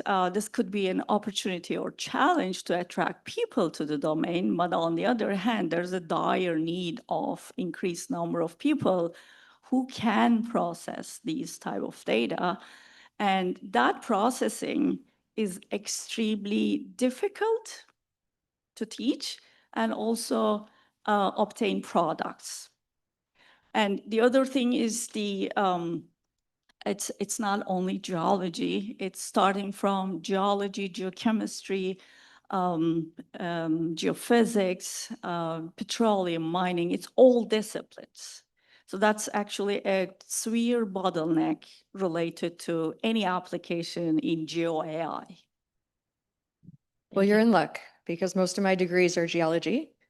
I speak your language. I also agree with you. Multimodal data is incredibly complex. That's why we started with data is complex. It operates at different scales, different resolutions, different orders of completeness. Somebody earlier commented on the need to capture uncertainty and reliability of the data, and I agree with that. It extends to everything you just underscored. And I think for the challenge for the new awardee teams overall, this is what's so critically important. You know the ins and outs of your data domain better than anyone else. And so elevating your needs, especially when you think they have cross-cutting relevance, like you've done, is very helpful. And we're going to continue to work on the data tapestry. You'll notice there's a lot of starter data resources on the GEAR site, but there's still a lot more we're working on because it is so complicated. And so there's a lot of intentionality going into Genesis mission on the data front, but it's crescendoing up and it's going to take time. But we're working with you all to fill in that puzzle on multiple levels. And I'd like to add one quick thing.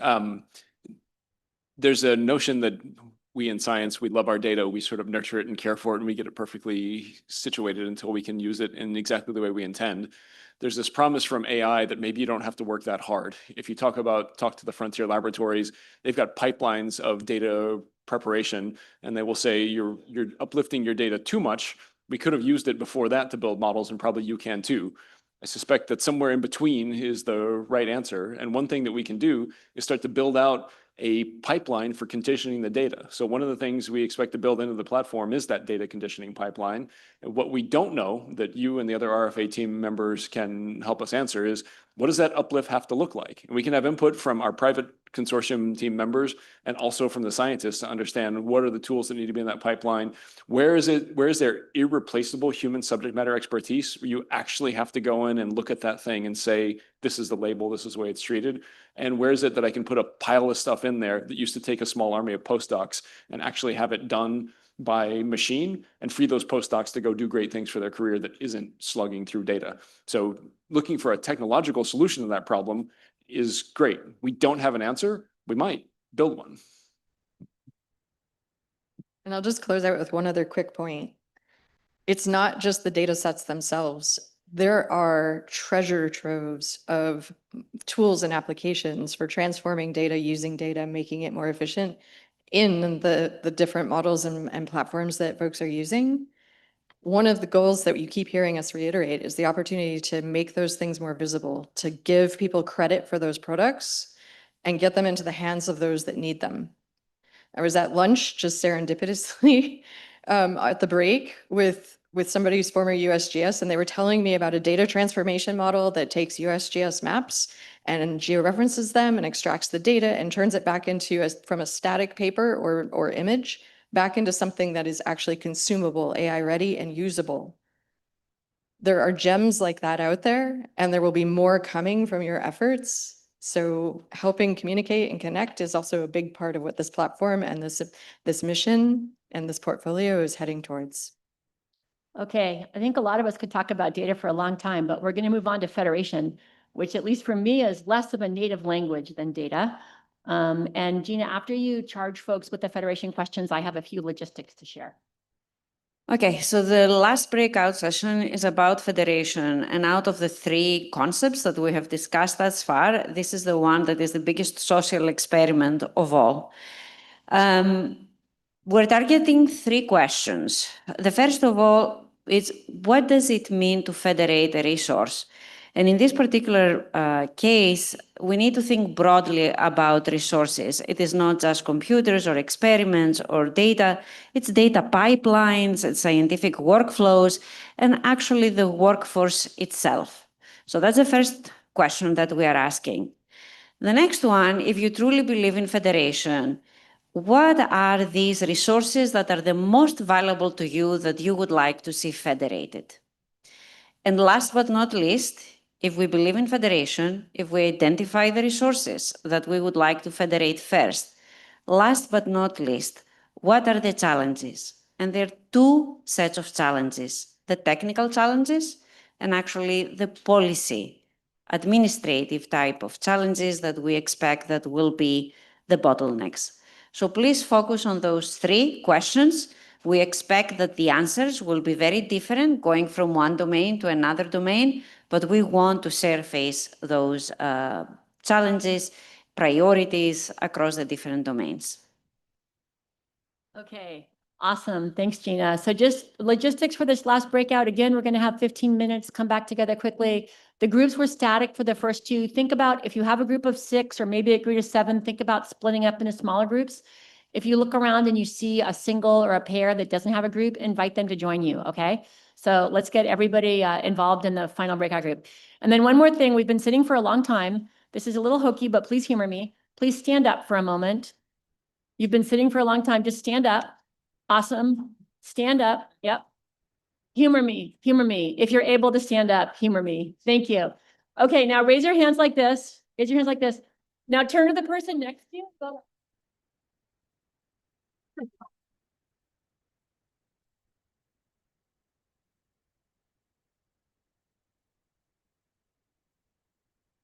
Okay, awesome. Mix up your breakup groups if you need to or want to, and let's start federation. Okay.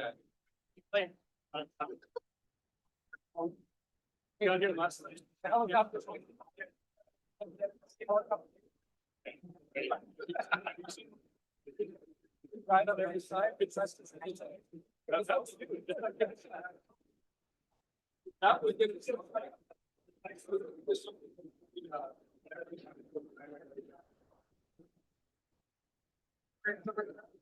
Hold on.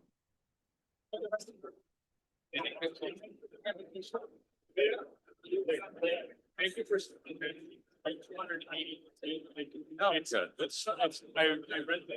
Actually.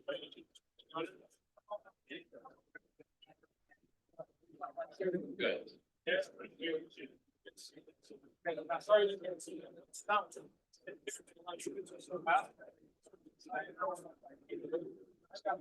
I'd be interested. I'd be interested to talk over what all this stuff. Think on that. Would like to have that conversation. I'll help you. Let's talk. Yeah, this whole question of what is the form? Kind of like. Yeah.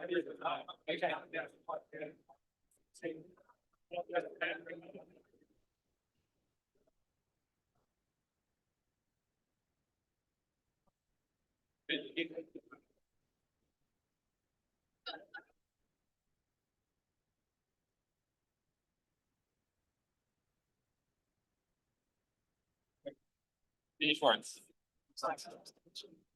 Okay, so Don is putting together the team that OpenAI asked for as part of their census. Yeah. I'll take it over here. Maybe just give you the 5 minute. This was the email you shared with me maybe a couple weeks ago with Yeah. connecting with the person at That's OpenAI, right. Jason. Yeah. Yeah. Just trying to make it. All right, yeah, you're at. Well,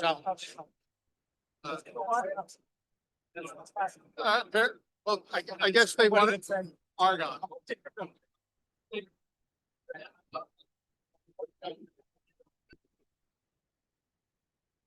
Maybe let's go try to make.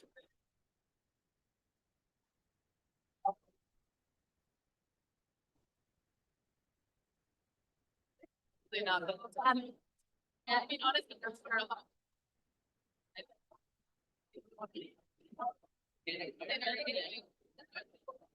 Oh, when you're board chair, I'm sure. Is there? The fundamental points that you know, bring in other experimental information. You have, like you're saying, it's really built on real models. You don't need to make that harder to allow. Yeah.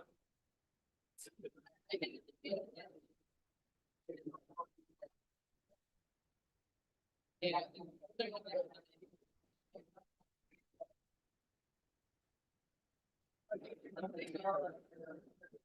Build the experiments and like the data.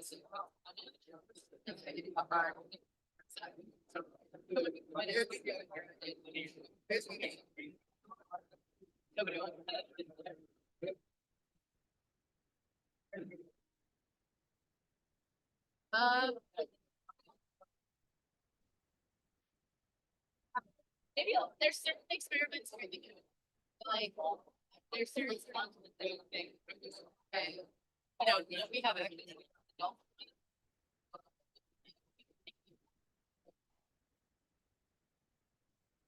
Yeah.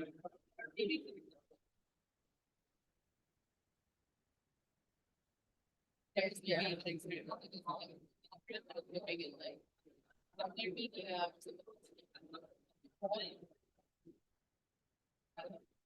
hey, but the question is like,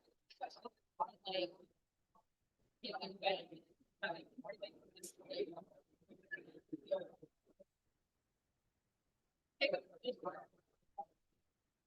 whatever their best value is. I don't even teach with the right and okay, thank you. Thank you for coming up and being it's actually quite helpful to have you.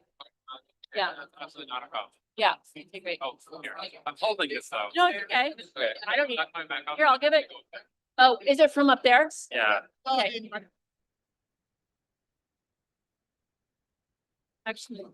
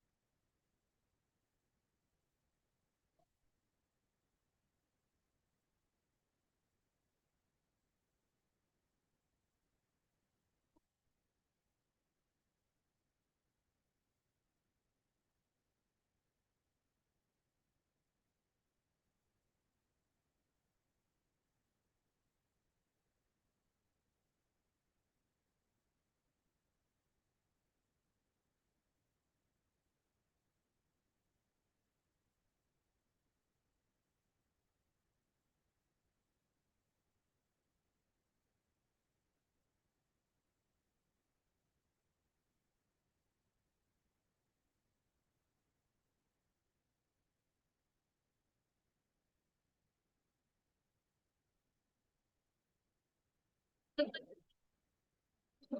up here.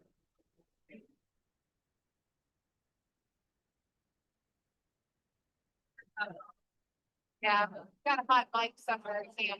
That was on still. Just turn it off. I thought I turned it off. I found it off.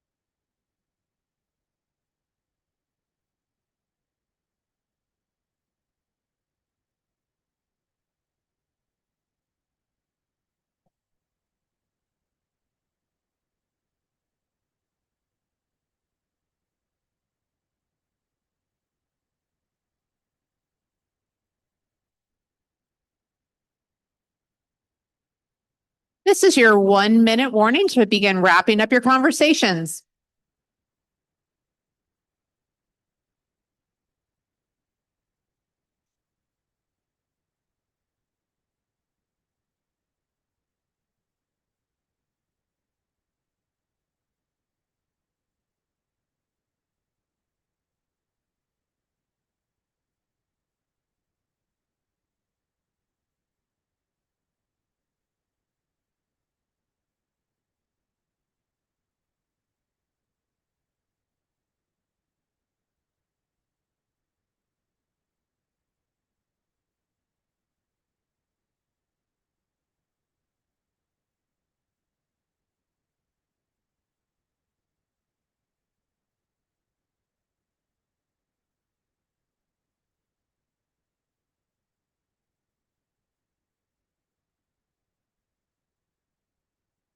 Can our speakers begin to make their way up to the stage, please?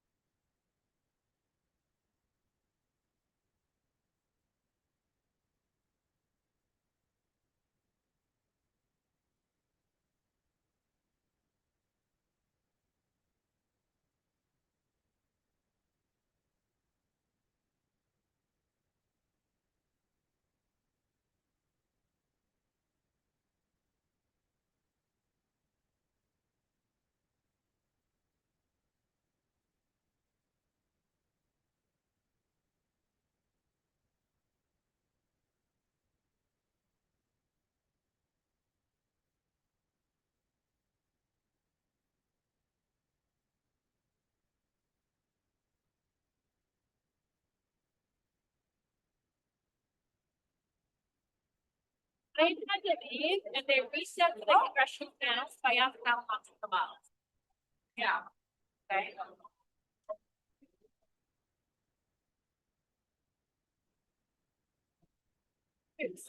Right, because you have to do some congressional panel, but how is going to be clear and right? Let's better. Do you remember back like in the? Do you remember back in the fall when federations were told not to use that word? When you guys first launched AMSEC, I remember that, so I was like, but that's what this is about. Somehow, I don't know. I must be misremembering.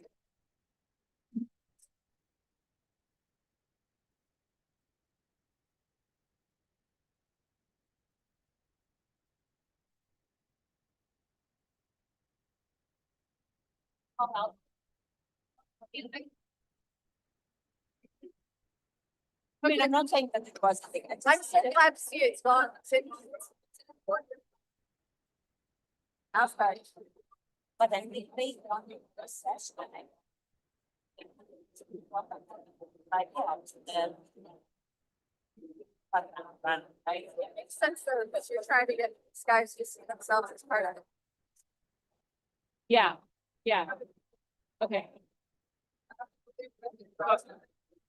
Probably both Brian and Rick.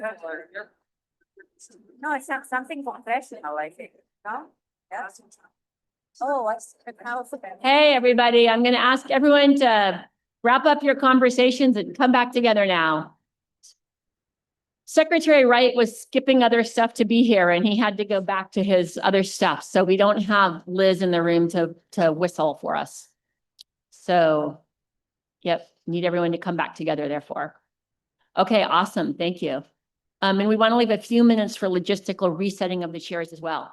So let's launch about federation. Honestly, to me, the federation is difficult both technically and from a policy perspective, right? So I'm really glad that you're here to chew it over with us. Let's open up the floor for questions and comments on federation. Back there. Yeah.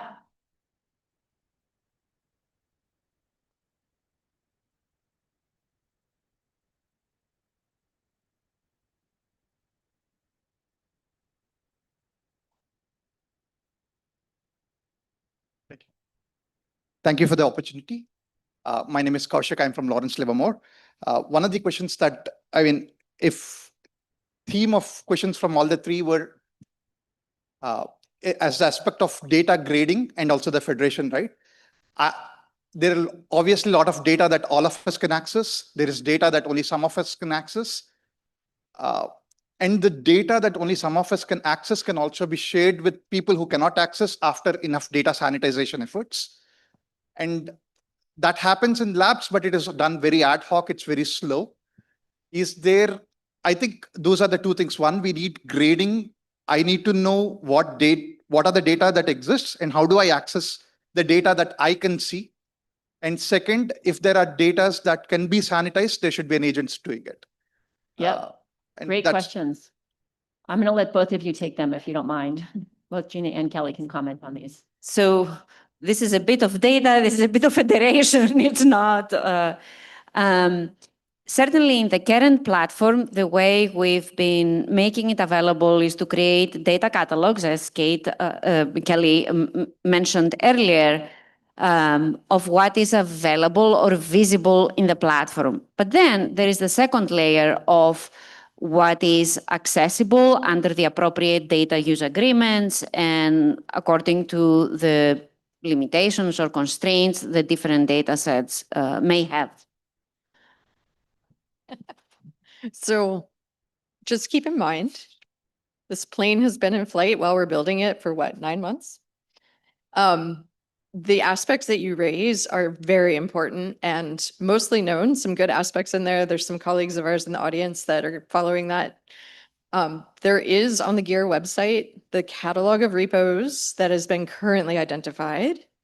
I encourage anyone that's looking for what are the data assets that are available in alignment with the Genesis mission Grand Challenge topics to take a look at that. It's not perfect. It has a button on it that says nominate more for inclusion. Beyond that, there are activities within the platform for how to make things interoperable, shareable. And it will take time to evolve, but that comes back to, again, this federated dialogue of what you need or what you've been developing and how we can integrate and accelerate adoption and availability for the community at large. So definitely hear those concerns on the data, distributed data, how to integrate, when to integrate, the security of that. as well as challenges with network transmission and scale. There's a lot in motion, and we'll continue to address as we go.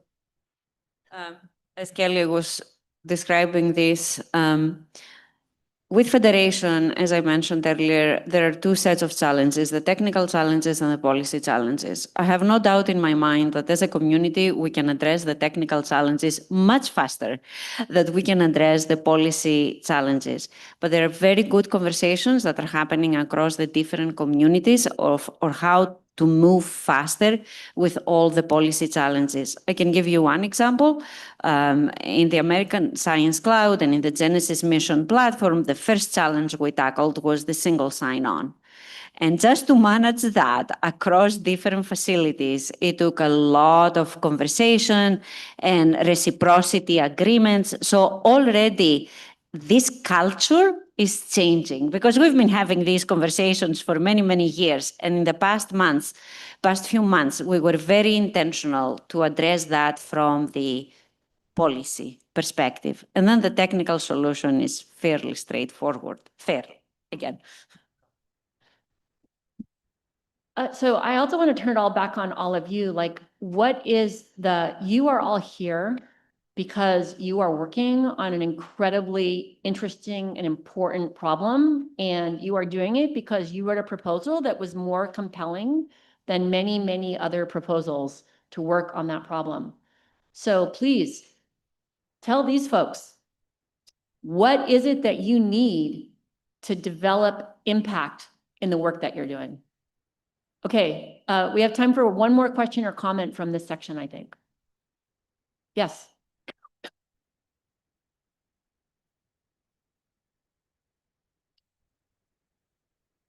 Hi, Chris Natemi from IBM Research. So I have a question. So there's something that Brian Spear said very early on before lunch, where he said he's a nice thing about about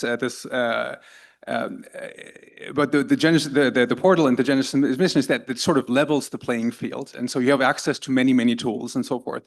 So what I'm wondering as a researcher that is now sort of building here and actually starting to contribute here and also integrating that into my workflows, what happens if I lose access to that portal at some point? Say, suppose I change employers and this becomes an integral part of my workflow. Yeah. And then I sit somewhere else at a different university and that I can't do the same research anymore. I can't rebuild the same thing because that is a really big edifice. So Yeah. Okay, let's let Andy comment on that very briefly, if that's all right. And we're maybe just like a quick. Okay, I'll do my best and I'll be quick. It's a great question. I think I'm gonna sort of reference back. It's not a perfect analogy, but look, DOE has a long and pretty impressive history of operating large facilities and making them open access, right? Making them available to researchers, broadly speaking, right? These are the experimental facilities, the high performance computing, et cetera. So I think one way to think about this Genesis platform, it's different than those, but in some sense, there's a similarity, right? The concept, and Dario's not here to comment on it, but his vision is that this is a very large distributed integrated user facility, right? So, and that question you ask, I mean, if I said I had access to the advanced photon source and now I've moved institutions, well, you can submit another proposal and get access to the advanced photon source. So I think there will be a model in which that is the way it works, right? That is not tied to the institution or where you work. This is meant to be a resource that is available broadly to the S&T community, and that the access is there wherever you're coming in from. I don't know if Gina wants to, you have anything you want to add to that? No, and I completely agree with that. Imagine that you have your ID and your identity within the institution with which there is reciprocity between the institution and the platform. And you move to another institution. In theory, that institution will have or will achieve reciprocity with the platform. You will be recognized as that identity. I think this question of what can you take with you and who can access what is such a hugely important question. I just want to take the privilege of standing here at the podium to really underline that question. I mean, you talked about leveling the playing field, and in some ways it does level the playing field, because right now, if you think, especially of a student, a young researcher, right, they need to work within the box of the laboratory of their institution and their advisor, right? All of us work at institutions that have certain resources and don't have other resources. So in some ways, this Internet of Science, this platform, this federation, everybody federating everything, everybody sharing their data sets and doing it with proper governance, it's going to make it, it'll be just like having the library where you can access any book on the library, or the internet where you can get to any site on the internet. And if you realize you need something, you'll be able to go and get it, which will be awesome. But in other ways, it will also not level the playing field, because it'll make it much easier for people who are thinking really radical, creative things, or who are very disciplined in their thinking, to access the resources they need to do great science, right? So it'll be a really bold new area, and I think people have raised a lot of interesting technical and policy questions here. We need to break for the congressional panel, so a few logistics associated with that. I'm going to tell you logistics in a minute, but first I would really like to thank our panelists for the work that they are doing on the mission and for being here with us today.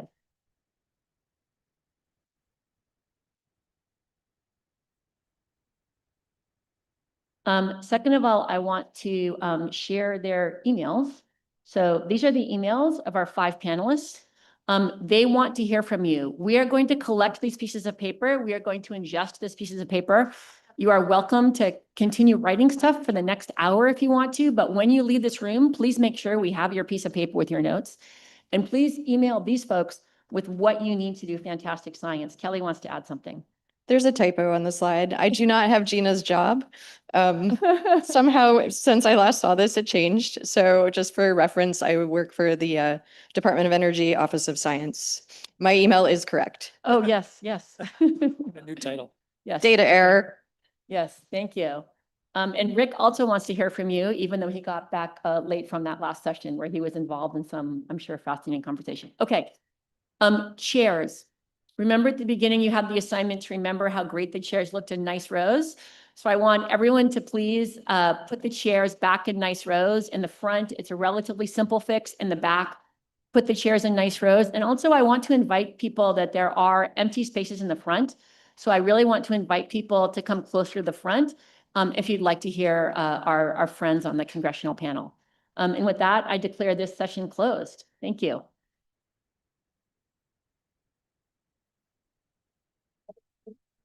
Nope, you can't. It's okay. We are going to continue right into our congressional panel. Yes, thanks to Cam.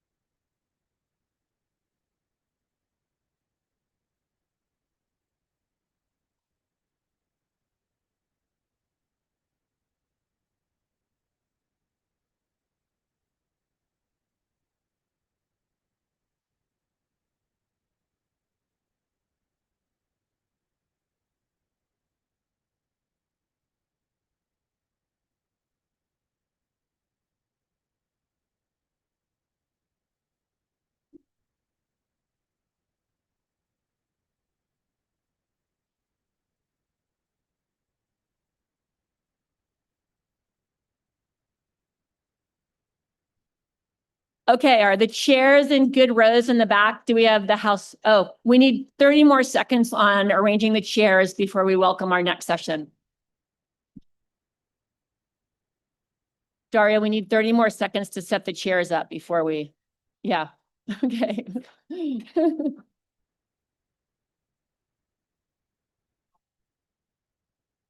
Are we good? Yeah? Okay, excellent. So I'd like to welcome one of us back to the podium to introduce the next session. Whether you call him Undersecretary Gill or Dr. Gill or Mr. Gill, which nobody calls him, or as most of us call him in this entire community, Dario, I'd really like to welcome Undersecretary Dario Gill back to the podium and thank him for this incredible day of bringing us all together for the Genesis mission so that he can start the introductions for the next panel. So, Dario. Thank you. All right, how are you all doing? Good? Full of energy? Now we have like the best part. We're gonna have a wonderful dialogue with Senator Lee and Senator Warner. And we're going to have an opportunity to talk about innovation and science and, education and opportunity. So it is my great pleasure to invite both Senator Lee and Senator Warner to come on stage for a dialogue. Please come in.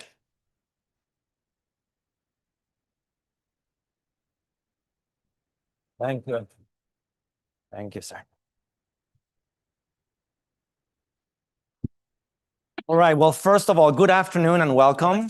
Let me tell you who you have in front of you for a minute, and then also give you a very brief recap of what happened today, so you have the full context before we begin our dialogue.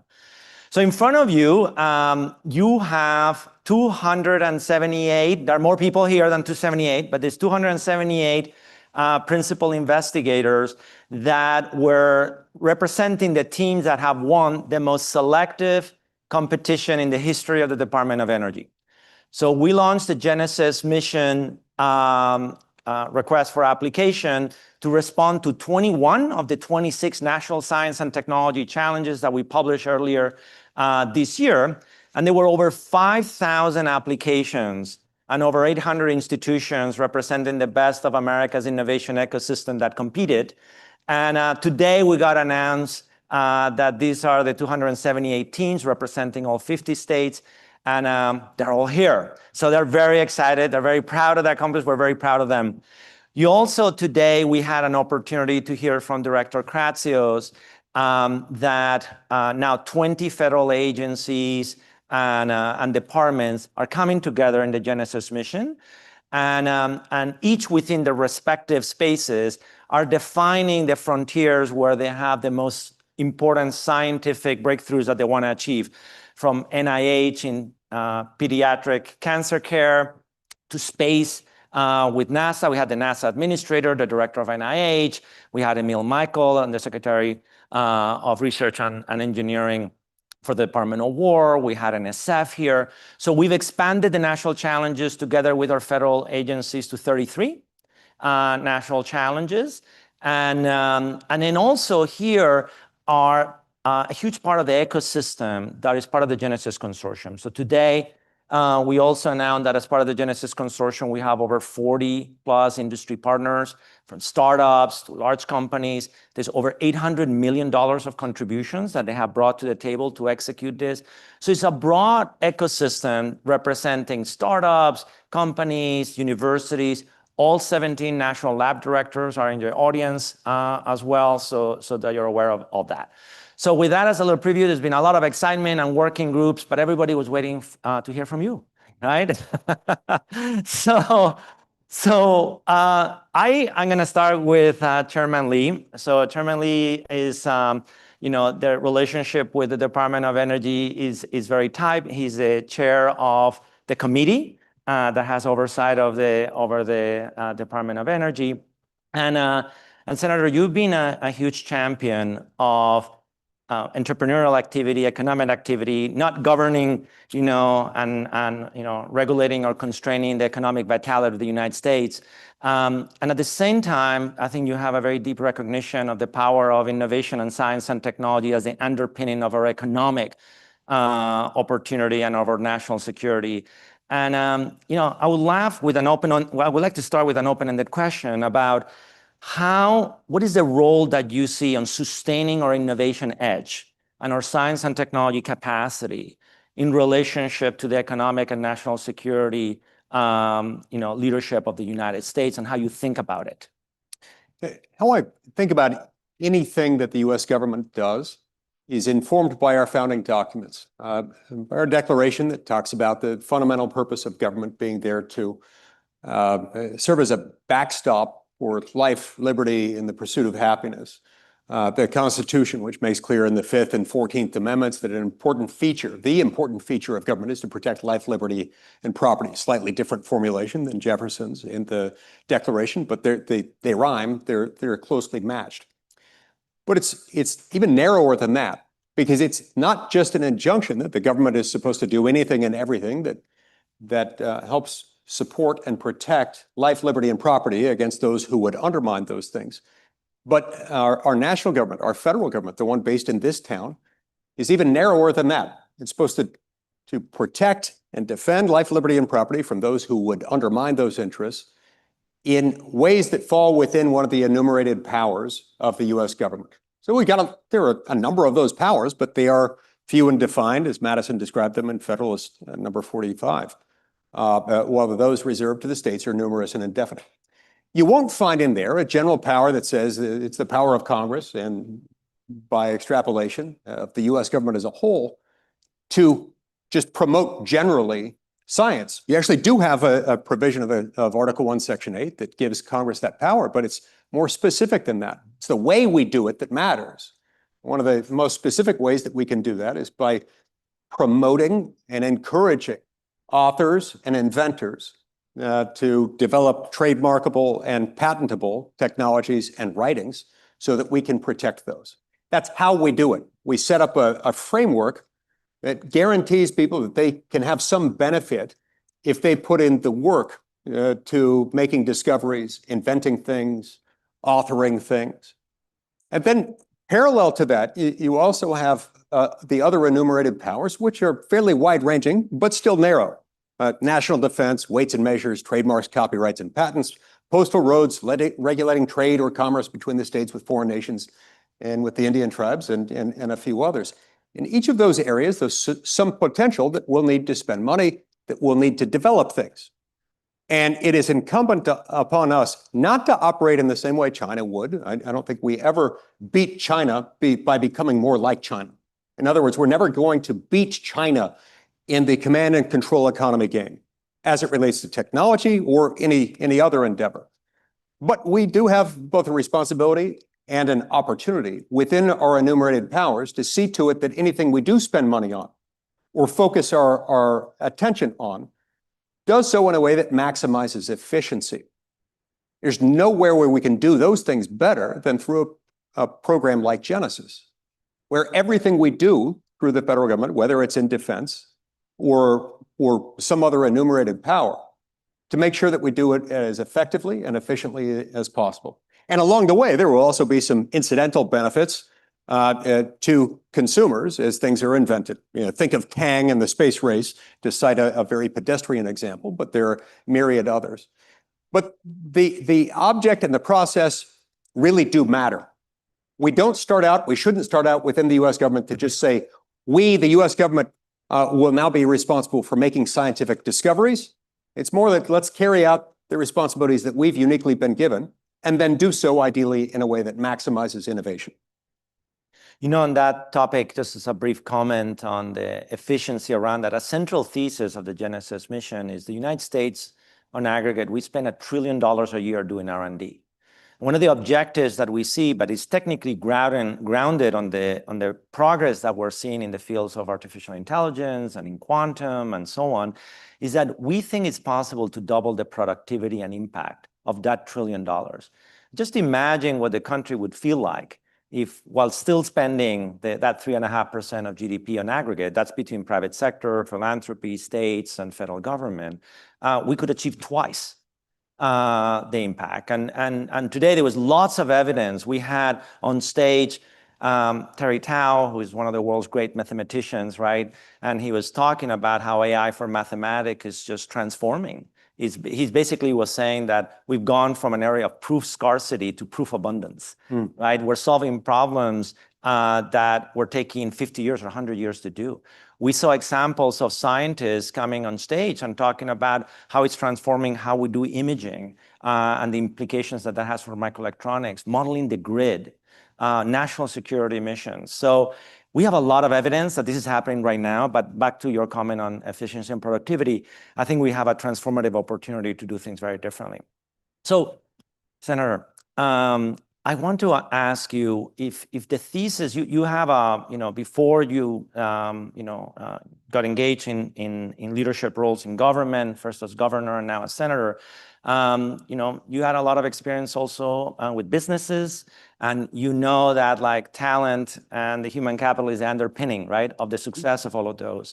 And just in the same way that in Genesis mission, we're pursuing the doubling of productivity and impact of America's R&D, there's an element of implications for our education, right? And also, for example, if we pick graduate school, right, is there a possibility to accelerate the time to degree, to motivate a whole new generation of Americans to enter science and engineering. So I'd love to hear, I know you've been thinking about this, your perspective about this topic. Well, first of all, Dario, thank you for having us. Thank you.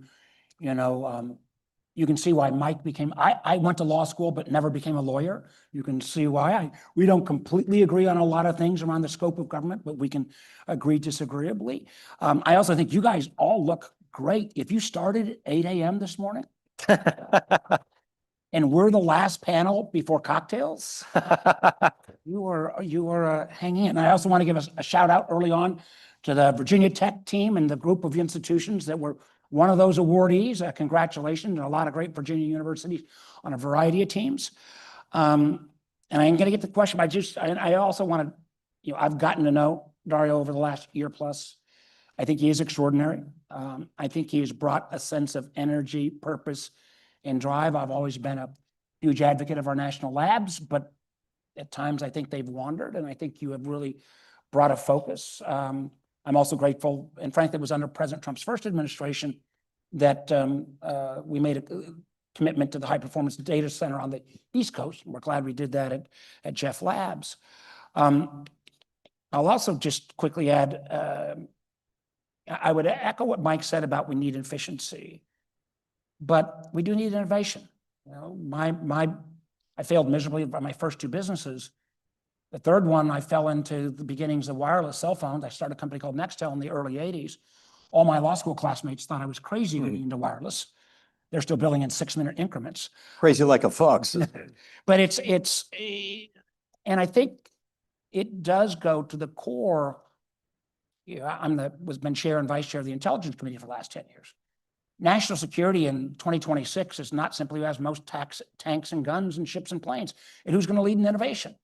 And quite honestly, as you pointed out earlier, you know, if we hadn't made an investment during the midst of the Cold War in the late 50s on a National Defense Education Act and really say we're going to stimulate education on a scientific basis that interacts with defense, we might not have had all the great leap forwards in the 60s. And you've got the data on this.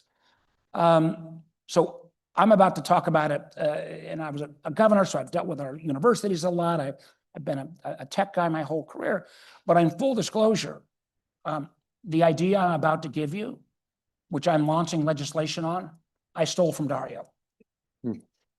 Again, so it takes way too long to become a PhD in America.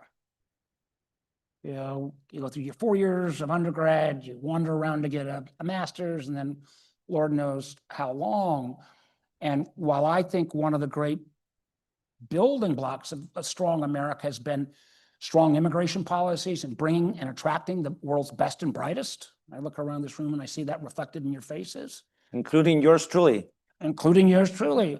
I think we also need to grow more American-born PhDs. So Dario's had an idea that Purdue had tried to implement that I've stolen and putting together bipartisan legislation that would dramatically increase the support for American-born PhD students if they're able to post-undergrad or combine shortened undergrad into a 7-year time frame rather than the 4 years plus 5 or 6. And that's not for everyone, but if we could provide that incentive so that the people who otherwise we're going to maybe think about trying to make all this money on Wall Street, we're going to actually say, well, maybe I could be that scientist, but I want to have a path that doesn't look like it's a 10-year, 7-year, 8-year, or 8 to 12-year horizon from starting undergrad to getting a degree. I think it's really attractive. I think a lot of conventional undergrads will probably get upset because of we'll probably need to move most from 4-year to 3-year. I think even some of the graduate school programs, but we have to accelerate the flow of American-born students. And I think this should be, again, something that is across the line bipartisan. And I know we're going to get into the AI questions in a moment, but I'm AI long, and I think how we use AI, one of the things about Genesis that I like a lot is, you're promoting innovation, but how to do it quicker, faster, more effectively. I think AI will be the most transformative tool in our life, making, frankly, when I got into the wireless industry or the internet look tiny in comparison. But boy, oh boy, there's a Like in all these things, there's an upside and a challenge with that. I will get to that. So Dario's idea, I've stolen it, just like any good politician. Michael steal his version of it, and ultimately we'll make enough sausage to get something done. If I may like to add a little bit of color to the National Defense Education Act, I mentioned it this morning during my keynote, but when that was introduced in 1958, it was following Sputnik. And there were a lot of actions that the government took post-Sputnik, right? I mean, that led to institutional innovations like the creation of ARPA, right? And, now known as DARPA. Also it led, in some fundamental ways also to the creation of the Apollo program, right? But the passage of the National Defense Education Act was really critical, right? Because it said, look, we have to educate our citizens in some of the most important areas, right? In science and engineering. And following the passage of the act, American PhDs in science and engineering increased 10% per year for a decade. So it had a huge impact. And you see, throughout my career, I've seen so many scientists and engineers that says, well, I became a scientist and engineer during that time, and following that, driven that innovation. So in some ways, one of the things that I think we have a moment is that there should be, as a series perhaps of individual pieces of legislation and collective effort, what is the equivalent of a National Defense Education Act 2.0? How will we make sure we're giving as much opportunity to our fellow citizens as possible while ensuring we end up with the most vibrant economy and national security around that? So, and part of it is you say, well, what is inhibiting, if 9 out of 10 undergraduates that graduate in science and engineering in the United States are Americans, why do we only end up with like maybe 50% at most in our PhDs? So we got to do something different, right? And perhaps the duration, the incentives, how we support them, internships in the summers, so a whole host of actions. So that'll be very interesting to continue to do something really special on that front. So Chairman Lee, if I could ask you, like related to this topic of legislation, right? So in the Genesis mission, we launched it through an executive order by President Trump the Monday of Thanksgiving of last year. And it's been remarkable momentum, right? There's a lot of energy, we're uniting. But something of this scale and caliber that is a decade-long journey and longer cannot be successful without Congress as a full partner, right? And leader in this effort. So we think it's very important that we end up with enduring legislation also that allows us to carry this mantle long-term. What's your perspective on this? How should we approach this of codifying Genesis into law? The question reminds me of this SNL skit from just a few years ago where they were doing a play on the Schoolhouse Rock videos, talking about just a bill on Capitol Hill. One day I'll be a law, but goes through the whole thing. And this SNL skit just a few years ago provided an updated version of it. And they had a guy dressed up as a bill, and he said, okay, do your thing, perform your Schoolhouse Rock thing. And he said, the song instead went like this: I'm an executive order and I pretty much just happen. And that was it. Dramatically simplified from the original Schoolhouse Rock. But it goes back to the point. Executive orders have their place, but there can be a lot of easy come, easy go. Got an executive order, you've got at most 4 years of more or less guaranteed runway. After that, you're on your own, because nobody can predict what's going to happen in an election a few months from now, much less 4 years into the future on the national scale. So that's why I think this mission, while created by executive order, needs to be propelled through legislation. Legislation, of course, can be repealed, but it's more difficult to repeal legislation than it is to undo an executive order, which one individual can do. So that's why I'm all about this and working on legislation to do precisely that. We need the relative degree of at least presumptive permanence in order for this to be the force multiplier that I believe it's destined to become. A force multiplier in the sense that we've already got a certain amount of money that we as a country and that we as a federal government are spending on R&D. within various areas of responsibility. Let's make it as effective and efficient as we possibly can. And to do that, we need Genesis. And for Genesis to be able to perform its role well, it needs to be statutory. Wow.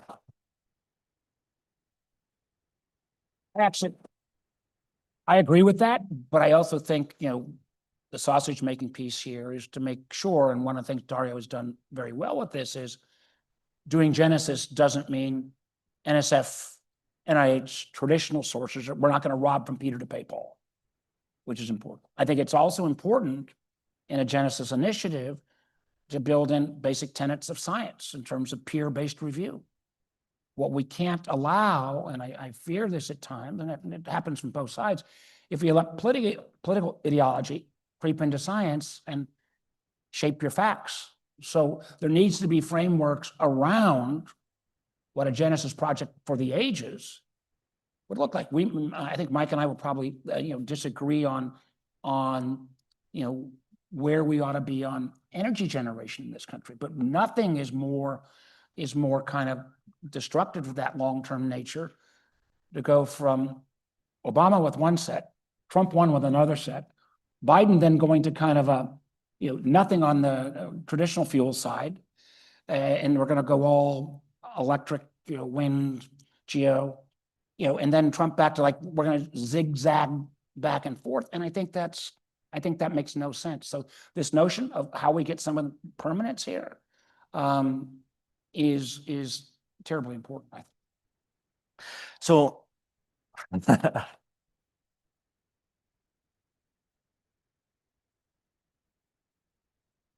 So I want to ask you, Senator Warner, a question on the national security piece, right? And so today, one of the scientists we brought on stage from, Lawrence Livermore National Laboratory and also represented Sandia National Laboratory was a project. And when you walk out, you will see there's a flight test vehicle that was built in record time. And basically was using AI agents to use high performance computing and simulation codes, as well as additive manufacturing to build a flight test vehicle that was 7 times faster, 15 times less expensive, and with 5 to 10x improved performance than what we could ever do before.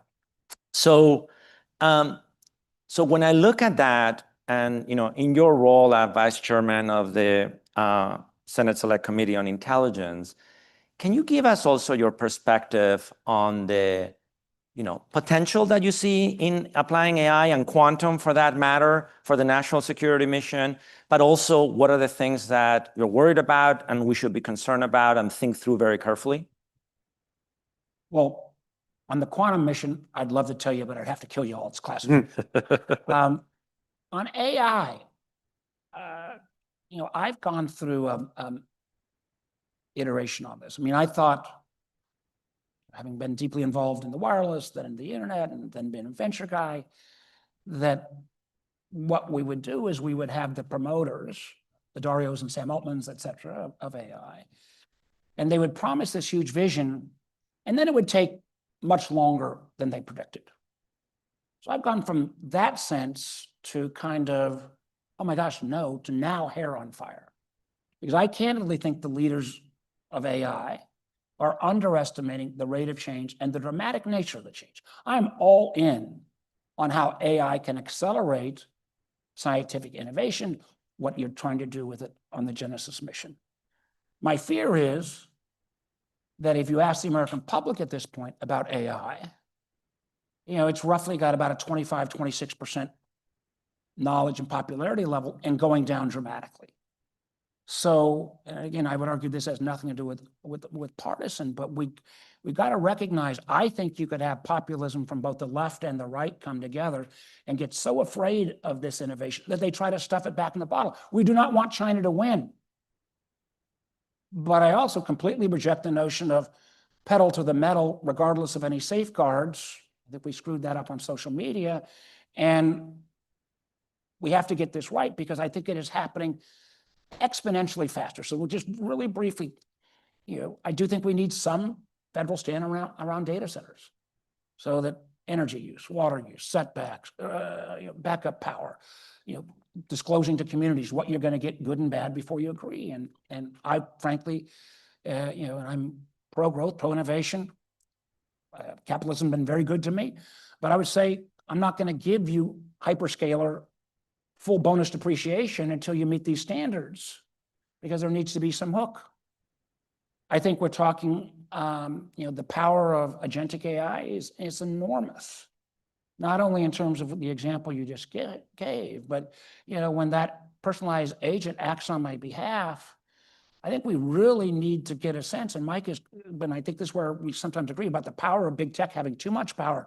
If we don't guarantee competition amongst agentic agents, if we don't guarantee some duty of care, whomever, whether the scientist consumer or the individual consumer, we could get ourselves in problem. If the frontier models basically say the only agents we're going to let interact with our model is the agents we bless, then the whole notion of competition, which Mike is a huge advocate, could be dramatically shrunk, as we, again, somewhat analogous to social media. And there's, coupled with that, for all the downsides for our kids that we didn't put in place in terms of mental health protections around social media, that is exponentially greater with the chatbot potential or non-consensual nudes, the amount of stuff that could happen to our kids ought to scare the hell out of us. So I put a bucket there around, again, but particularly around agentic agents. I do think is, well, as we've seen, just in the last 24 hours, with OpenAI's 5.6, jumping the fence and going after Hugging Face. I still remember when Dario called me on Mythos and he said, The other Dario. The other Dario, the richer Dario. Yeah, that's true. Definitely true. And basically called and said, Mark, we created something we don't fully understand. We are dealing with, AGI, I don't know if it's 6 months or 6 years, but it's coming in some form. And if we don't have some level of, I would argue, beyond voluntary testing before the release, and again, I would argue this fits into, life, liberty, and pursuit of happiness and the safety of America and the country and the world. Doesn't mean we want to delay, but, and there's a lot of ways we can get. And final point, while we need a lot more PhDs, American grown, and I believe that AI will create jobs over the longer haul, 5-year plus. And I'll make a wager with any of you and would be happy to pay. I think the AI job disruption in the short term over the next 5 years is going to be massive. Yes, there will be growth in the career and technical jobs, but what is happening in the job dislocation, if I'm right, and I make this quick, but I'll bet you that it'll hit 30% recent college graduate unemployment in the next 2 to 2.5 years. And that will mean, enormous disruption about the value of higher education. It will mean it's not going to hit the way, globalization hit, where it hit in my state, like the textile jobs and furniture jobs. We thought that's really sad, but we kind of knew that was, that was the age of progress. But if our kids and grandkids who did everything right, come out with a college degree and there's not a job there or even available, and frankly, we need your help to figure out what even to train for. If we are having this conversation 4 years ago, I think the consensus opinion would have been, well, what we ought to do as a society is teach everybody to be a basic coder. That was well-intentioned, but ended up not being the right answer. So we desperately need, and I think we need massive, frankly, support and relief, and the hyperscalers ought to chip in on this, on what we ought to be training for. I'll close with this. Most public universities, the 3 biggest majors are business administration, and economics. Those are generally going to be the jobs that are going to be front end eliminated in kind of corporate America. So, best idea, one of the best ideas I heard, if we could take 1/3 of the business majors and turn them into healthcare workers, whether it's docs, nurses, PTs, you name it. But we need, I think, a massive shift over a short term. I don't want to create, Mike and I agree on efficiency. I don't, we can never get rid of, Ronald Reagan was right, the one thing that never dies is a government program. So we want to create something that goes forever. But if we don't think in almost kind of depressionary terms about getting this next 5 years right, all of the great innovation that AI is going to bring to your work could be stymied because people across the country will be both afraid and turned off from it. I'm gonna ask, your perspective, Senator Lee, on this, but like, let me just add a little bit of, nuance to that. There was an article in the New York Times on Saturday that was, I think it was very interesting about that we are seeing records level of entrepreneurship in the United States. For as far as we've been taking records on this topic, the level of small business formation in the United States is an all-time high. And in part of it has been the ease, and you find it when you meet with young entrepreneurs around that, how much easier it is to leverage some of these AI capabilities to do functions that as a small business is very hard traditionally to have access to. I mean, everything from doing software development of tools and front ends for your website, on legal expertise and so on. So while, I appreciate your concern, and maybe we'll see what happens, but it is interesting also to see some of the novel mechanisms in which AI is unlocking entrepreneurial activity, and that's a positive sign. But here is what I quickly add as just a plain fact. As somebody who, my first two businesses failed miserably, one in 6 weeks and the other in 6 months. I was lucky I had a third try on cell phones, but 90% of entrepreneurs fail. So I'm all in for more entrepreneurship. I think and I think AI will unlock, and if we could get that failure rate down to, the 70% to 60% with AI tools, count me in. But I don't think we're going to say entrepreneurship on its own is going to solve, at least short term, this skills gap we have, and at least this elected official who spent a lifetime in technology businesses. I'm not sure what to train for. In the sciences, yes, but if I hear one more hyperscaler say, we want to train you for AI adjacent jobs, it sounds like technobabble to me. So Senator Lee, how do you think about this? I mean, I'm sure you've been thinking and you're hearing from your constituents on AI, on the opportunity and the challenges. What is your perspective? Look, anytime there's an explosion, an expansion of knowledge, there's an economic boom that goes with it. You think about early research that was being done, say, in the early to mid 19th century in America and elsewhere, starting out with studying things like electromagnetic forces, eventually discovering different ways to harness electricity and then utilize electricity. Innovations that took place during that same century with regard to steam engines and all the growth and expansion that flowed naturally from that. That too helped us harness other generations, other innovations of learning. In time, those things helped us advance our knowledge when it comes to things like biology, chemistry, and physics, which have led to an expansion, an explosion in our ability to discover cures for diseases, pharmaceutical treatments, surgical techniques, and all kinds of things that can improve our lives.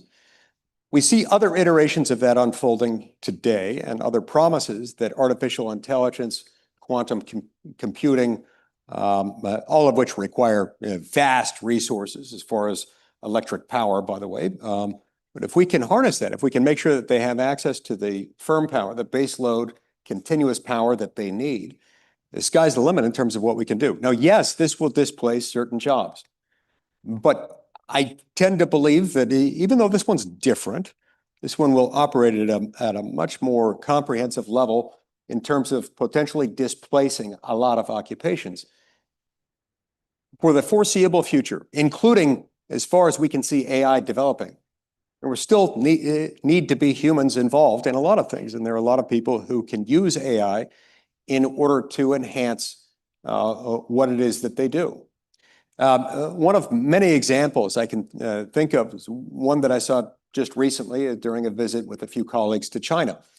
In China, and in different ways with different funding sources, I've seen similar things in the United States. But in China in particular, we viewed, among other things, some facilities in which they're using artificial intelligence to do the pre-phase 1 clinical trial research on a lot of combinations of molecules that may show some promise toward treating a particular disease or condition. That's where there has been in the past a lot of human interaction, human beings inserting different chemical formulations into different petri dishes. Some, but not all of that, can be replicated through artificial intelligence. And what that leaves you with is a much larger pipeline going into the pre-phase 1 clinical trial research. And that in turn, in theory, over time, is going to lead to a much wider pipe, narrower than it was at the outset, but still a wider, more high-pressure pipe of diseases and cures. And then we could make similar observations with regard to a wide variety of other professions, not just in pharmaceutical research, but take something as old school, as mundane, as historically not technologically focused as law. I'm a third-generation lawyer. I've got two sons who are fourth-generation lawyers. A lot of them and their classmates from law school are now panicking, wondering whether their jobs are going to disappear. For the foreseeable future, I still think there will be a need for lawyers. Last time I checked, no artificial intelligence model has been admitted to practice in any court. So at a minimum, you're going to need a lawyer in court. You're also going to need a lawyer to ask the right questions, to write the prompts going into an artificial intelligence model. And you will still need that. So I think this will have the ability to bring out our best selves. Yes, there will be more people displaced with this technology than with others. But I still think there will be a lot of other opportunities and advancements. Remember about 100 years ago when they were developing certain technologies that today we take for granted, things like the electric clippers that they use in the barbershop, things like automobiles. They predicted there would be huge job losses because nobody's going to be able to get a job as a coach driver or as a barber because they'll have these little electric clippers. Well, there are more people employed as drivers and as barbers and beauticians today than there were a century ago. It's not a perfect analogy, I know, but there are other ways in which we may find this will create even more jobs that we haven't yet thought of. And let me just respond because I agree. You know, I'm not sitting up here as a doomer by any means. I am long AI, and I think there will be these jobs created. I think there will be a gap. I know one of the top 10 law firms in the country didn't hire a single first-year associate this year.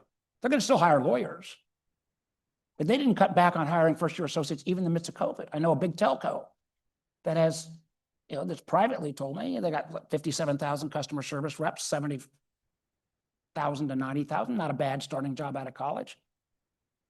They can do it 200 people right now. They're not going to announce it.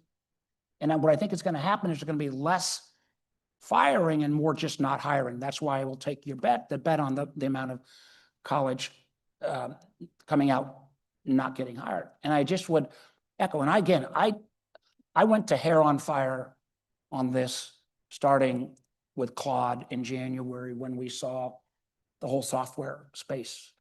And a leading VC who's basically told me he's prepared to write his whole software investment portfolio to zero, and that's 30% of his portfolio.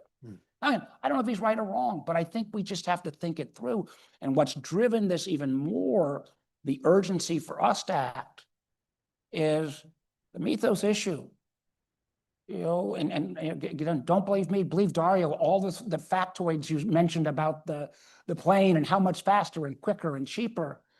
You know, Mythos, and I misspoke at one point that I shouldn't have, you know, it didn't break into all our classified systems, but it found vulnerabilities at a rate that was 500, 1,000x, whatever the exponential rate is.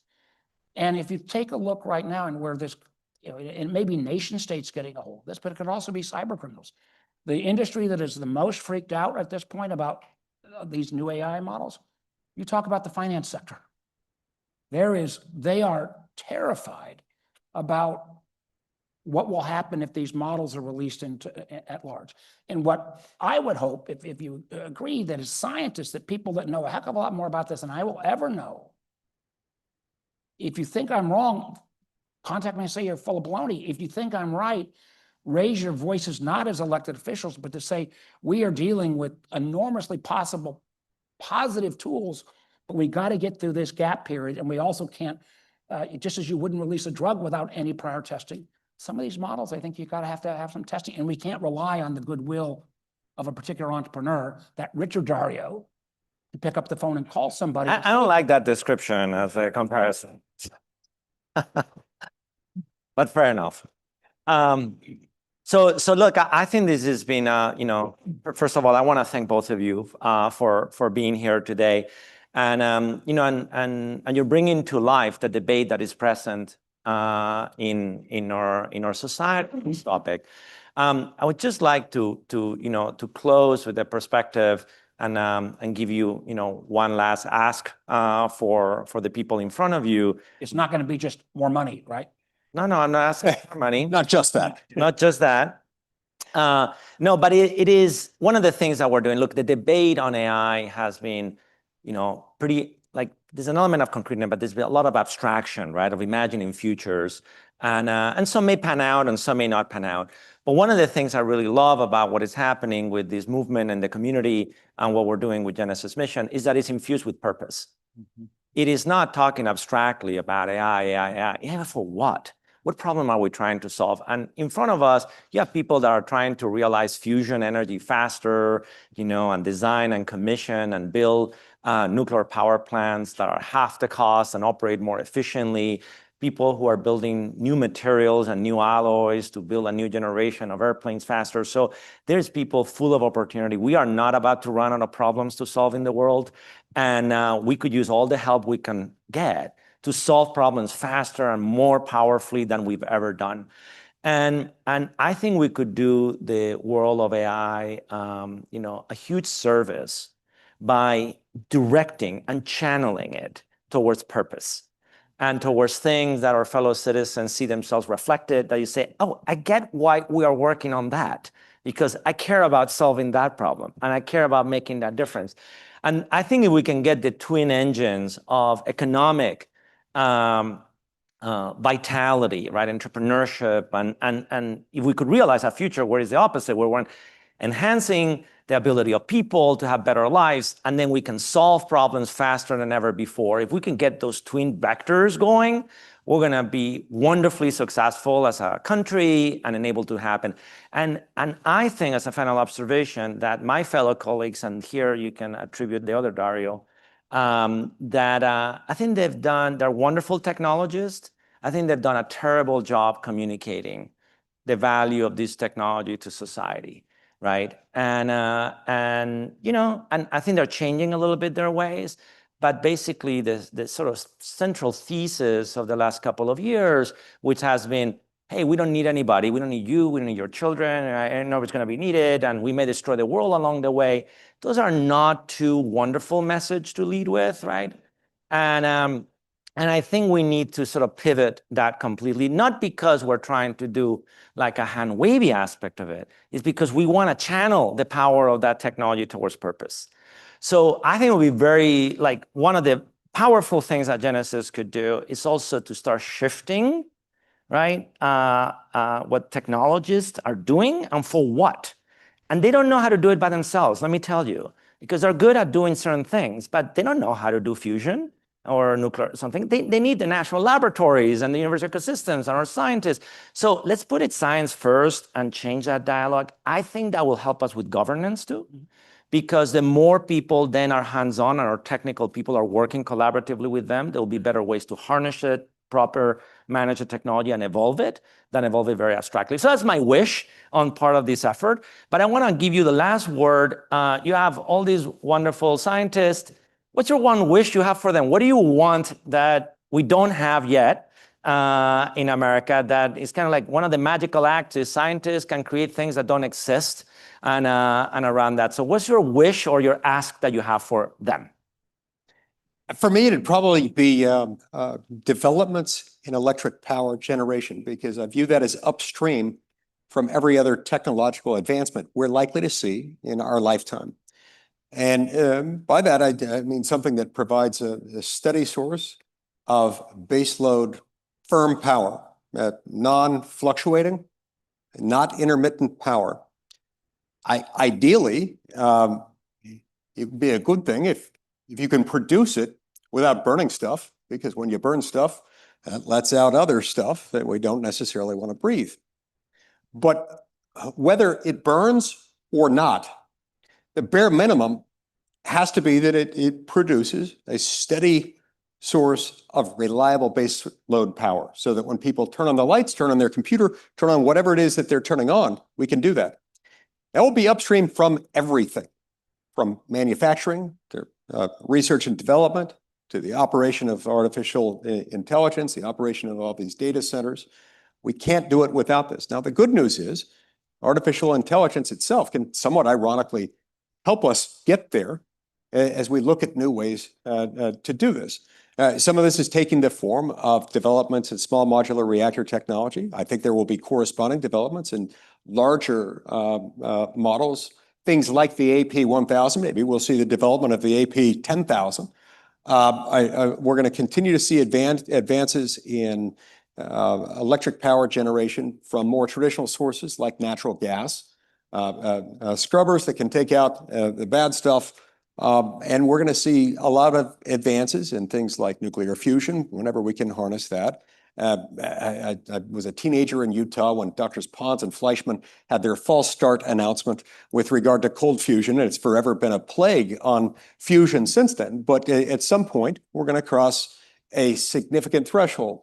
And finally, things like geothermal power are huge advances that have been made available to us through technologies, advances in directional drilling. I met with some people the other day who claim to have developed the ability to go down as far as 20 kilometers, and that once they do that, they believe they can set up through an acre or two of surface disturbance, up to 40 or 50 acres of subsurface disturbance deep inside the earth, that you be able to set up gigawatt scale electric power generating capacity with zero emissions. All these things could be good. All these things will inevitably be propelled and facilitated by artificial intelligence, and we're going to need a whole lot more for it, for AI to do its work. Let me just build on what I think, remember Kai-Fu Lee's book about China and America about AI? I think I echo what Mike said. It's not going to be who has the most scientists, who has the most chips. It's going to be who has the most electrons. And I'm all in on things like SMRs. And I would actually have the first commercial demonstration fusion plant will break ground in Chesapeake, Virginia next year. But I also think we need that urgency of now to show how these tools are going to improve people's lives. I've got a bake-off between OpenAI and Anthropic to who could create the most powerful agentic agents to help active military families and veterans in Hampton Roads and area where we got the huge concentration. They got a lot of services, but it's virtually impossible to figure out how to connect people. So I think there was value there. And the last point I just would make is, you guys these are the winners of the whole country. 5,000 applications, 200 winners. Don't screw it up. Thank you. Well, that's a wonderful way to end this, an exhortation which I commend to deliver. Yeah. Thank you. Thank you. Thank you. Thank you. Great socks. Thank you.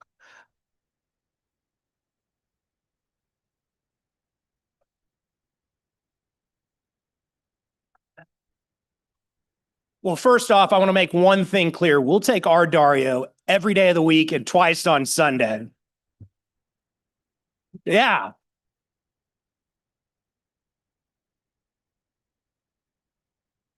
I can't think of a better way to close out today than the Deputy Secretary of the Department of Energy, James Danley. Deputy Secretary Danley is an Army veteran with a Bronze Star and a Purple Heart, former FERC chairman, and quite possibly one of the brightest energy regulatory minds you'll ever come across. Now, that may not seem evident that that is exactly the person that we need to close out today. But it takes an ecosystem to make all the work we're doing. The work that goes into improving our grid using AI. Is it possible via policy? Is it possible with the current regulations? That's not necessarily everybody in this room's expertise. It is Deputy Secretary Danley's. But he's also a quick study. He completely understands the Genesis mission, what we're trying to accomplish here, and the possibility behind it. And we can't find a better advocate inside or outside the building than Deputy Secretary Danley when it comes to the Genesis mission. So please help me welcome Deputy Secretary James Danley to the podium.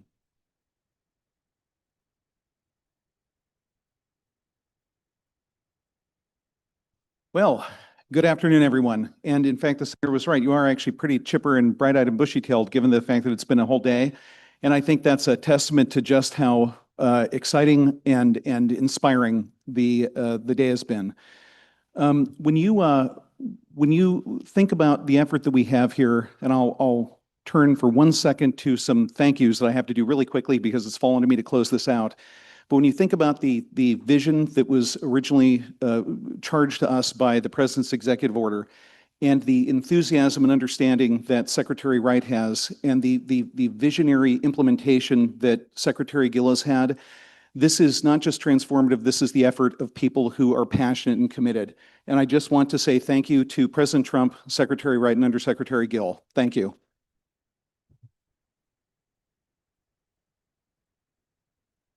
I would also be remiss if I didn't mention Emma Quigg, the Chief of Staff of the Office of the Undersecretary of Science. She was the one who basically put this together, and she too deserves thanks from everyone.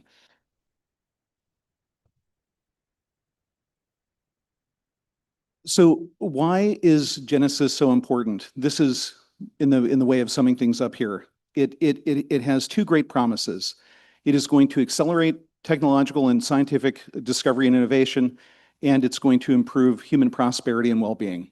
And when you think about the advancements of science and technology over the years, the idea that it takes a long time to get from point A to point B simply isn't true. In fact, that's not been the rule from the great discoveries we've had.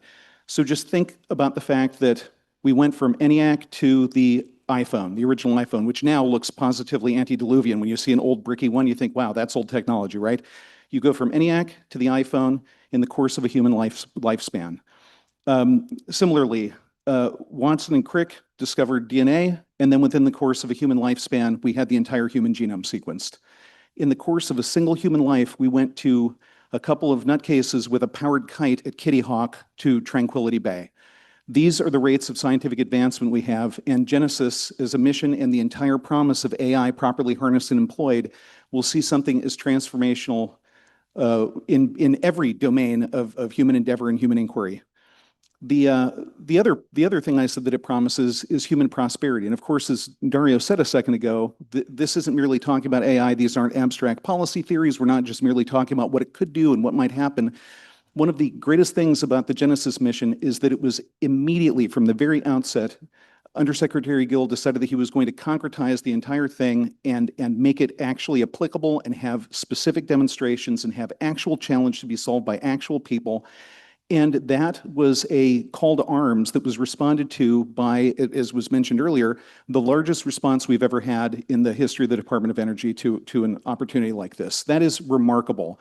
It shows the hunger that people have to be part of the program, and it shows the wisdom that Undersecretary Gill had in structuring it this way.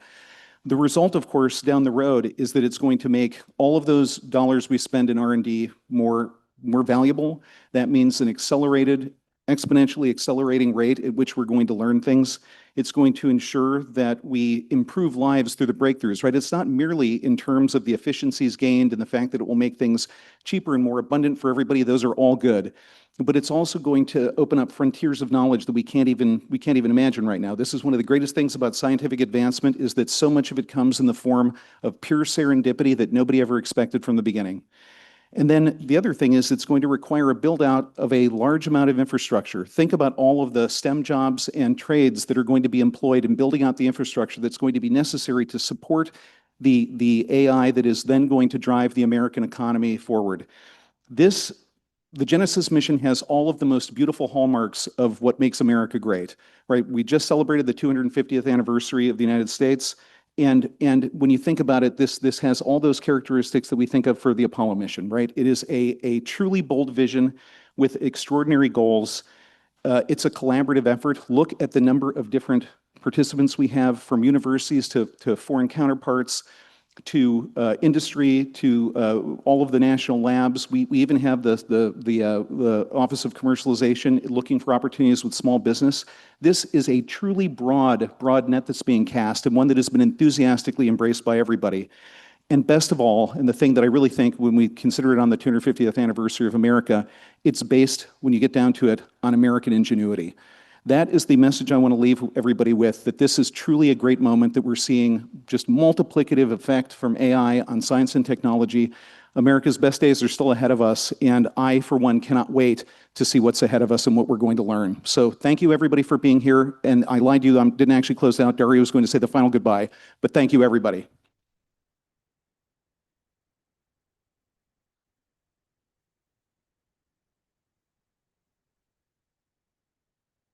All right. Well, you're gonna earn your drink in a second. Before we wrap up, please join me again in thanking Deputy Secretary Danley for his inspiring remarks, for taking the time. Thank you. We truly appreciate your leadership in making this happen. So thank you so much.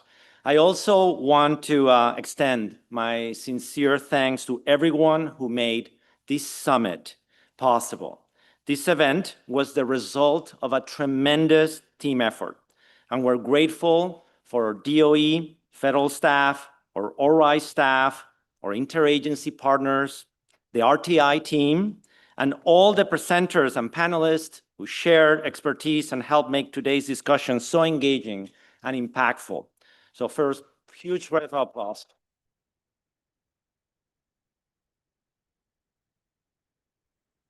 And finally, a huge thank to all of you for your participation, your thoughtful questions, and your commitment to advancing the Genesis mission. We hope that today's conversation spark new ideas and strengthen partnerships and carry the momentum that we have forward. To conclude our program, we're going to invite all of you to make your way downstairs and join our reception. It's a wonderful opportunity to continue the conversations and connect with colleagues and build the relationships that we strengthened today. So thank you for being here. Have a great evening, and we look forward to seeing you downstairs. Thank you.